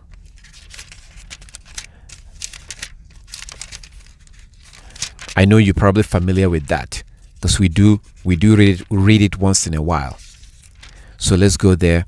1 Corinthians chapter 2 from verse 14. Look at what it says. 1 Corinthians 2:14 and 15. But the natural man receiveth not the things of the Spirit of Elohim, for they are foolishness unto him. Neither can he know them, because they are spiritually discerned. Verse 15, but he that is spiritual judgeth all things, yet he himself is judged of no man. In a much modern translation, it says what?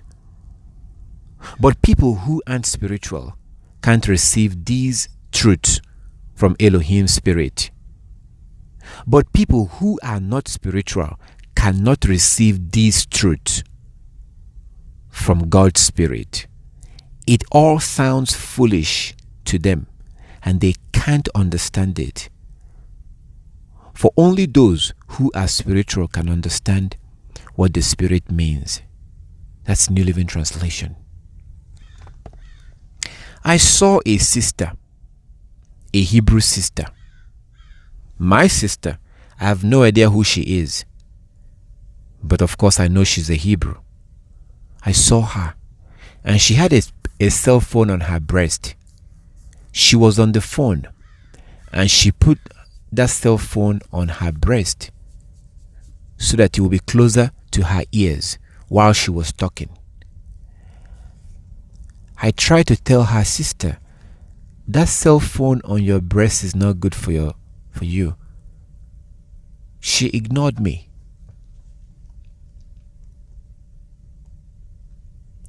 Now that cell phone on her breast has the radiation. And that thing will, if she keeps doing that, she will develop breast cancer in that area. So if you want to learn more about that, go on YouTube and type in dangers of cell phone radiation. You can write it down. Dangers of cell phone radiation. Dangers of cell phone radiation. If you are someone that has a phone, you owe it to yourself to go look this up. Dangers of cell phone radiation. So you can learn how to handle your cell phone. Cell phone is something new. In about 40-50 years from now, those that live at that time will be just like the cigarette. In the beginning, they told you that cigarette is okay for you. Fast forward 50-60 years later, they now admit that it's not okay for you. What were they doing at that time? They were advertising cigarette with doctors. People would dress like doctors, smoking and telling you that it's good for you. Look it up on YouTube.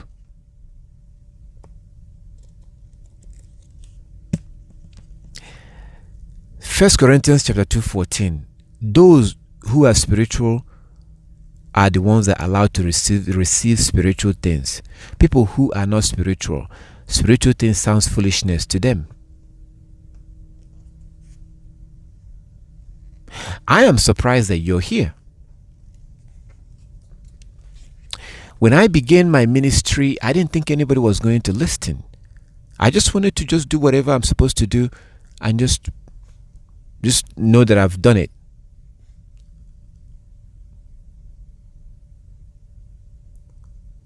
Because most people don't want to listen to this.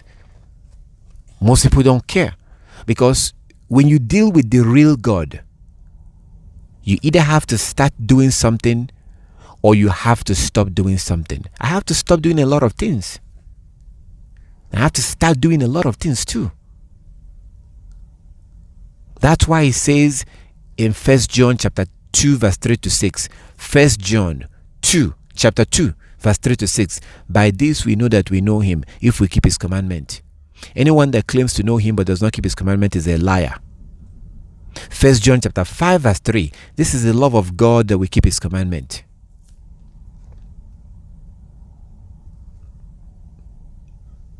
So my concern is for those who are keeping the law.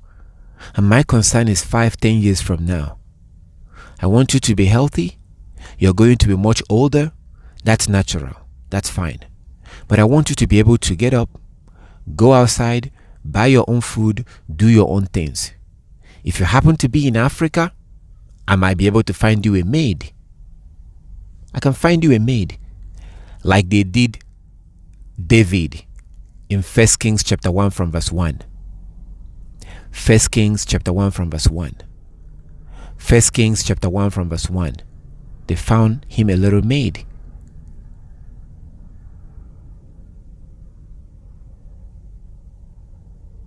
You can't afford that in America. That's why I told you that America or maybe Europe is the worst place you want to grow old. You don't want to grow old in America or Europe because you will suffer. You will suffer and you will die much quicker if you go old in America. Guaranteed. Guaranteed. It's a merciless land. Merciless. No mercy. That's why the Most High, when he was talking about them in Isaiah 47, he said in Isaiah 47 verse 5 and 6, Isaiah 47 verse 5 and 6, the Most High was talking about America in Isaiah 47, America. And the Most High said in verse 5 and 6, I was angry with my people. I was angry with my people. I gave them into your hand, and you showed them no mercy. I was angry on my people. I gave them into your hand, and you showed them no mercy. Look at what it says next about the young and the elderly.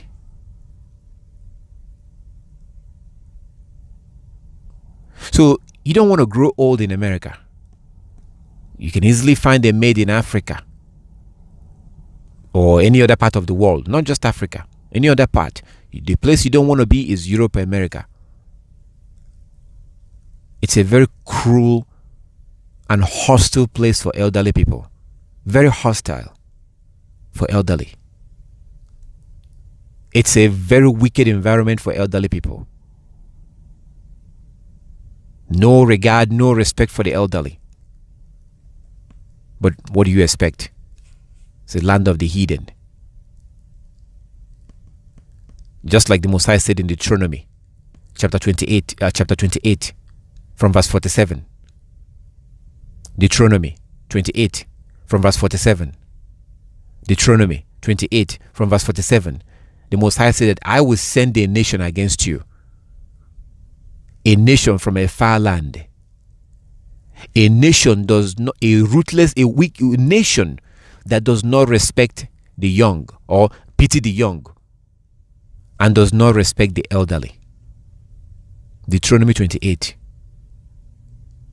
from verse 47. That's why you see a man will pull out his gun and shoot a Hebrew pregnant woman in the stomach. Who does such a thing? And you wonder why I hate them. How do you shoot a woman, a pregnant woman? And they are usually Hebrews. They're usually Hebrew women.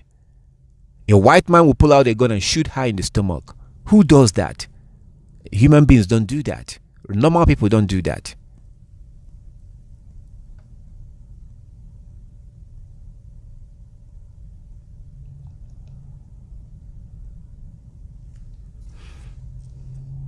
So speaking of Isaiah 47, verse 5 and 6, I was angry with my people. I gave them into your hand and you showed them no mercy. And that was Yah talking about the Americans, talking about how he's going to deal with them. You can read the whole chapter to see for yourself. Speaking of that, I was angry with my people. I was angry with my people. I was angry with my people. So if we now go back to Deuteronomy chapter 32. Deuteronomy 32. Deuteronomy 32. Speaking of being angry with his people. Speaking of being angry with his people. I was angry with my people. I gave them into your hand and you showed them no mercy. So why was he angry? The reason why he was angry is the reason why we're suffering today. Is the reason why the other nations are ruling over us. And that brings us back to Deuteronomy 32. So Deuteronomy chapter 32. Deuteronomy 32.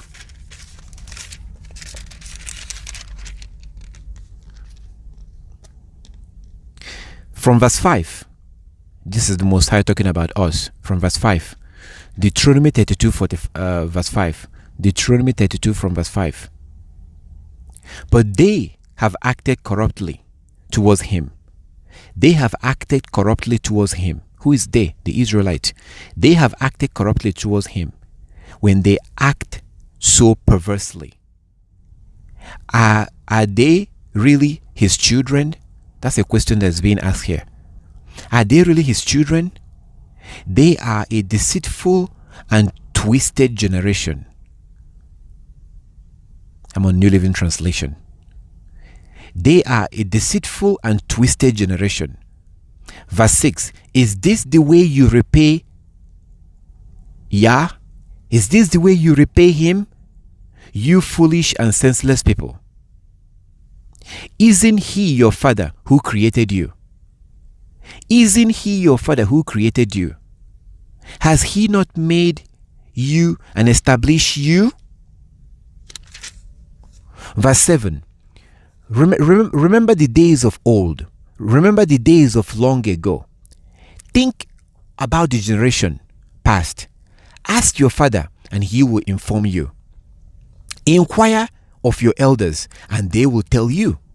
Verse 8. When the Most High assigned land to the nations, when he divided up the human race, he established the boundaries of the peoples according to the number of his heavenly court.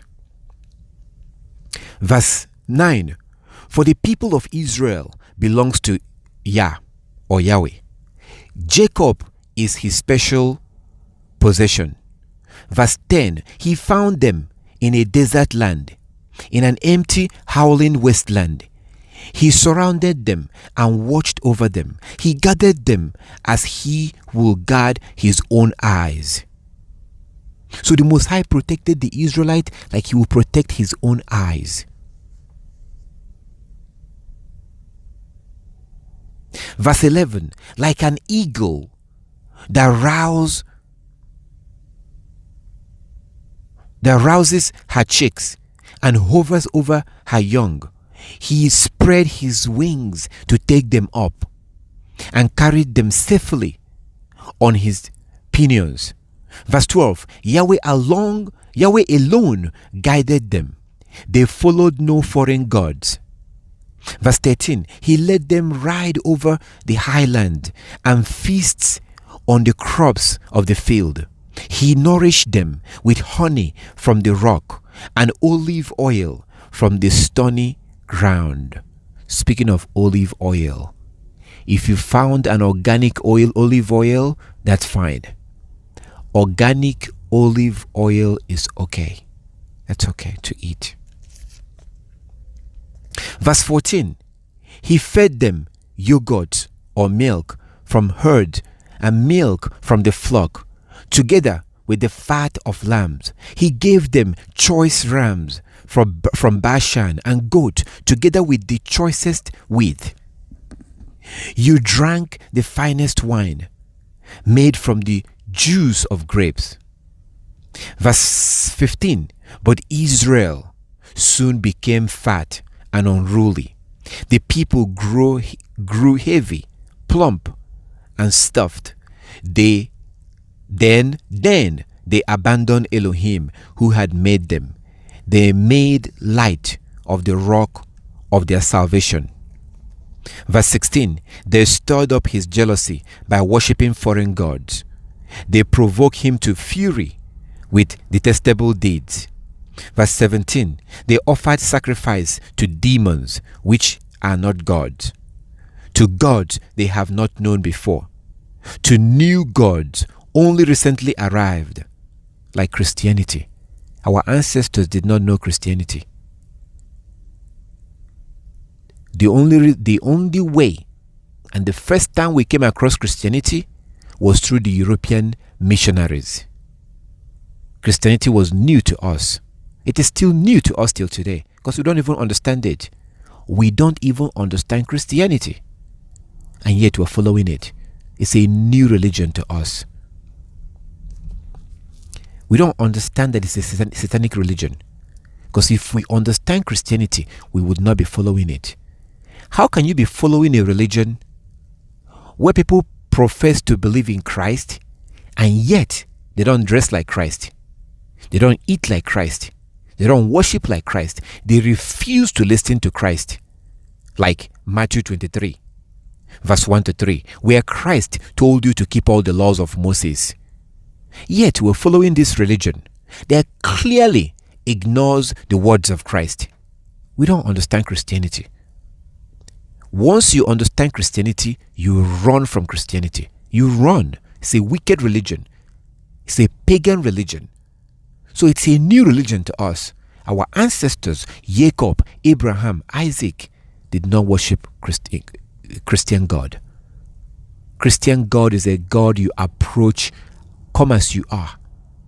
Come as you are. But then you go to the gospel. You see the apostles and Christ saying, repent. Repent from what? Repent from your old lifestyle. The way you eat, the way you dress, the way you worship, the way you live your life. Repent and now begin to keep the law. Once you start keeping the law, you've repented.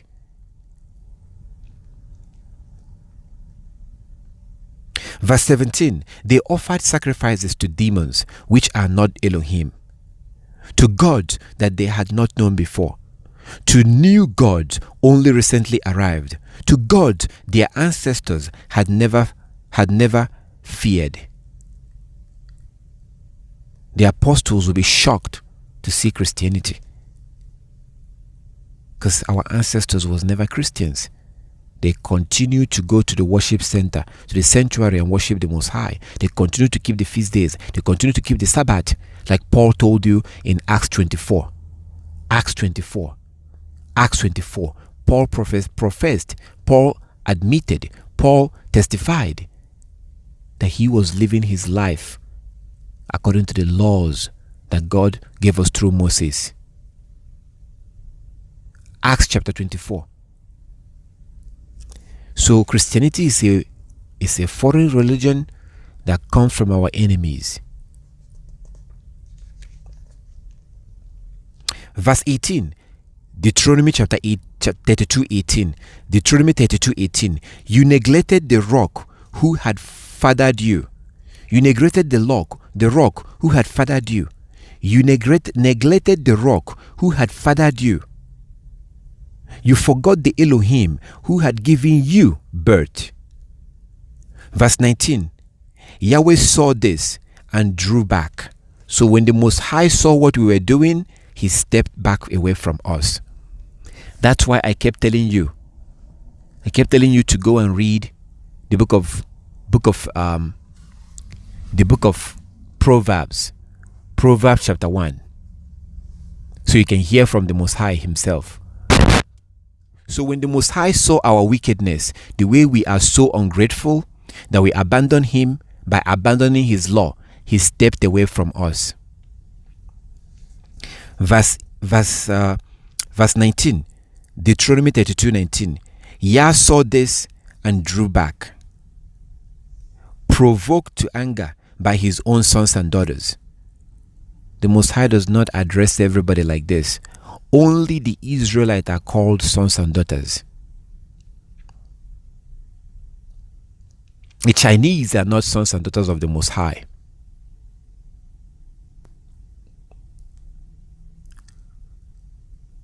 The Europeans are not sons and daughters of the Most High.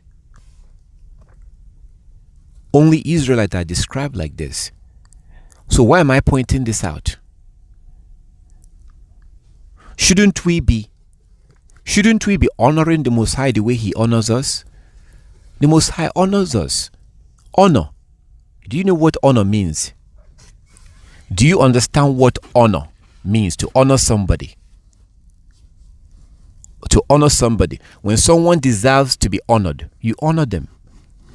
We don't deserve to be honored. The Most High bestowed an honor to us. Honor that we don't even deserve. He bestowed honor to us. He doesn't have to choose us, but he chose us. So we are specifically, look at verse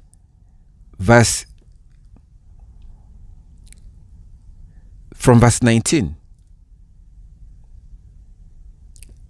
Verse 19 in Deuteronomy 32:19. Yah saw this and drew back. When we begin to not appreciate by keeping the commandment, he drew back away from us. This is the reason why we call today, he doesn't answer. We pretend as if he's answering. He's not answering. So if you want to keep pretending, yeah, go ahead. I told you I'm tired of lies. I am tired of lies. We pretend that, do you know what happened when you call on the Most High? When those kids were laughing at Elisha, what happened to those kids?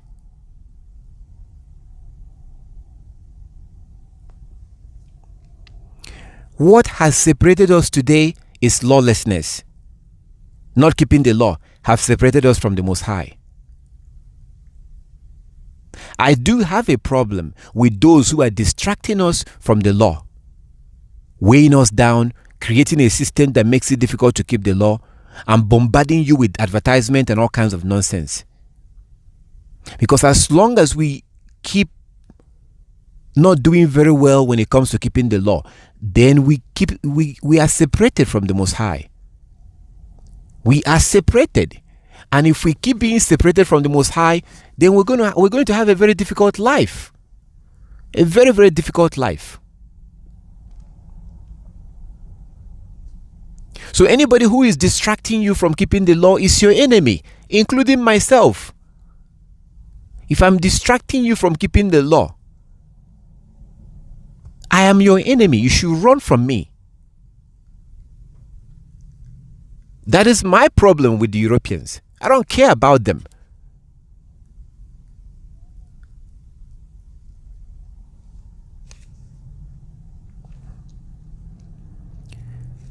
When I began to dress, when I wanted to start dressing like a Hebrew, somebody saw me and was like, "Hey, what happened to you?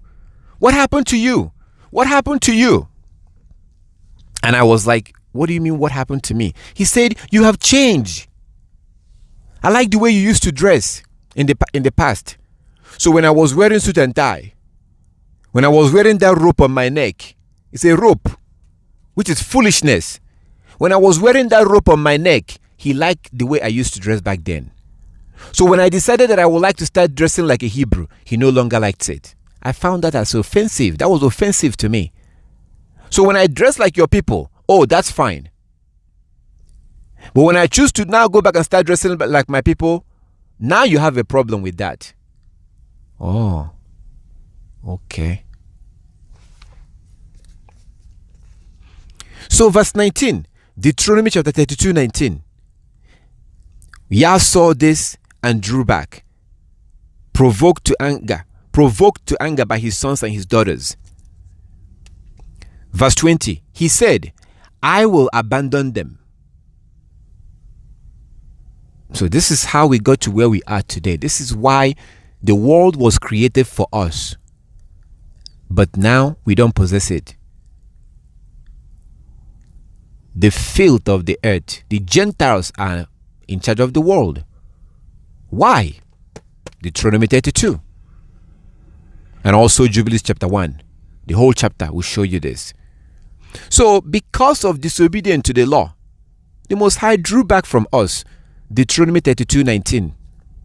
Yah saw this and drew back. He saw us worshipping idols. He saw us refusing to keep the law. He saw us refusing to dress like Hebrews. He saw us refusing to dress, to keep the Sabbath, to keep the new moon days, to keep the feast days. He saw us refusing to keep these laws. He stepped back. He did not beg us. He did not force us. He just allowed us. You want to break the law? Go ahead. But let's keep reading. Verse 20. He said, "I will abandon them. Then see what becomes of them. For they are a twisted generation, children without integrity."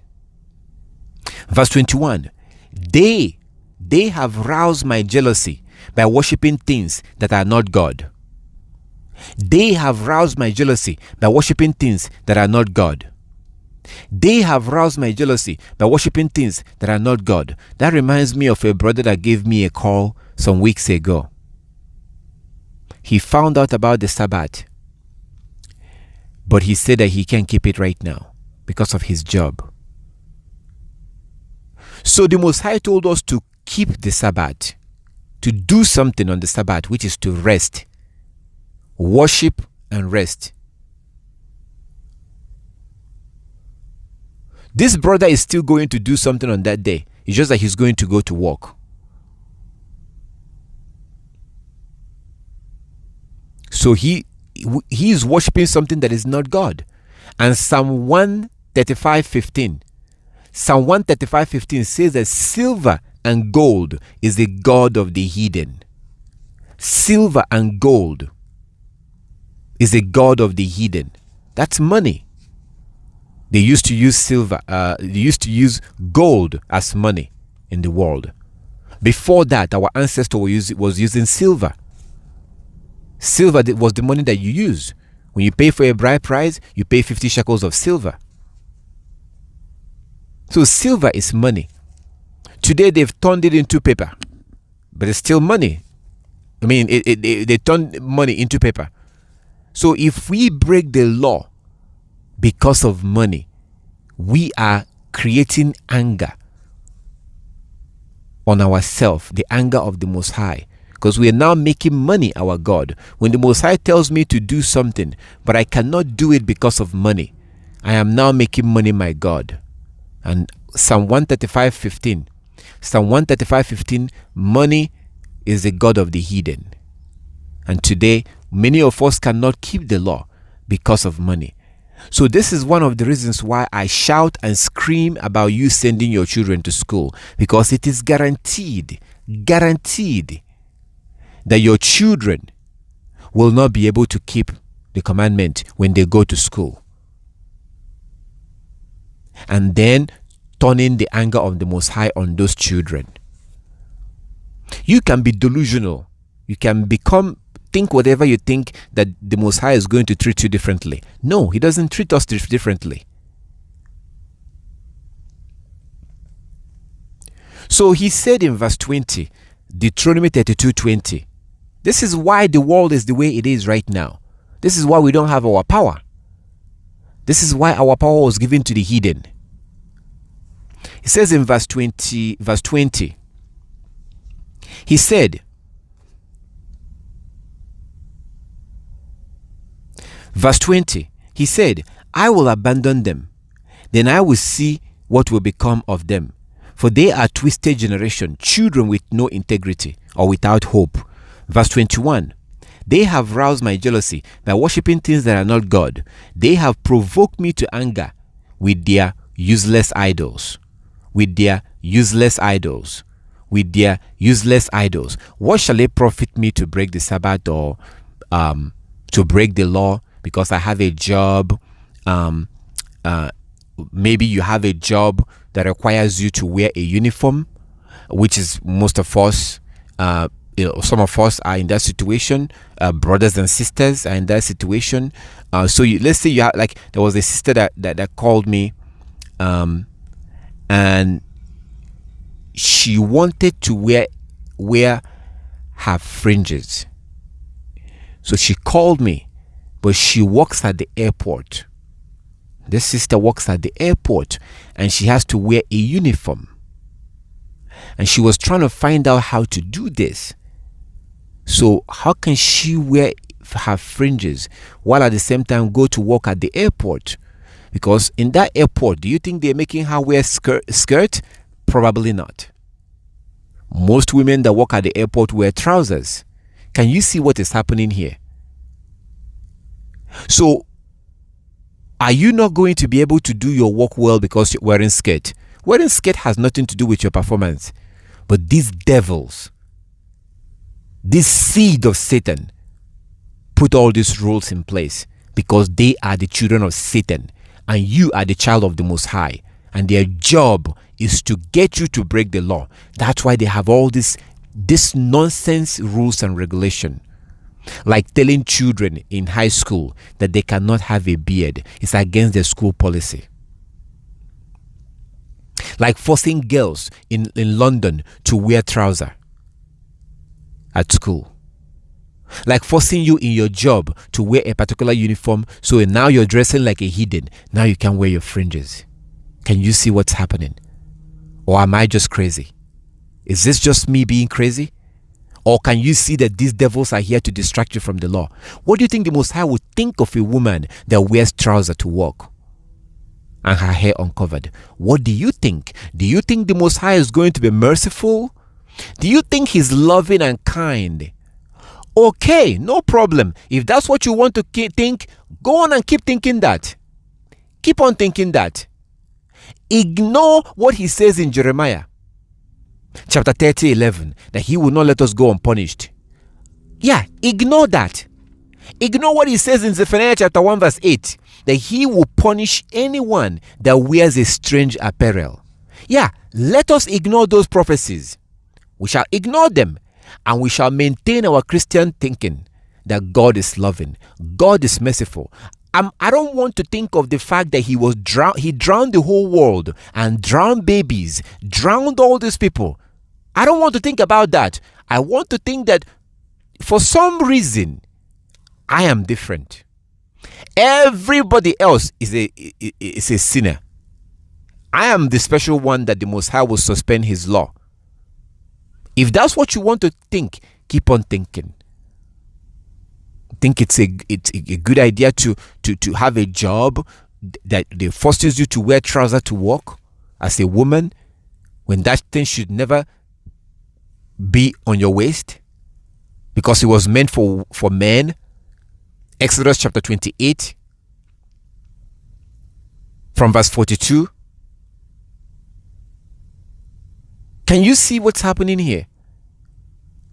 You think it's by accident? What does having your veil? I saw what happened in Disneyland. There was a Muslim girl that got an internship in Disneyland. They refused that she would not wear her veil. So she contacted a Muslim lawyer. And they were going to sue Disneyland. And Disneyland got scared because they don't want the publicity. Because they have families who are going there with their children. So they now decided to create a veil for women, for Muslim women. A veil that was part of their uniform. What does a young woman wearing a veil at work have to do with her performance? Whether she's going to do her work fine has nothing to do with what she's wearing. In most jobs. But if you look at it from the point of view of who they are, their job is to make it difficult for you to keep the law. That's the job of the heathen. That's why they are here. If they make it easy for you to keep the law, then they're not doing their job. What did the Most High tell Cain in Genesis 4:7? The Most High told Cain that Satan will knock at your door. Sin will knock at your door. And it is your job to resist it. Sin will always knock at your door. We're supposed to be tested. Christ was tested. The apostles were tested. We will be tested. Oh yes. The things that our ancestors went through, you and I are going through our own situation. Our ancestors dealt with the Philistines. Uncircumcised Philistines. Back then, that was their own white people. They dealt with them. Go back to the book of Judges and see what happened. Our ancestors had to deal with the Philistines. They dealt with the Canaanites. They dealt with the Assyrians. Then the Greeks, as you see in the book of Maccabees. Now you and I are dealing with the Europeans. The good news, according to the book of Daniel, chapter 2 and chapter 7, is that this is the last kingdom. There will not be any other kingdom after this. The next kingdom is the kingdom of the children of Israel. The kingdom of the Most High. That's why he says in Daniel chapter 2, which I have begged you, I've asked you to read Daniel chapter 2 and chapter 7. Read the whole chapters so you can see the will of the Most High when it comes to this current kingdom. This is the fourth kingdom, and this is the last kingdom. And it is beautiful to watch them crumble in our face. If you are not spiritually awake, you will not understand what's happening. It is not a coincidence that they have low birth rate, high suicide rate, drug overdose, and all the other things, low sperm count. So you're watching the fourth kingdom crumble in your face, but like Bible prophecy, it happens undetected. If you're not spiritual, you will not see it. The fourth kingdom is collapsing in our face. This should be a warning. This should be a warning for Israelites to pack your bag. Pack your spiritual bags, because that kingdom is coming. Because after this fourth kingdom, there will not be any other kingdom. There will not be any other man-made kingdom. The dominion will be taken away from them and given to the Israelites. And it's beginning to happen. All our life, we have been taught by the Europeans in their Christianity. Whatever we knew about the Bible, we got that from the white people. It's called doctrine. Doctrines. Like the doctrine that says that Jesus is God. Is that biblical? No. But we believed it. Did you know that everything we knew in the past literally come from white people, not from the Bible? It sounds like it came from the Bible, but it did not. Like baptizing babies. Go find and show me chapter and verse where babies was baptized.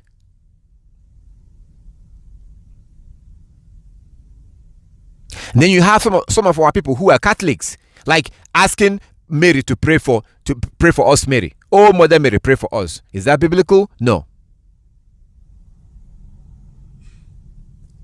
Everything we believed in the past, just like anything that comes from Satan, it's fake. It's also extremely dangerously deceptive. So it looks like it's something, but it's not that. All these ridiculous, laughable things that we used to believe, it sounds like it came from the Bible, but you don't find it anywhere. So now that you're studying the scriptures, now that you are actually reading the Bible, you're realizing that these things are not found anywhere. Did we not believe that we go to church on Sunday because Jesus died on the cross and came back to life on Sunday? Isn't that the reason why they say, oh, yeah, of course we know that, the Israelites kept the Sabbath. But no, Jesus died on the cross. The reason why we go, ask anybody, ask your brother, your sister, and see what they tell you. They will tell you, yeah, of course I know about the Sabbath, but we don't do that anymore. We go to church on Sunday because that was when Jesus came back to life. He died on Friday and came back on Sunday. Is that 3 days and 3 nights? No. 3 days and 3 nights. So somebody has to be lying. Somebody has to be lying. Christ said that he will die and come back to life on the third day. Friday to Sunday is not 3 days and 3 nights. So who is lying? But these are things that we believed because we're literally educated by the Europeans. These are doctrines. There's something called doctrines. These are doctrines of man. But because it came from Satan, if it comes from the children of Satan, that means it came from Satan. And it's usually deceptive. Now you realize that, oh no, he didn't die on Friday. Because there was no Friday in Jerusalem. There was no Sunday in Jerusalem. Because in Jerusalem they were using the moon as their calendar.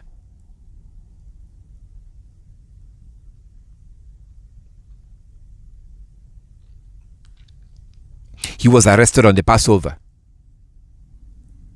The women did not go to the tomb up until the next Sabbath. Matthew 28 from verse 1. That's about 1 week. But they don't teach that because I guarantee you, basically, most pastors don't even understand this.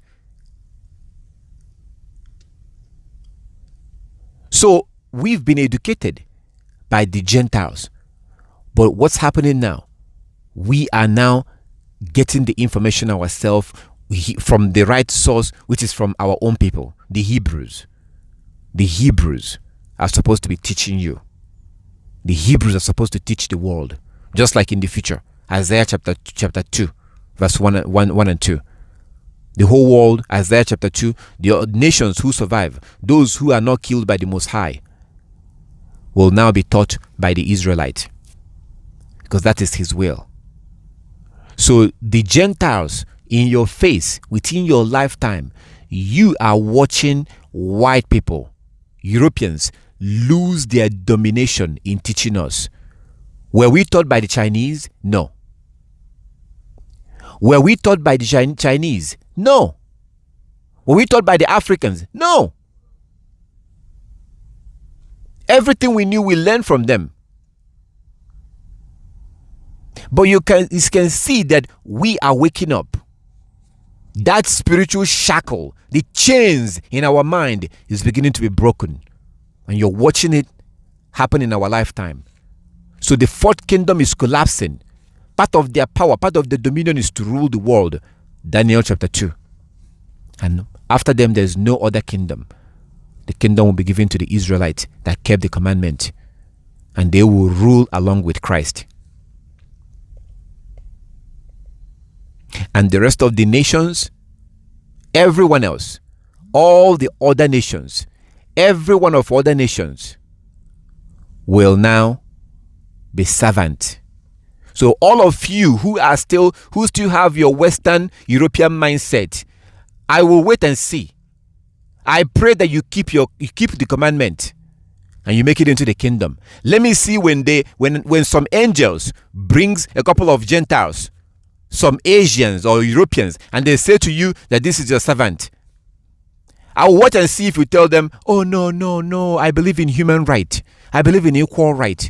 The book of Galatians, we're all equal now. There's no male or female, we're all equal in Christ now. You see, I'm here in heaven now. So I don't know, we're all equal. I don't believe in color. I don't believe in racism. It will be interesting hear you say that. But you know what? If you're going to have that kind of mentality, if the Most High, as you see in Isaiah 14, some of you don't understand what I'm talking about. Go read Isaiah 14, verse 1 and 2. Isaiah chapter 14. In the kingdom, when Christ comes back, Israelites, the rest of the nations, that's not what I'm saying. Go and read for yourself. Go and study it if you don't believe it. The other nations, every other nations, Latinos, Europeans, Asians, these people will be made. You know what a maid does? Housemaid, houseboy, housegirl. They will be made to the Israelites. These are nations who are not even hostile to us. The ones who are hostile to us, this is a future prophecy that has not been fulfilled yet. The other nations who are hostile, like the Europeans, will be captives.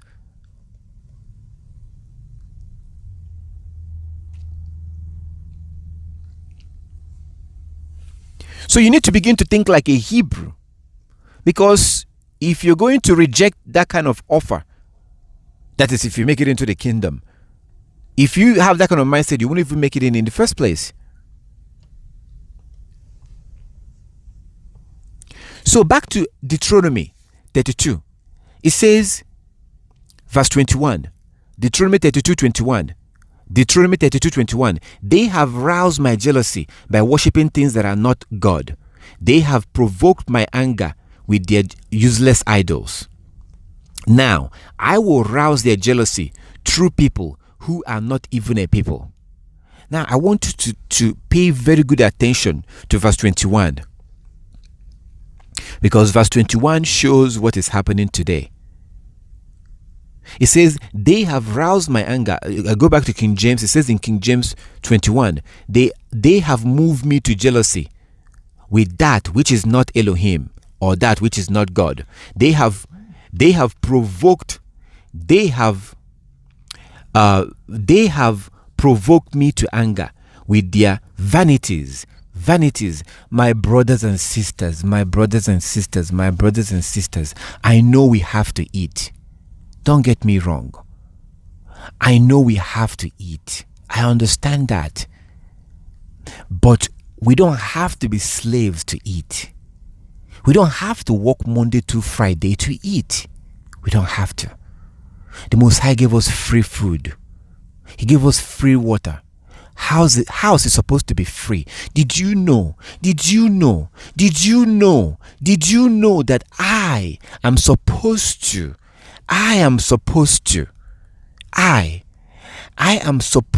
to gather up brothers, gather up sisters, or brothers mainly. I am supposed to gather up brothers, 10, 15, 20 brothers, and we come to your house and we build a house for you. All you have to do for us is to cook every day. Make sure that our stomach is filled with food when it's time for us to eat. Within a week and a half, the house is done. And this will be for free. What you give us is feed us. That's the way it's supposed to be. When we're doing this for you, we do it for you. When it's time to do it for someone else, your son, your grandson, you send them and they go help to do for someone else. The Most High gave us everything we need. We abandoned it because the Gentiles came and deceived us into thinking that they had a better option for us. And their option has not been working for us. It has been a disaster. So why am I saying this? Look at verse 21. Why is the Most High angry at us? Look at verse 21. And this is still the same case still today. We make the Most High angry because of useless things. I have to deal with this same situation myself right now. And I want to tell myself the truth. I don't want to lie to myself.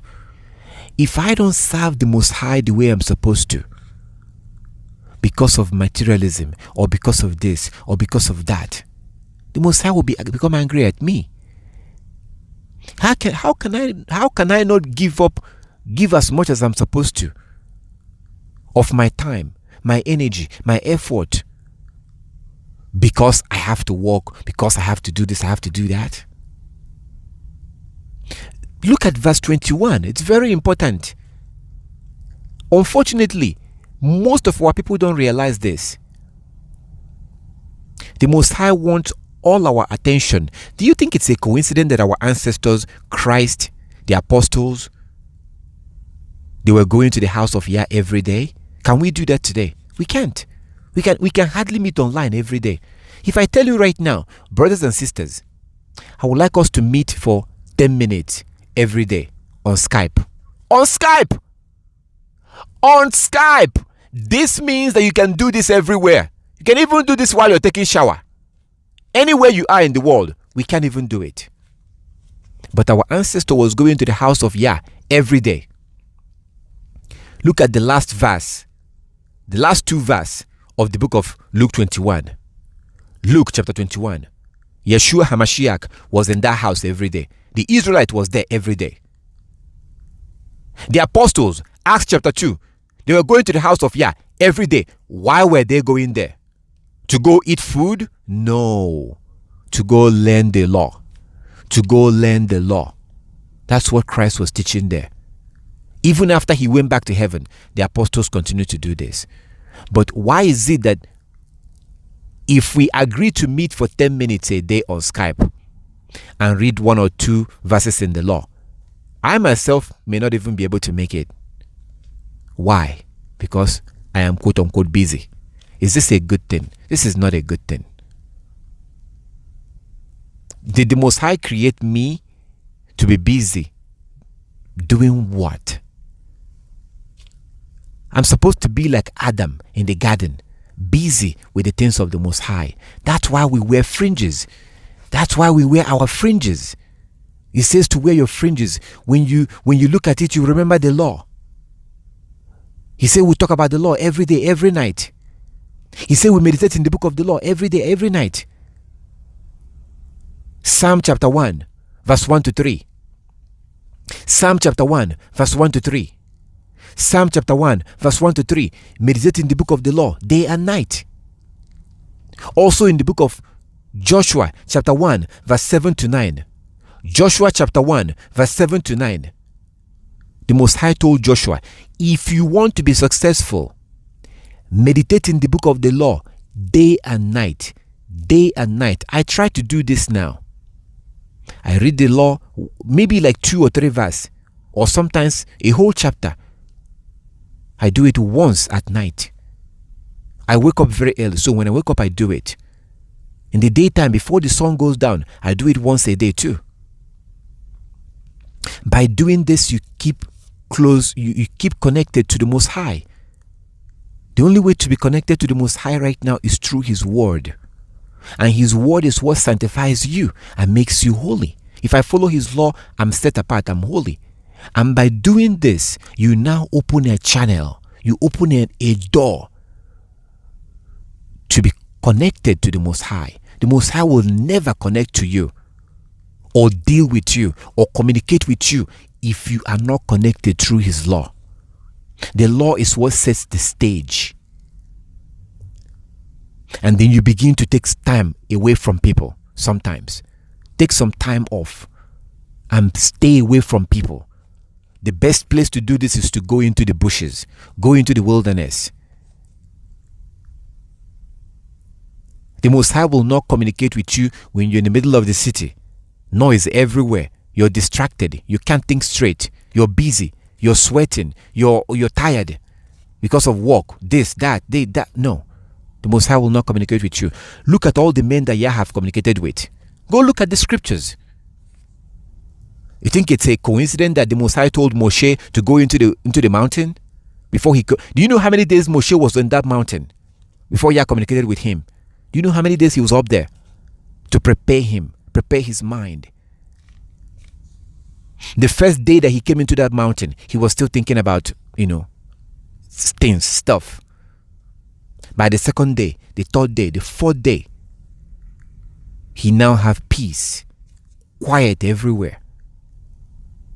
It's not a coincidence that the Most High also told Prophet Ezra to go into the wilderness. He did that. This all begins with the law is the key. If you want to grow spiritually, if you want to begin to get that heavenly communication, it begins with the law. Proverbs 28 verse 9. Proverbs 28 verse 9. Proverbs 28 verse 9. He, and I'm going to add she, he or she that turns away their ear from hearing the law, their prayer is an abomination. Proverbs 28 verse 9.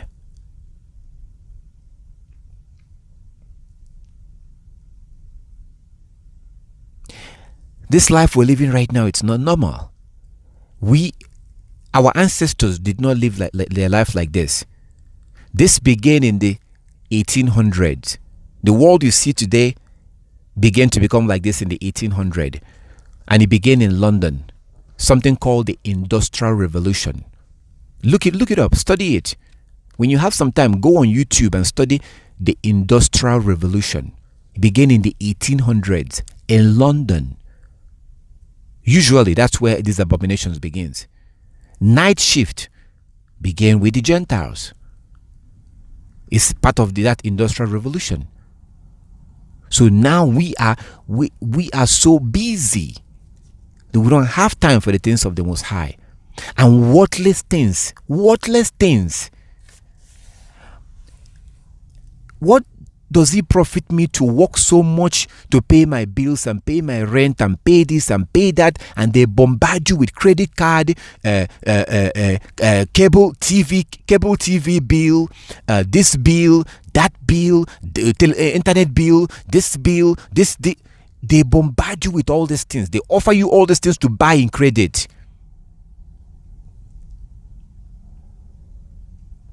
And then you're so busy. I forgot the Sabbath. I forgot what the days was yesterday. If you notice, I usually send notification the morning of the Sabbath. I usually send it out. But I was so busy. I was going through some transition. Because I was going through that transition. I don't keep up with the Monday, Tuesday, Wednesday, Thursday thing like as I used to. But I even forgot that Sabbath was today. It was their brother. I was on the phone with my brother here. And I said to him, if I don't call you last night, I will call you today. And he said, no, today is a Sabbath day. Because I thought yesterday was Tuesday. Why was that? Because like as I said, I was extremely busy. I was thinking about a lot of things. I was going through a transition, going through things. I forgot. So as soon as he said that, I got off the phone with him. I sent the notification. That's why it came out very late. But I still have to send it because there are people that rely on that notification. So we're not supposed to be this busy. We're supposed to be laid back, relax. I know right now there may not be anything that you can do in your condition, but at least I want you to know the truth.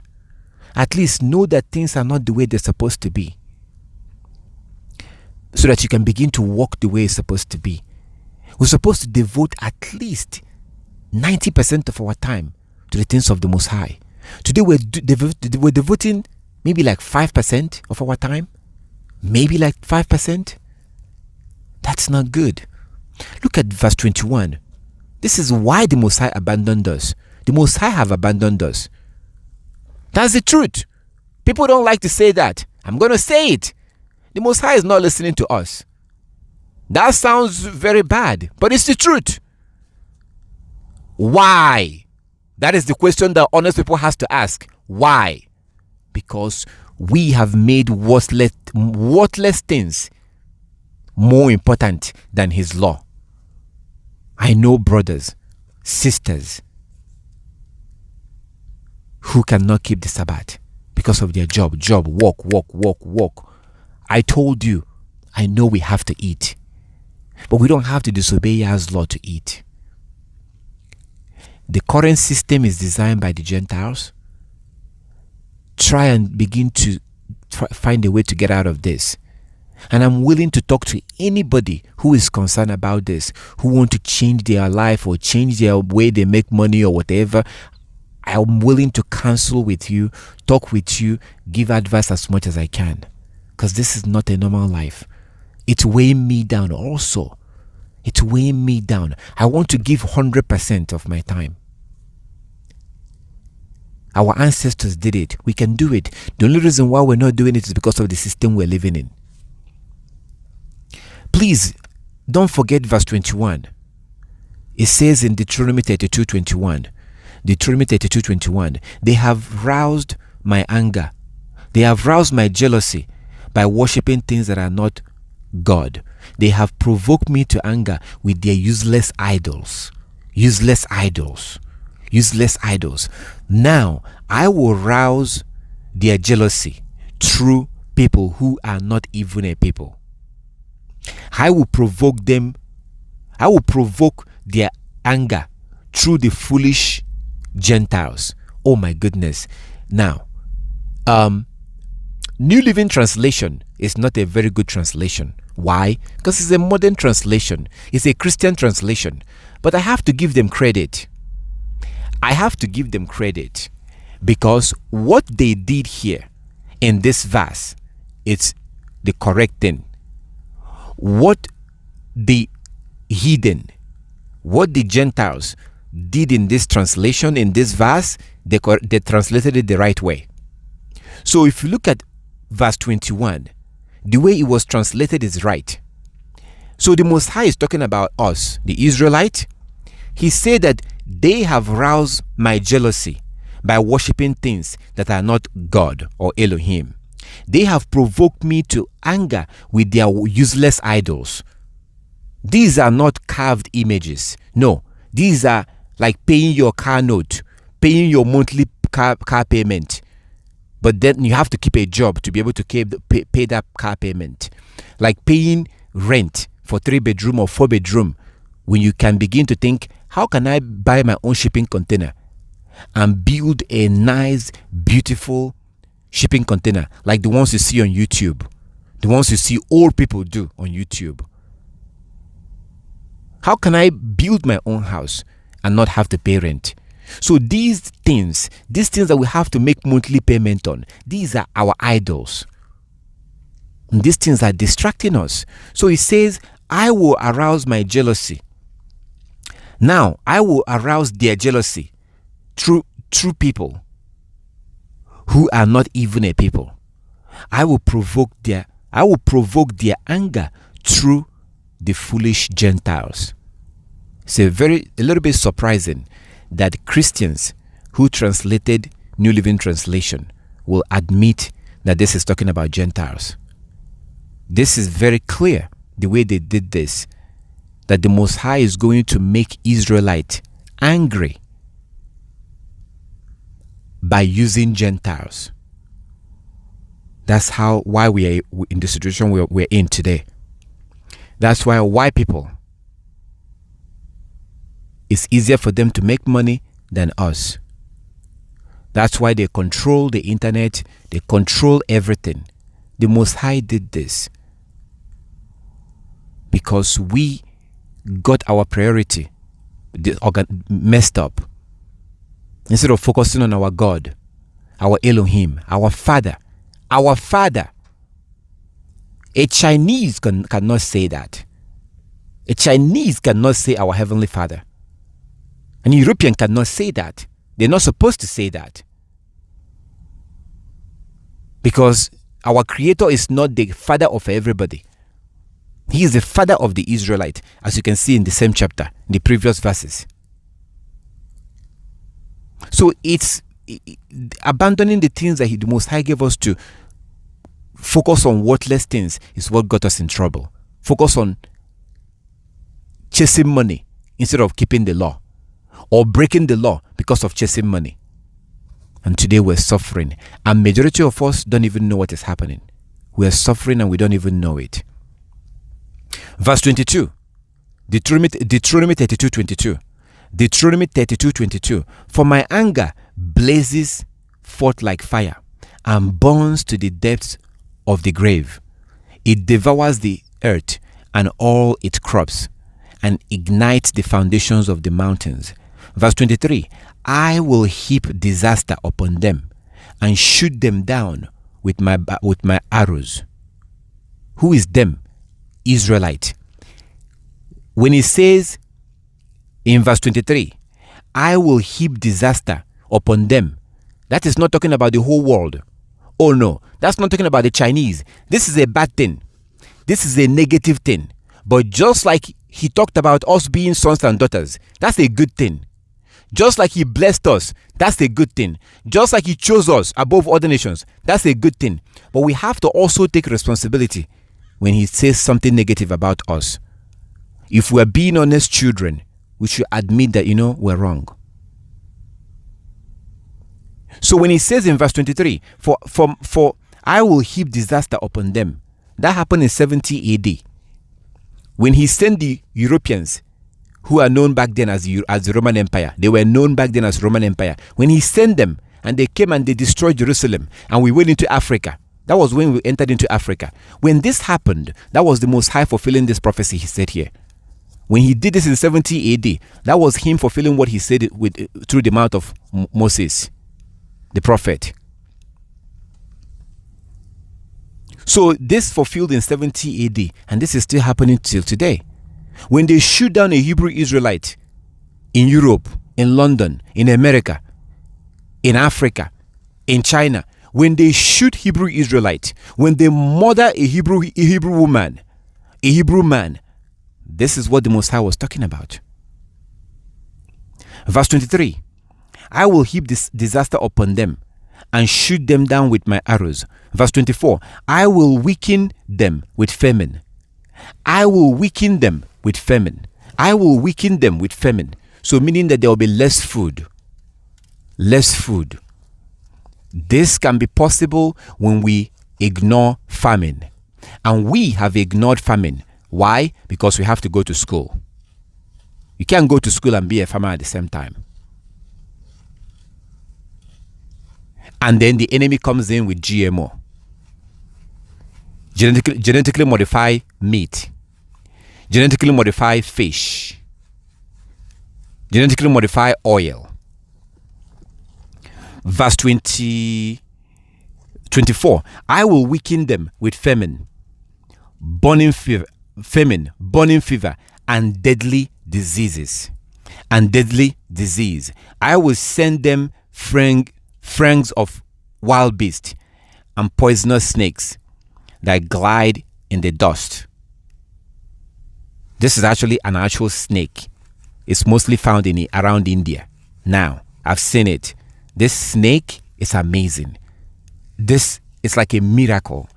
It's a snake that goes underground. It's shaking. It will shake and goes and shake the ground and goes inside the ground. Incredible. Like, after seeing that snake, it's like, what kind of a God creates something like that? So if that kind of snake is sent against you, you are in trouble, because you will be looking at the ground. You will not see that snake, but it's there. It's on the ground. And then when it's about to attack you, it will just come out of the ground. I've seen a video of that snake. I think I downloaded that video. It's incredible to watch. I'm going to look again. If I see that video, I will share it with you on Skype so you can see the kind of snake I'm talking about here. That's the snake that the Most High is talking about. So it's a snake that you'll not be able to see. It's there, but you cannot see it. The snake can hide from you. And when you step on it, they will come out and bite you. Okay, so it says, I will weaken them. Verse 24. I will weaken them with famine, burning fever, and deadly disease. I will send the fangs of the wild beast and poisonous snakes that glide in the dust. Verse 24. Verse 25. Outside, the sword will bring death, and inside, terror will strike both young men and young women, both infant and the aged. I would have annihilated them, wiping them out the memory, wiping out the memory of them. Verse 27. But I feared the taunt of Israel's enemy. Now I want you to look at that verse 27, because this is very, very relevant today. So the Most High is describing all these things that he would have done to the Israelites, and he did some of them to us. We were kicked out of our land in 70 AD. We are not Africans. We are Israelites. But we went into Africa in 70 AD when the Roman Empire invaded Jerusalem, and the Most High is the one that sent them. So he said that he would do all these things to us. But if you look at verse 27, the Most High said, I fear the taunt of Israel's enemy, who might misunderstand and say, our own power has triumphed, and Yah had nothing to do with this. That verse 27 is very important, my brothers and sisters. So the Most High is saying that he would have wiped us out, but he doesn't want our enemies to say that they are the ones that did this to us and not the Most High. So what does that mean? So I do see videos of Gentiles, okay? I've seen videos of Gentiles when they say things like that, they suggest that we, the so-called black people, are nothing. They say things like that we never had an upstairs in Africa until the white man came. I wonder where David was when he saw Uriah's wife. Was that underground? That was upstairs. So the Gentiles say stuff like that. They try to say that we are poor. We were not poor. Before white people came to us, we were not poor. Men had 4, 5, 6, 7 wives with lots of children, and hunger was never an issue. And that same man has no college education, and yet they can feed their families. And they have multiple houses. They have houses for their wives and their children. So our poverty began when the white man came to us, and they were sent by the Most High. Let's be very clear about that. The Most High sent them against us. So the Most High is saying that He doesn't want our enemies. Look at what he said here. So all these things that he said he would do to us, look at verse 27. He said that he had mercy on us because he doesn't want our enemy to say that, oh, they did all this to us because of their own power. No, he was the one that sent them. And he is basically done with them at this point. But again, he's going to phase them out. We're beginning to get back our dominion. Because the things we know now, we didn't know in the past. And our enemies have monopoly on information. So verse 27, he said, I would have annihilated, completely destroyed Israel, wiping them out, even the memory of them. But I feared the taunt of Israel's enemy, who might misunderstand and say, they may misunderstand that the Most High was the one that sent them against us. Okay, so from verse 28, but Israel is a senseless nation. Verse 28, Deuteronomy 32:28. So why are we doing this? To understand why the world is the way it is, why we are chosen and yet we're suffering. This is supposed to help us to now do the right thing. Don't wait for me. Don't wait for the whole nation, because the whole nation will never wake up. Be selfish. I want you to be selfish. Think about yourself. Walk out your own salvation with fear and trembling. Go back to your heavenly Father and fix the problem you have with him. He's not happy with you because you've been disobeying the law. Find out the laws that you're not keeping and begin to keep them. Don't worry about the whole nation. Go back to your heavenly Father. That's what this is all about. We do have a problem. So don't wait for the day that all of us will repent. Philippians 2:12. Philippians 2:12. Walk out your salvation with fear and trembling. So we're not going to wait for everybody to repent. I want to walk out my own salvation. I will abandon you if I see that you're not serious, because I don't want you to weigh me back or drag me back. You see what happened today with that person that was joining us? You see what happened? You see what I did there? So I'm not going to suspend what I'm going through here, going through the law, diagnosing our problem. We are sick. We are a sick people as a nation. I don't care about the Chinese or the Europeans or the Latinos. I care first about the Israelites. And as a nation, we are sick. Christ said that we are sick. He said that I did not come for the righteous. He said that the person who is sick needs a doctor. Somebody who is well doesn't need a doctor. I did not come for the righteous. I came to bring sinners to repentance. We are spiritually sick.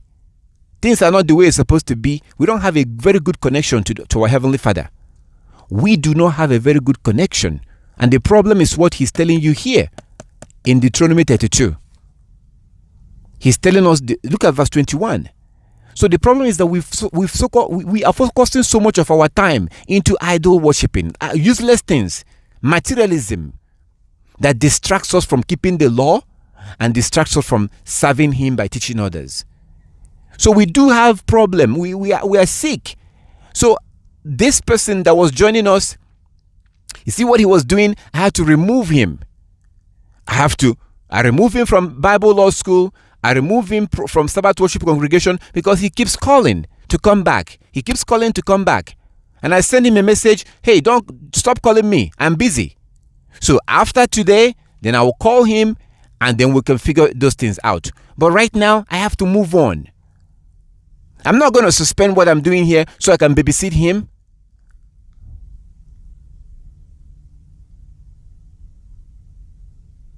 So you have to be selfish right now when it comes to the things of the law, because every one of us has to individually obtain our own password or key into that kingdom.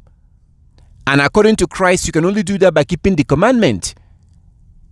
So why would I be not caring about myself and focus on you keeping the commandment, but I'm not keeping the commandment, but I'm telling you to keep the commandment? That's foolishness. So considering the fact that as a nation, we are scattered in the four corners of the earth, and we're in this mess that we're in, don't worry about this rest of the nation right now. Figure out your own situation with your Heavenly Father right now. Fix that problem, fix that connection so you can have that connection again.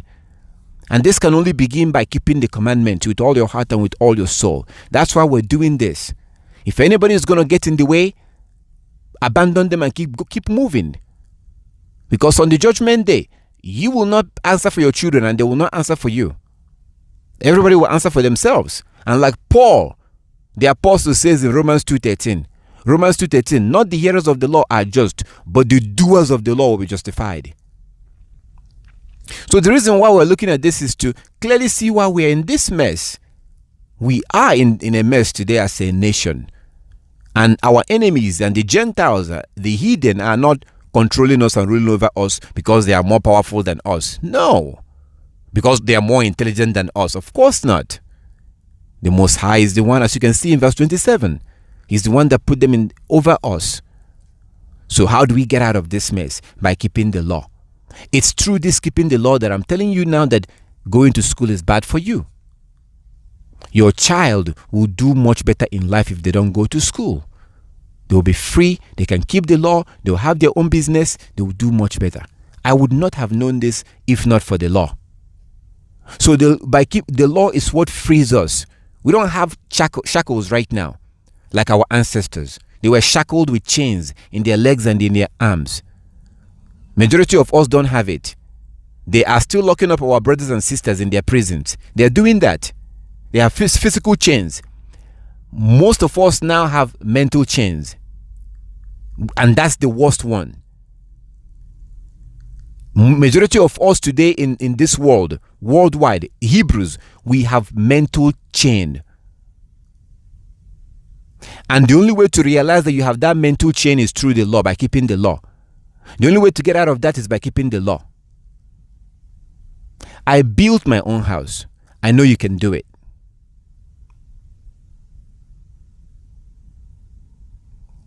You can be free too. Is this for the sake of materialism? No. It's so that you can be able to keep the law. So that your children can be able to keep the law. And not have to jump the same hoops that you're jumping right now. Because we have to eat. But through the law, by keeping the law, through keeping the law, your eyes will open. You remember, like the Most High said, if you remember, our Heavenly Father says, what did He say in Jeremiah chapter 5? That the Israelites have eyes, but they cannot see. They have ears, but they cannot hear. So if you're not spiritually awake, you will never understand what I'm talking about when I call the heathens seed of Satan. When I call the Europeans seed of Satan, you will never understand it. It will never make sense to you because you're carnal, you're physical. If you begin to see spiritually, you will understand that if the Most High tells you to keep the law, and the only way you're going to know that you know Him is by keeping the law, 1 John chapter 2. And then anybody who is doing things to make you not to be able to keep the law smoothly, that's a child of Satan right there. So right now, don't worry about the nation of Israel. Worry about yourself. Get your fringes. Do the laws that you're not doing. Keep the Sabbath. Keep the feast days. Most importantly, read the law somewhere in Leviticus or Numbers or Deuteronomy or Exodus or the book of Jubilees. Read it once a day. You don't have to spend 10 minutes. No, I don't. Open up Leviticus. Spend about 2-3 minutes. Sometimes I read a whole chapter.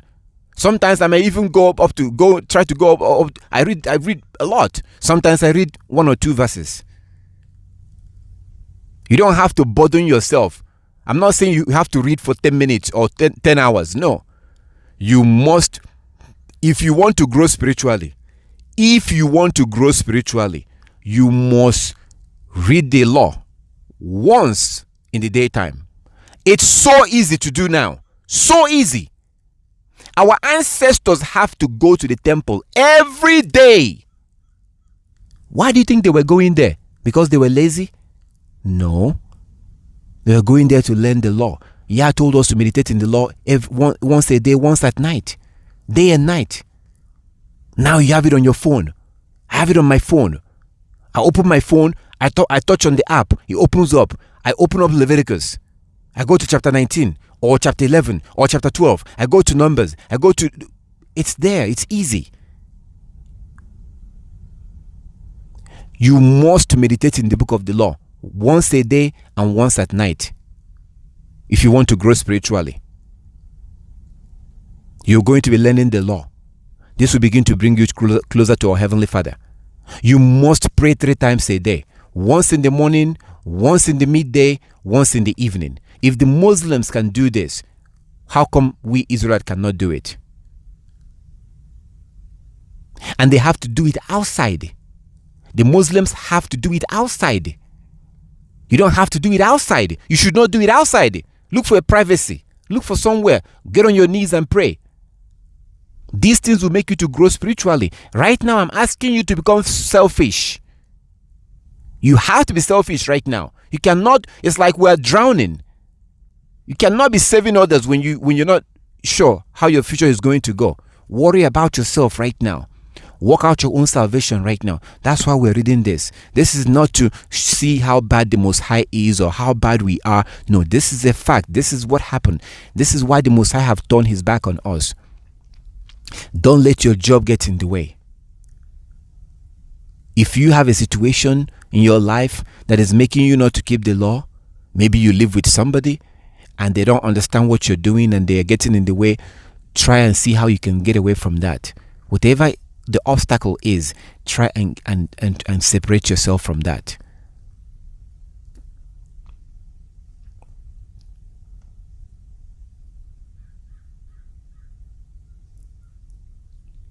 Verse 28, Deuteronomy 32:28. Deuteronomy 32:28. But Israel is a senseless nation. The people are foolish, without understanding. Verse 29. Oh, that they were wise and could understand this. Oh, that they were wise and could understand this. Oh, that they might know their fate.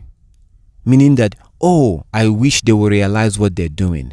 I wish that they will realize that they are going in the wrong direction. That's what he's saying here. I wish they will realize that they're going in the wrong direction. It's been a disaster. It has been a disaster for us as a nation. Verse 30. How could one person chase 1,000 of them and 2 people put 10,000 to flight?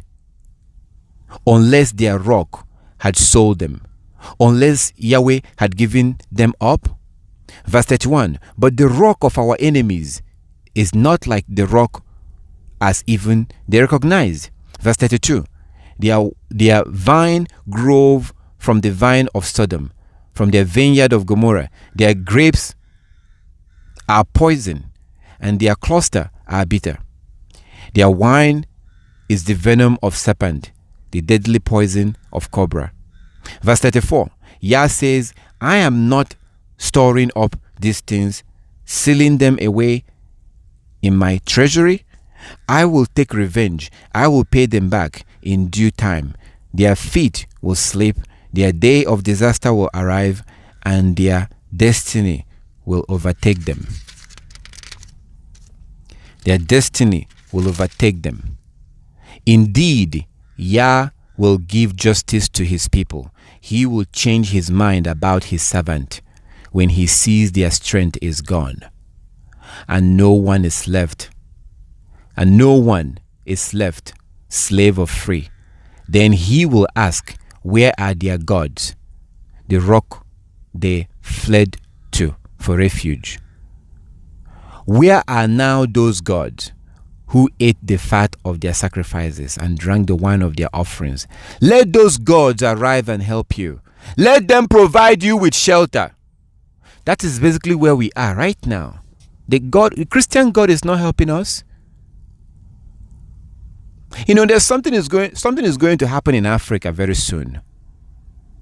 Maybe not in my lifetime. Something is going to happen in Africa soon. You're going to have lots and lots of young people who are going to become atheists. Keep your eyes in Africa, or to Africans. between the next 10-20 years, you're going to see so many atheists in Africa, more than in the Western countries. Africa is going to, because they're breeding them right now. What do I mean? What am I talking about? What I'm talking about is Christian God is not helping us. Our people are going to church, paying tithes and offering. Hungry people, walking to church, trekking to church with their feet, while their pastors are going there with Lexus and big cars. So for decades and decades now, we've been going to church, giving our money, and things are getting worse. So you're going to have the children of these people beginning to lose their faith in God completely and begin to think, I don't believe in God. My parents spend all their life in church. What have they achieved? That's what the Most High is saying here.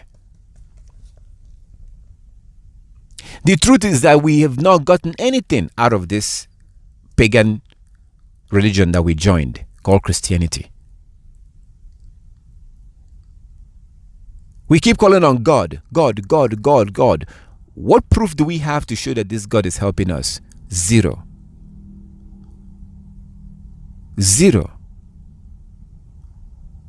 We've not gotten anything out of the Christian God. The Christian God has been a disaster for us.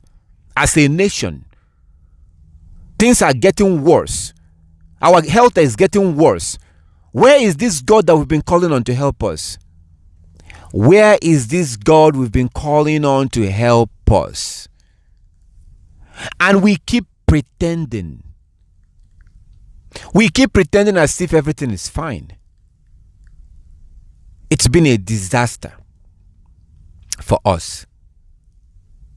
And that's what the Most High is saying here. That the Most High is going to ask a question. Look at verse 37. Then he will ask, where is their God, the rock that they fled to for refuge? You know, like when we abandoned our Heavenly Father and decided that we want to have a king because we wanted to be like other nations. Verse 38, where now are those gods who ate the fat of their sacrifices, you know, like your tithes and your offerings, and drank the wine of their offerings? Let those gods arise and help you. Let them provide you with shelter.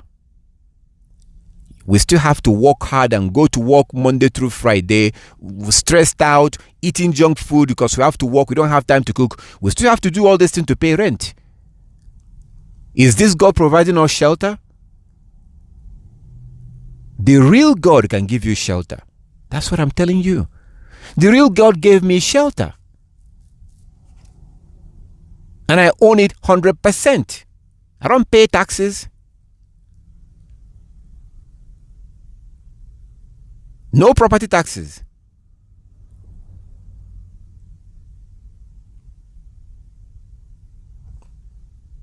And yet we're following this fake pagan God, Christian God. Nothing to show for it. We still have to work to pay for everything.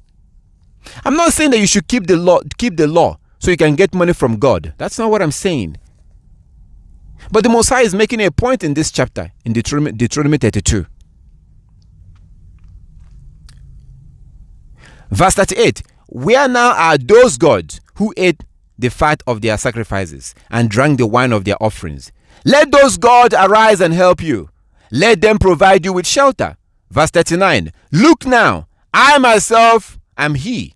There is no other God but me. I am the one who kills and gives life. I am the one who wounds and heals. No one can be rescued from my powerful hand. And he's right. No one has been able to save us from the hands of our enemies. Martin Luther King could not do it. Malcolm X could not do it. Marcus Garvey could not do it. Ojukwu could not do it. And Nnamdi Kanu will not be able to do it. The only solution is the law.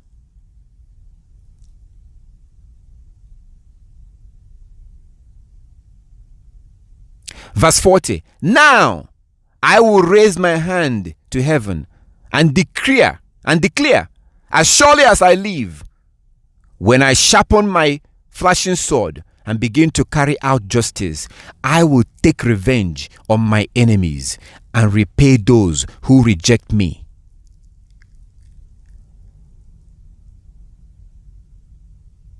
Do you know how to reject the Most High? He said in the book of Exodus chapter 20, if you refuse to keep his commandment, you've rejected him. That's why it says in 1 John chapter 2 that by this we know that we know him if we keep the commandment. The Most High will be sending Christ and the angels to kill those that refuse to keep the law. It will begin with a world war, the upcoming world war. Keep your eyes on the Iranians and the Americans and the Russians, North Korea. They will begin to use this nuclear weapon. And Isaiah chapter 24 must surely come to pass. Isaiah 24 verse 1 to 6. Isaiah 24 verse 1 to 6. The judgment and the punishment, the wrath of the Most High will begin with the heathen fighting amongst each other using nuclear bomb. That's not good. So the Most High is telling you here that he will destroy those that are his enemies. Verse 41, Deuteronomy 32:41. Deuteronomy 32:41. When I sharpen my flashing sword and begin to carry out justice, I will take revenge on my enemies and repay those who reject me. Verse 42. I will make my arrows drunk with blood, and my sword will devour flesh, the blood of the slaughtered and the captives and the heads of the enemy's leaders. Verse 43. Rejoice with me, you heavens, and let all of Elohim's angels worship him. Rejoice with his people, you nations, and let all the angels be strengthened in him, for he will avenge the blood of his servant and will take revenge against his enemies. He will repay those who hate him and cleanse the hands of his people. And cleanse the hands of his people.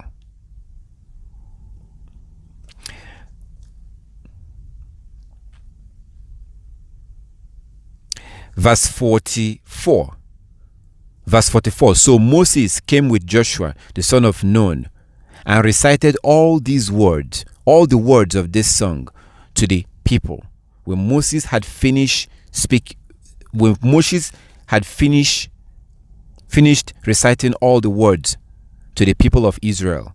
Verse 46, he added, take to heart all the words of warning I am giving you today. Pass them on as a command to your children, so they will obey every word of this law.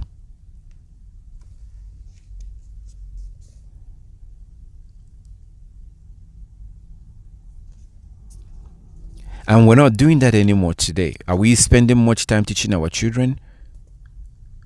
We're not spending much time.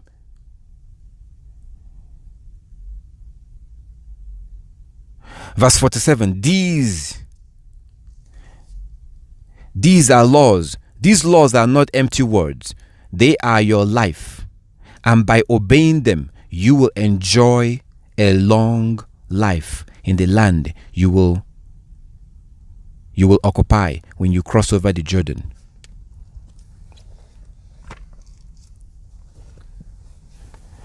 There are benefits in keeping the law, but you're not going to see it right away. There's so many benefits, a lot of benefits, lots and lots of benefits.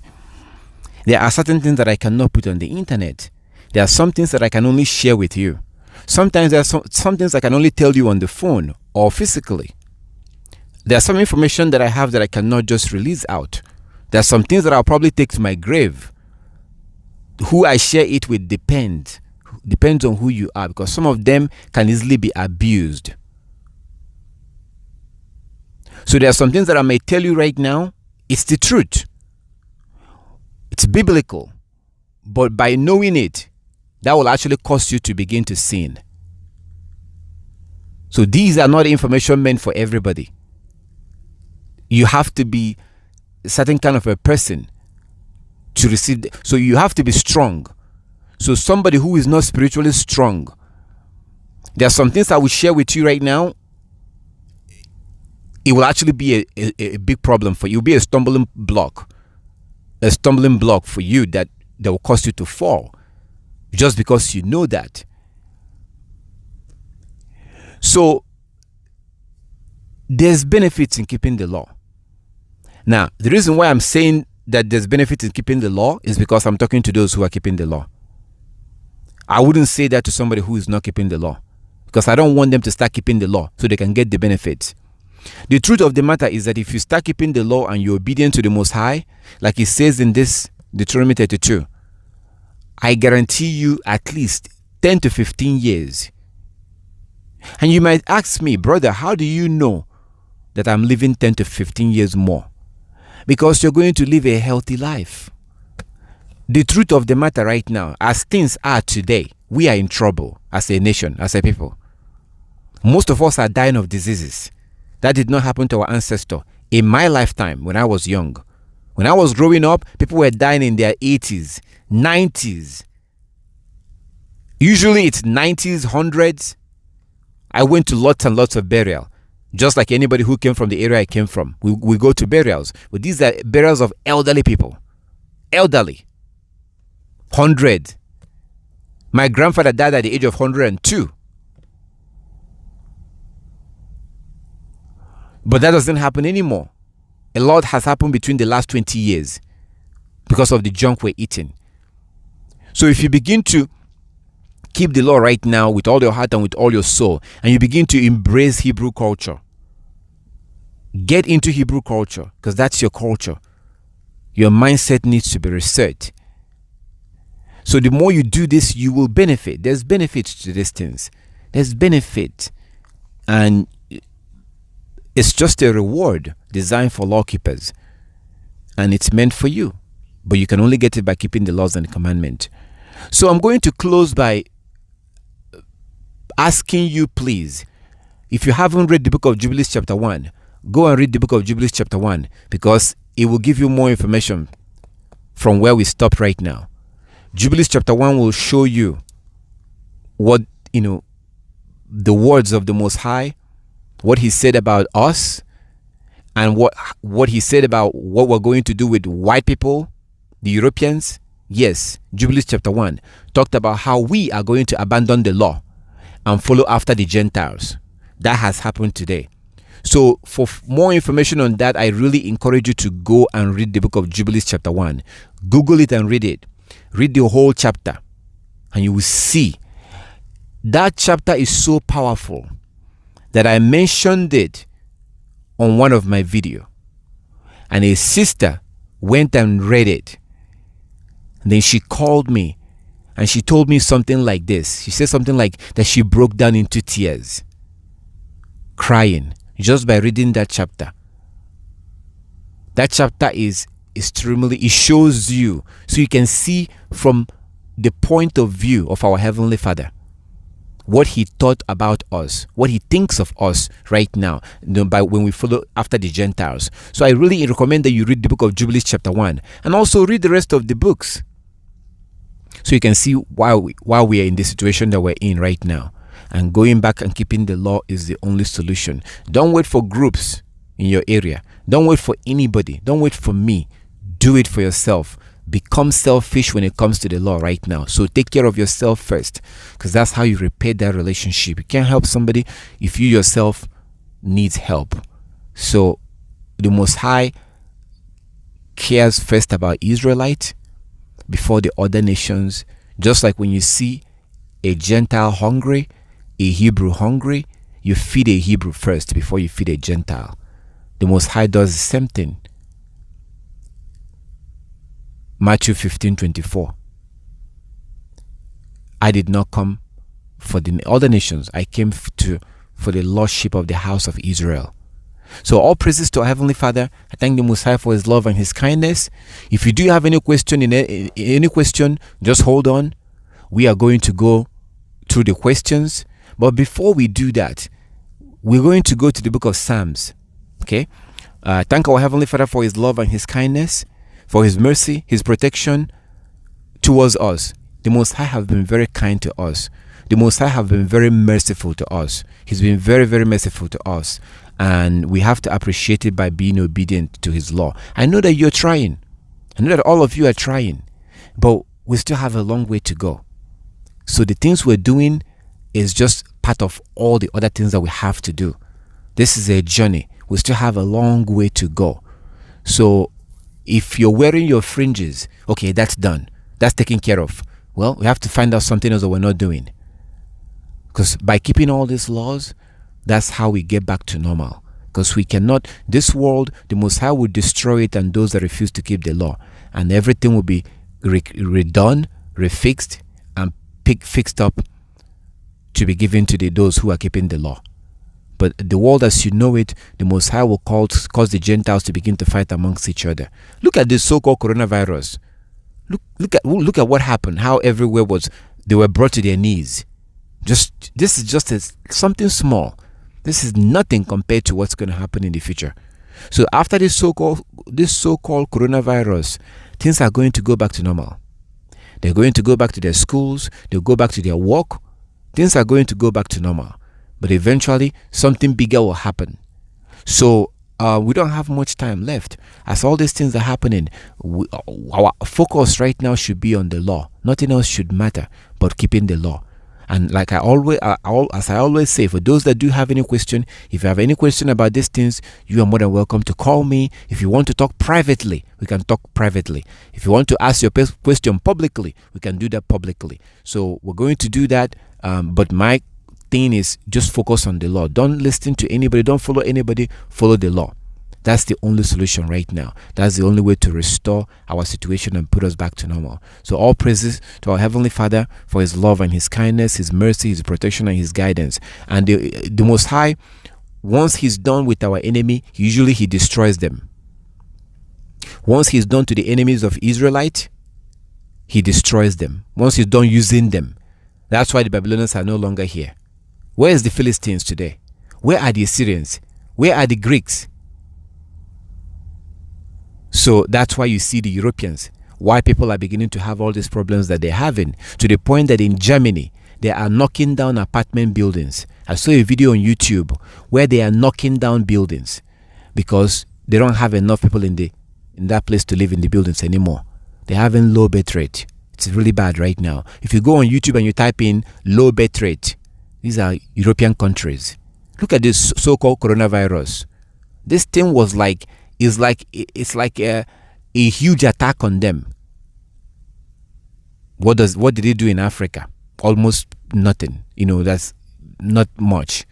So this means that the Most High, when He's done with our enemy and He's slowly phasing them out, and Israel is slowly rising. Now, is all Israel going to rise? Of course not. No. If you're waiting for all the Israelites to repent, come on. No. When our ancestors came out of Egypt, how many people went into the promised land? Only 2 from the original. Moses could not even make it in. Aaron could not make it in. So if you're thinking that all the Israelite people that you know, all the Igbos, all the Negroes, all the Israelites are going to repent, no, don't think that. The Most High doesn't care about number. He only cares about quantity, not quality. Not quantity. He only cares about quality. Quality of the people, the remnant, those who are being honest, those who are zealous for the law. We have to be zealous for the law. That's all He cares about. He saved 8 people and destroyed the whole world. So the whole nation are not going to repent. All the Most High wants is just few people from different countries, few people in the Caribbean, few people in Africa, few people in America. He just wants few Israelites, just few. And there's that few right now. He has it all over the world. The Most High doesn't care. That's why He says in Second Esdras, chapter 8. Second Esdras chapter 8, verse 1 to 3. That this world is created for many people. The world to come is created for few. Many have been created, few will be saved. So don't wait for the day that everybody will repent. And the anger of the Most High will begin to happen very suddenly, just like the coronavirus. The anger of the Most High will happen very suddenly. And this will be, they begin to fight each other. One day you're going to wake up, you will hear that that Russia has attacked America, or you hear that North Korea or Iran attacked America, or America attacked North Korea, or America attacked Iran. Iran and Russia are close. They are close with Russia. They are close with, I think they are close with Syria. So if America attacks Iran, Russia might attack America. So it's going to be a mess. For more information on that, go to Isaiah chapter 24, verse 1 to 6, and go see what the Most High said there. Isaiah 24, verse 1 to 6. The Most High will cause them to begin to fight each other. By the time it's done, most people are going to be destroyed through fire, nuclear bomb. It melts people. So the Most High will do exactly what he did in the past, according to 2 Chronicles chapter 20. 2 Chronicles chapter 20. 2 Chronicles chapter 20, the Most High caused two nations, the nations that was coming to fight Israel. There was some nation that was coming to destroy Israel. The Most High put a confusion among them, and they began to fight each other. That's what the Most High would do to these people. So right now for us, we should focus on keeping the law. That's what we should be doing. So I thank our Heavenly Father for everything, for opening our eyes and teaching us and making us to understand these things and allowing us to get back our heritage. I give the Most High all the glory and all the honor for everything. For those that do have questions, if you listen to this online and you have any question, you're more than welcome to call and ask. Grow your beard, wear your fringes, wear your veil, keep the Sabbath, not Saturday, not Sunday, keep the Sabbath using the moon. That's the going back to the law is the only solution. So all praises to our Heavenly Father.